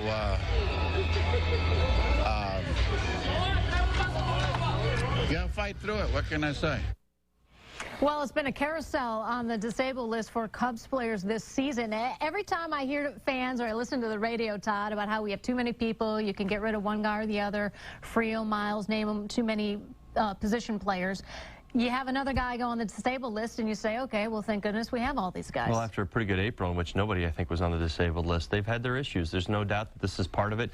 Inconsistency, Lou's having to juggle guys in and out. He's got guys coming up, coming down, and number one, their biggest hitter, Aramis Ramirez, has been out for quite some time, and they need him back badly. But you have to fight your way through these things. This is part of the game of baseball. No team that I ever played on didn't get hit by this bug, and ultimately you've got to find a way to get guys in there to produce who are not, maybe not to the level of the guy that they're trying to replace, but just, you know, the game that they bring at the major league level, whether it's small ball or whatever the case may be, getting in there, being productive, doing the things that are going to help your team win ball games. You cannot always replace the guy statistically, the guy that you're replacing, but you've got to replace him with the kind of game you bring. Well, so Reed Johnson on the DL once again with the back spasms. He will be missed, though. He was playing well, and I'm sure they'll miss him even this weekend in that Sox series. Let's get to a guy who is swinging a hot bat tonight. Our Falco star of this game has to go to a Tiger. It's Miguel Cabrera. 2 for 4, 2 RBI, Todd. He got a monster home run in this game. Well, Miguel Cabrera, I played with this young man, and he can hit a fastball out over the plate. Do not miss with it, and that's what happened right here, and he jumped all over it. You throw him a fastball off the plate, he may not do it. He's a little bit more willing to go the other way, and don't think he doesn't have power the other way. But this is a young man, a young kid who's got tons of power to give, and you got to see it right there because that was a fastball out over the plate that he jumped all over. And really the thing to me that's so amazing about Miguel Cabrera, he's the guy who took that last walk that kind of iced the game for him. He took the walk with the bases loaded and ended up picking up another RBI. He wasn't just up there swinging. He put together another quality at bat. Taking a look at the Cubs box score on the night. Again, they're getting the hits. They're just not coming when they need them with runners in scoring position. But Derek Lee, what can you say about this guy, Todd? His hit streak has now been extended to 21 games. Well, it has been so much fun to watch Derek go through this. After the slow start this year, all the heat that he's been taking for the lack of power and the different things around here and expectations. But the thing to me that's so amazing about what Derek has been doing, and Bob talked about this a little bit in the game, is that he was still willing to take those walks early in the game, knowing that, you know, well, I'm putting my hit streak on the line. He knows he's got a good rhythm going at the plate, but that tells you that's part of it. He's going up there, he's trying to have good at-bats, he's trying to have quality at-bats. He's not up there just swinging the bat to swing the bat thinking I'm hot now and the ball's just going to go where it needs to go and I'm going to get hits. He's up there having quality at-bats time and time again. He got on there again in the ninth. I mean, he set the table for his teammates, and he hasn't changed his game, even though this offense has not really taken off, and Aramis is not back yet. He's feeling a little bit of the heat from missing Aramis, but at the same time, he hasn't changed his game. He's very satisfied driving the ball out, hitting home runs when he's hit them, and he's hit some big home runs. At the same time, again, this is a guy who's playing his game of baseball. And it would be good to see more Cubs doing this, being you know, selectively aggressive up there, not just maybe trying to hit the ball out of the yard. Derek has got a very good plan, and he's executing it right now. 21 games, by the way, is a career high for Derek Lee. You saw on the board that he's creeping up the all-time career list of Cubs players. Jerome Walton leading that hit streak list for the franchise. So another good outing for Derek Lee. What can this do, though, Todd? You were scoring runs, you were playing well, you were getting comeback victories in the second half of that homestand. You come out on the road and things fall back to the way they were about a week and a half ago. That can be awfully deflating. Well, that's the word that came to mind when you asked me that question, deflating, and that's exactly what it is. They played great baseball. It seemed like they were starting to turn their season around offensively, and they've now relapsed back into the team that wasn't scoring some runs. But the thing that, at least for me, that's been productive is that they're finally getting guys on base. They weren't necessarily doing that before. They were having trouble getting anybody on, and the offense was completely dead outside of about Derek Lee and maybe a couple others here and there.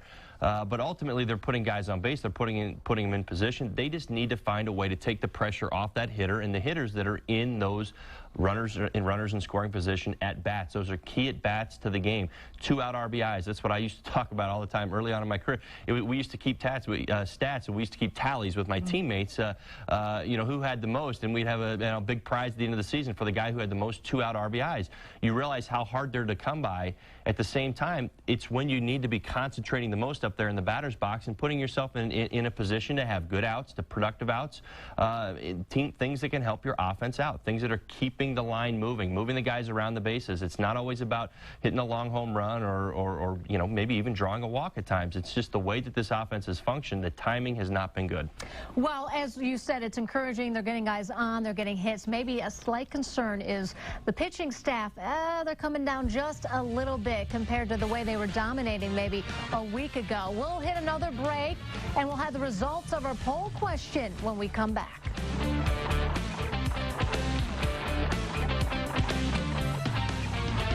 Can anybody tell me why we're in the bathroom together? Well, yeah, we're watching True Cop Files. What's wrong with the living room? My cable DVR can only play back shows in the same room, and I spend most of my time in here, so genius, right? You know, with AT&T, you can record shows on one DVR and play them back in any room in the house. Tomato? I'm not eating in here. No. Think it over. AT&T lets you record on one DVR and play on any TV in your home. Call, click, or visit an AT&T store to get UVerse TV for $30 a month for 6 months. How much sugar is in these energy drinks? Let's find out. While waiting, you should know. 5-Hour Energy contains 0 sugar and only 4 calories. Its blend of B vitamins and amino acids can help you feel awake, alert, and productive for hours without the crash or jitters. The answer is 12. Over 12 teaspoons of sugar and 200 calories in these energy drinks. 0 sugar and 4 calories in 5-Hour Energy. There's a reason people choose 5-Hour Energy 2.5 million times a week. 5-Hour Energy. Hours of energy now, no crash later.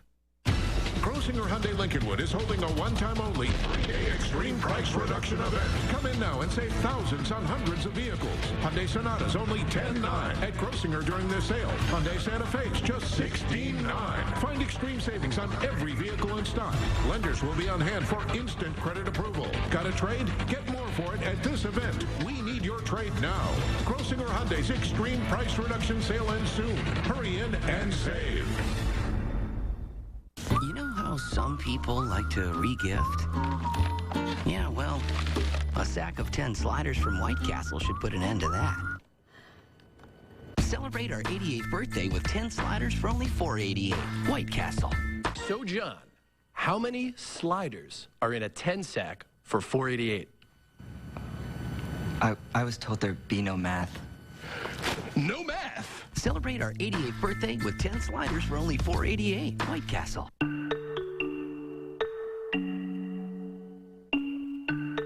Do you realize how many times a day you change your mind? So, why should it be such a big deal to change your mind about your calling plan? At U.S. Cellular, you can change your plan whenever you want, without ever extending your contract. U.S. Cellular. Believe in something better. Welcome back. Which of the Cubs starting pitchers is most deserving of an all-star selection? This was a Cubs poll question of the night. 53% of you say Ted Lilly. First of all, credit to all of these guys because all of these starters have been pitching very well this season. It's probably the best starting pitching staff in the majors, at least in my opinion. I'm sure their numbers are there to back that up. Ted Lilly? No, he's been the most vote? consistent. That's my vote. I certainly agree with it. He's shown up every day. He's been there. He's been in the rotation. He hasn't missed a start. Not that Ryan Dempster hasn't done that either, but Carlos Zambrano, who's been pitching great lately, obviously has missed some time due to suspension, due to injury. There's been some things floating around out there, but when he's been out there, I think his stuff has easily been the best. That being said, Ted has easily been the most consistent. He's been out there. He's given the team a chance to win every time. Let's hope he does that again tomorrow. We had a late surge, by the way, for Randy Wells. So a lot of people out there digging Randy right now, and he has pitched well. The poor guy, though, didn't get all the wins that he should, at least to show for his effort. With this All-Star break coming up, Todd, the Cubs last year had 8 All-Stars. Do you like the fact that every team needs to be represented, for one thing? And secondly, can a team have too many?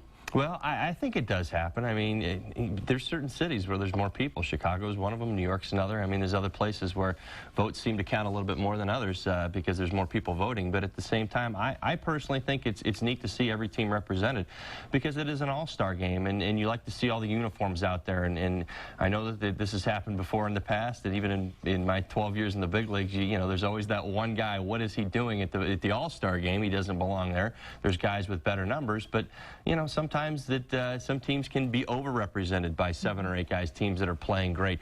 It does happen. It does happen occasionally, but personally, I like it when every team's represented. All right, we'll see who the Cubs representative will be this year. Don't go away. We will take a look at tomorrow's series finale in the pitching matchup that's got Ted Lilly on the mound as the Cubs try to avoid the sweep at the hands of the Tigers. Cubs Postgame Live is presented to you by Lowe's. This season, spring starts at Lowe's. Let's build something together. When breaking news happens, the Comcast Sportsnet news team has it covered.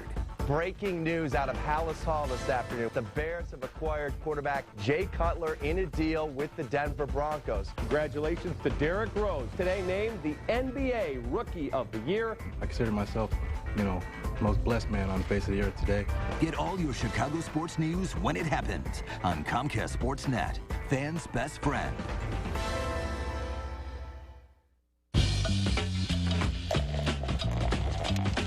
Miller Genuine Draft, cold filtered, never heat pasteurized, delivering unmistakable, fresh from the tap taste, anywhere, every time.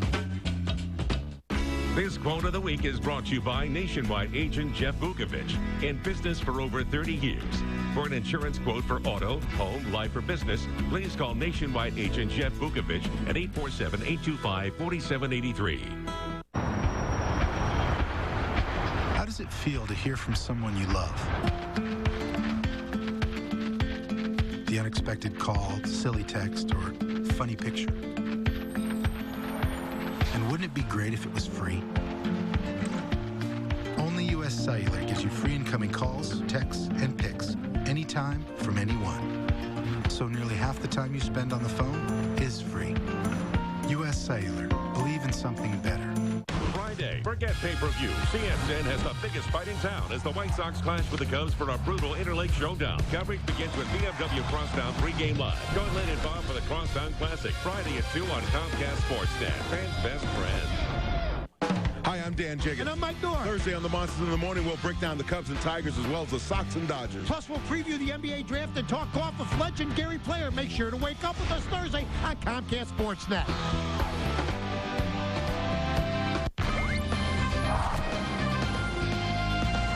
What's going on with the goatee? It's kind of my look now. You know, we go with the shaved head. The goatee is just a little bit ugly to bring out a little nasty on the mound. Chicago would always be home for me. I enjoy it, and people always make me feel like this home. I do have options. I want to make sure I keep my options open, but I do want to be in Miami when it's all said and done. I circled this on the calendar from the day I was moved. The best 2 years of my career were spent in that clubhouse, so you know it's exciting to be back. Welcome back. The series finale in Detroit tomorrow features Ted Lilly against Armando Galarraga on the mound. Ted Lilly pitching very well. We've talked about this. He's 7-4 on the year, and the Cubs could use a little dominance on the mound to hopefully keep the Tigers at bay. He's got to be the stopper. He's got to be the stopper tomorrow. He's got to come out, hope that the Cubs score some runs for him and bring his A game. He struggled a little bit on the road this year. He loves pitching at the confines, but I will say this, he is going to have to go out there, throw strikes early, and he's going to have to be long. I mean, you know, the bullpen, you were in the bullpen again tonight. There's an opportunity for him to go out, to dominate, and to be that stopper, and I really expect him to do it. And Galarraga started out 3-0, but he has lost 7 straight. So the Cubs with a prime opportunity once again to jump on another pitcher who has been struggling. I had mentioned that the Cubs pitching has just come down just a little bit, but that's because they were so lights out before, and you said, well, that goes with expectations. Sure. Well, I mean, they have been lights out. The starting pitching's been fantastic, but to consider what they did prior to, I mean, about a week or two ago, we were just talking about this. I mean, they were lights out, a 1.7 earned run average for over about a 10-game stretch, and they were keeping this team in ball games. That is not to be expected. That's above and beyond the call of duty. Ultimately, this pitching staff they're throwing the ball pretty well. I mean, a lot of this stuff comes to light. Like you look at tonight's game and the way that it breaks down, and we get frustrated with the walks or the walk with the bases loaded.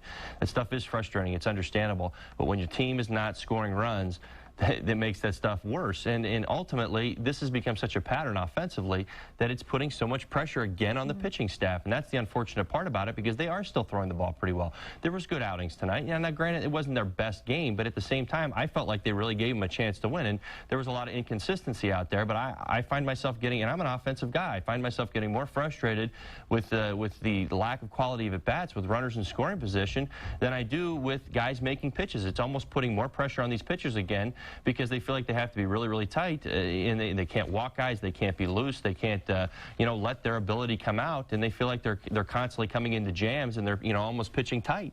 Well, they're going to hopefully get that win in Detroit, because they got a lot of momentum they want to gather before they head to the South Side this weekend. Round 2 of the Crosstown Classic starts Friday at U.S. Cellular Field, and we've got the best coverage here on Comcast Sportsnet on Friday. Pregame live from the ballpark starts at 2 o'clock. Pat Boyle will be joined by Belton, Bill Melton, Todd Hollinsworth, Frank Thomas, and Doug Glanville.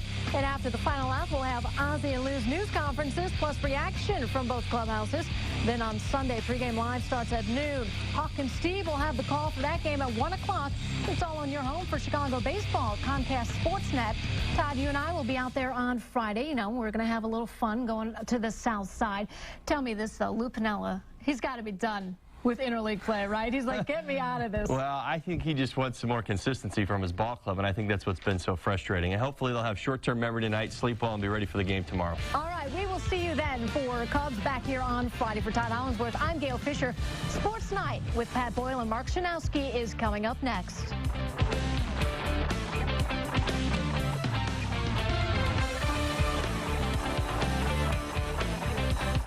I like this one.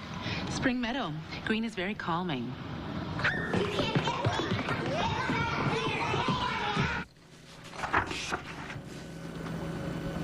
It's amazing how paint can transform a room. Come to Lowe's for high-quality Valspar paint. You can even buy 8-ounce samples to find a color that's right for you. All at our everyday low prices, guaranteed. Lowe's, let's build something together. Come into Lowe's for $5 off 1 gallon or $20 off 5-gallon sizes of Olympic paint.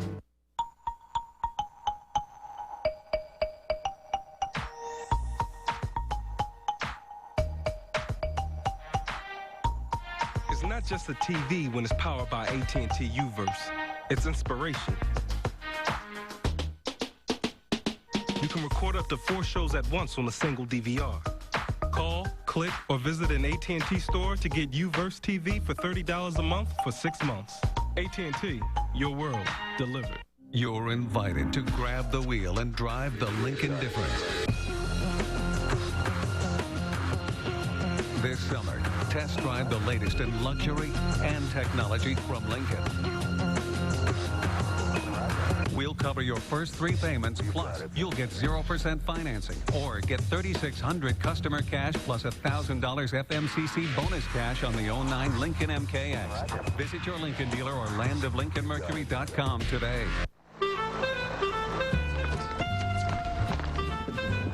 Yeah, you know the spot. Right away, sir.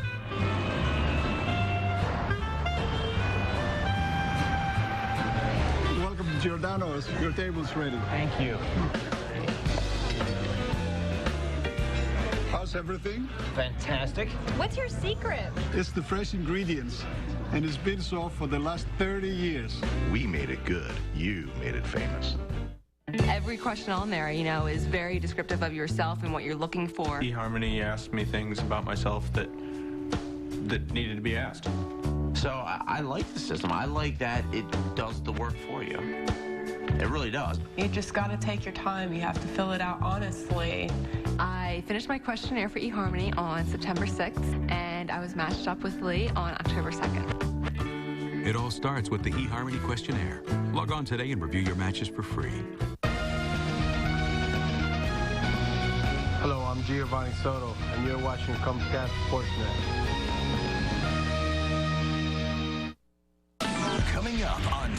Night.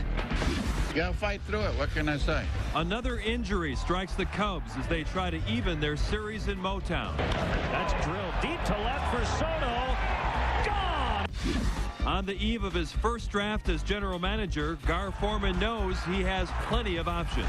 Now our job is to line up for any possibility that comes. The 2-0 to Alexei. The ball hit high and deep. Stretch. Maybe this will help the White Sox score some runs in their home ballpark. We believe in miracles. Quick shot, score! The U.S. with Dempsey! On Sports Night, now. This is Sports Night, presented by Dex. Live from the Comcast Sportsnet studios in downtown Chicago. Hello again, everyone. Welcome into Sports Night, presented by Dex. We're less than 24 hours away from the start of the NBA draft, but it's baseball on center stage tonight. Both Chicago teams looking to bounce back from interleague losses. Yeah, Cubs look to rally tonight after Kevin Gregg served up his third blown save of the year last night in Detroit. Rich Harden also looking to rebound. He gave up 7 runs in 5 innings against Cleveland last week. Cubs and the Tigers from the Copacabana. 20-year-old Rick Porcello getting the start for Detroit. Second inning, Jake Fox chopped the third. That's 1 to second for 2. Fox beats it. They're almost a triple play. Cubs get nothing in the frame. 4th inning, Miguel Cabrera gets all of that Harden delivery. His 15th of the season. It's 1-0 Tigers. Top of 5, Giovanni Soto digs in, and he croisins that pitch. Gio's 6th of the campaign. He's hit safely in 5 of his last half dozen. We're tied up at 1. Later in the inning, bases loaded for Micah Hoffpower. Porcello blows one by him. Another missed opportunity for the Cubs. That was once again a theme tonight. Home half, the 5th. Gerald Laird, a big blast here. Harden only gives up 4 hits. Distance, it's 2-1 Detroiters. Cubs trying to mount a rally in the 6th. They had the bases loaded, nobody out. Fontenot's at the dish with 1 away. Little ground to the right side. That will plate Milton Bradley on their fielder's choice, so the Cubs tie it at 2, but that was it as Alfonso Soriano fails to get another run in. He flies out to center, stranding a couple more. Cubs at the bases loaded, no outs. They get just 1. Bottom 6, Marcus Timms pops one up in foul territory. Soto going back to the rail, and are you kidding me? Gio took his eye off that one briefly. It gave the Tigers an extra out as Timms would eventually walk. And later in the inning, Aaron Heilman now pitching. Bases loaded, 2 outs. Adam Everett grounded to third. Fox and I stop, but can't get it out of his glove. Everybody saved. Timms scores. Detroit takes a 3-2 lead. Granderson is next. He draws a walk after a 1-2 count. That brings in another unearned run. Cubs add a run. Now down 1 in the 8th. Carlos Marmol walks 2 straight. Detroit a 2-run cushion now to the 9th. Fernando Rodney strikes out Bradley with 2 men on. Milton, a little frustration there setting in. Fox is next. He sends one to right center. Granderson is back at the warning track for the 2nd out. Then Kosuke, the last hope. Rodney gets him looking at strike 3. Andy Fletcher had a high strike zone, but that one looks like it's a ball. Kosuke didn't like it. Cubs don't like the outcome. Another close loss. 5-3 is your final. The Cubs were 1 for 15 with runners in scoring position tonight. Harden given up 13 homers so far this year in 11 starts. He gave up 11 total in 25 last season. He falls to 4-4 on the year. Soto's error led to the 2 unearned runs for Harden. D. Lee extended his hitting streak to a career best 21 games. Now, before tonight's game, the Cubs place outfielder Reed Johnson on the 15-day DL with lower back spasms. They called Ryan Friel up from AAA Iowa. Reed hasn't played since Saturday. Comes at a time when he's been producing. He had 4 homers, 10 ribbies in his last 18 affairs. For Lou, it's the same old story with the injury bug. Every time it seems like we have a little something going here, we suffer a little setback. Guzman in the bullpen, and now Reed Johnson. So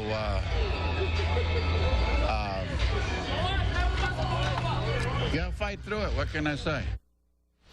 Been a very strange season for the Cubs, also for the White Sox. U.S. Cellular Field is supposed to be a hitter-friendly ballpark, but don't tell that to the Sox hitters. White Sox have lost 9 of their last 12 home games. They rank dead last among all 30 Major League teams in runs scored at their own park. So the Sox looking to try to build an early lead against the visiting L.A. Dodgers tonight. And what do you know? They would get it courtesy of Alexei Ramirez. He drives one deep to left center field. That will carry over the boards. His 9th home run of the season. Sox are up 1-0. Later in the inning, bases loaded for Brian Anderson, but he grounds into the 5-4-3 double play. The Sox will have to settle for just the one. Top of the second, Dodgers come right back against Gavin Floyd with a runner on Mark Loretta. Inside out, swing to right field. Casey Blake scores. We're all even at 1. Later, Floyd in trouble with 2 on and 1 out. Gordon Beckham makes matters worse. He muffs the grounder off the bat of Russell Martin. Beckham's 4th error since getting called up from the minors. Sacks packed for James Loney. Floyd's pitch gets away from A.J. Przinsky. Loretta scores from third. Dodgers in front 2-1. Later in the inning, the ex-Cub Juan Pierre up with 2 on. Line drive to short, but Ramirez drops it. Another run scores, and things starting to get ugly on the south side. But Floyd would get out of the inning. Rafael Furcal skies one to short right. Jermaine Dye takes charge, makes the catch. That would end the threat, but it's 3-1. Bottom of the third with Ramirez on first. Dye crushes the pitch from Randy Wolf deep to left field. His 16th long ball of the season. We are all tied up at 3 runs apiece. Now to the bottom of the 4th inning. Runner on for Josh Fields getting a spot start tonight. He jumps all over that pitch. Into the bleachers in left. Sox take a 5-3 lead. Fields starting in place of Jim Thome. Paul Konerko handling the DH role. And Konerko didn't have any trouble sitting on the bench and watching in between at-bats. Bottom of the 5th, launches one to left field. His 11th home run makes it a 3-run lead for the home team. And later in the inning, Jason Nix getting in on the act. He launches one down the left field line just inside the foul pole. A 3-run homer for Nix. The White Sox pouring it on. It's 9-3 good guys, but they're not done yet. 2 batters later, Josh Fields, his 2nd of the night, 6th long ball of the evening for the Southsiders. You're wondering, the team record is 7, set back in 1955 against the Kansas City Athletics. But still time to play. The game not over. Jimmy Gobble on in a mop-up role. Matt Kemp says mop up this. A 3-run homer to left field for the Dodgers outfielder, and that pulls L.A. within 10-7. That's where we stand right now. The Sox trying to hang on in a slugfest. 10-7 good guys in the top of the 8th inning. And when this one finally ends, we'll have reaction from Ozzie Guillen and some of the key players. A power display against the L.A. Dodgers. Question is, will it be good enough to get the win tonight? If you're one of Derrick Rose's 250,581 friends on Facebook, then you may already know this next item. In case you're not, the Bulls franchise guard, who's managed to stay out of the public eye despite a tumultuous offseason, broke his silence today. At least he did to his Facebook buddies. Rose posted a video of him working out in Los Angeles, and before the highlights of his workout, Rose thanked his fans for their support. The only other time we've heard from Derrick's camp this summer is when he released a statement denouncing gang activity. That came after photos showing Rose flashing gang signs at a party when he was at Memphis surfaced on the internet. All right, so Derrick doing some Facebook work. You can bet the Bulls front office staff spent a lot of time the old-fashioned way on the telephone, discussing all kinds of trade possibilities ahead of the NBA draft. Since the talent level drops off after the first 5 or 6 players, new Bulls general manager Gar Forman knows he has to be very flexible, picking in the middle of round 1. Sarah Kustak explores some of the possibilities. Now our job is to line up for any possibility that comes, whether it's the order that guys are going off the board, or whether there are trade possibilities. And one of those possibilities could be packaging up picks 16 and 26 for a higher selection. The same player at 10 may be there at 20. There's no way to know how it'll break. I don't think it's really defined. At the same time, we're still looking at players that maybe we feel they don't get to 16, but would it be worthwhile for us to move up and try to, get somebody higher?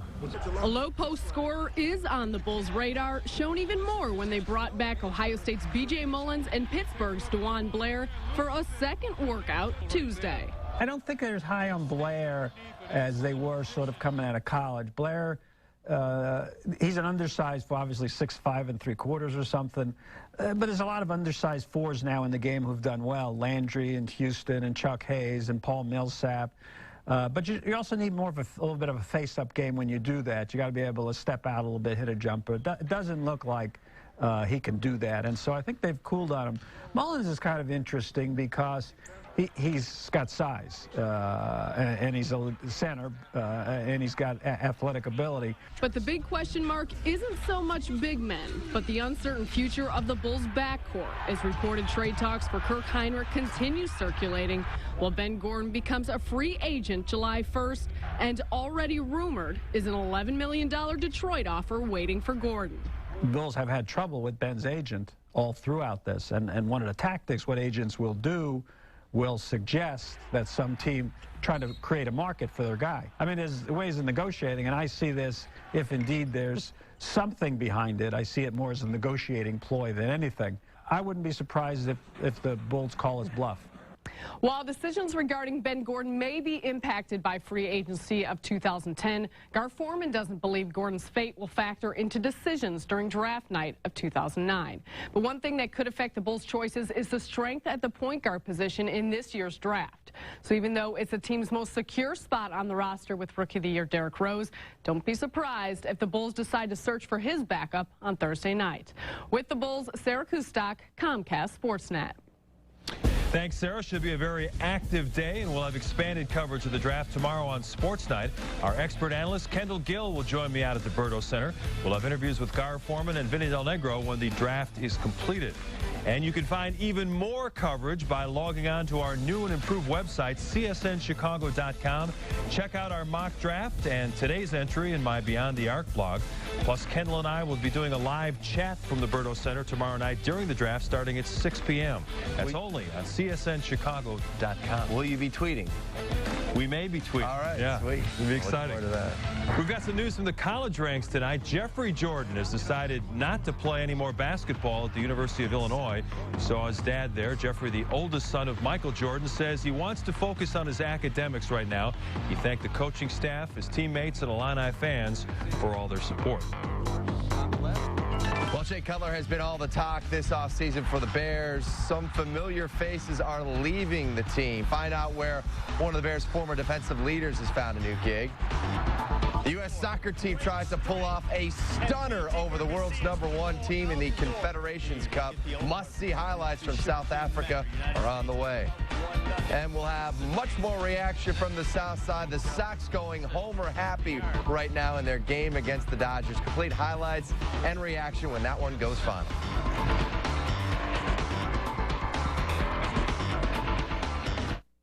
Sports Night on Comcast Sportsnet is presented to you by Dex. Wherever your customers are, Dex can take you there. Dex knows. All right, I'm on it.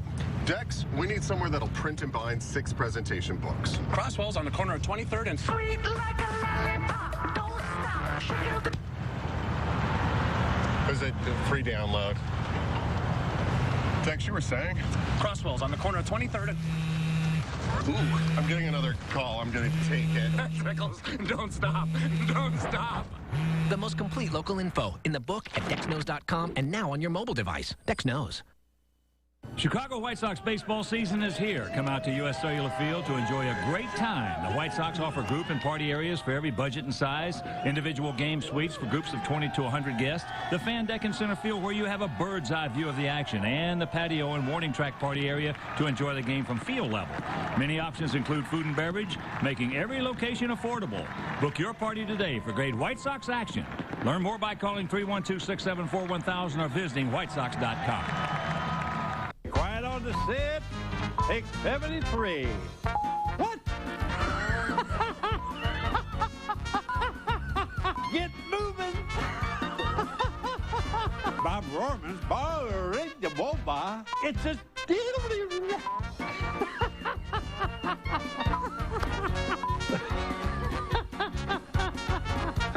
There's only one Bob Rohrman. After every White White Sox game, only one show in Chicago brings you immediate interviews and press conferences from the ballpark. U.S. Cellular White Sox postgame live. Plus, White Sox great Bill Melton looks beyond the box score with the best analysis in town. U.S. Cellular White Sox postgame live after every game on Comcast Sportsnet.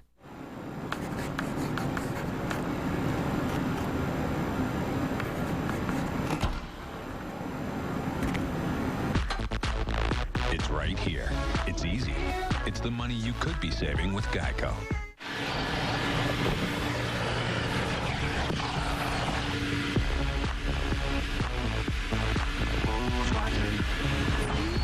It's right here. It's easy. It's the money you could be saving with Geico. Sports Rise every morning only on Comcast Sportsnet. Fans' best friend. 3 wide receivers set. Beasley in motion. And Garcia's pass is gobbled by Owens. Intercepted by Brown. Mike Brown into the end zone. Wins it in overtime for the Bears. Jamel White in the lineup now for Cleveland. Couch out of the shotgun. Throws. That's batted into the air. Intercepted, and the Bears are going to win it. Mike Brown has done it again.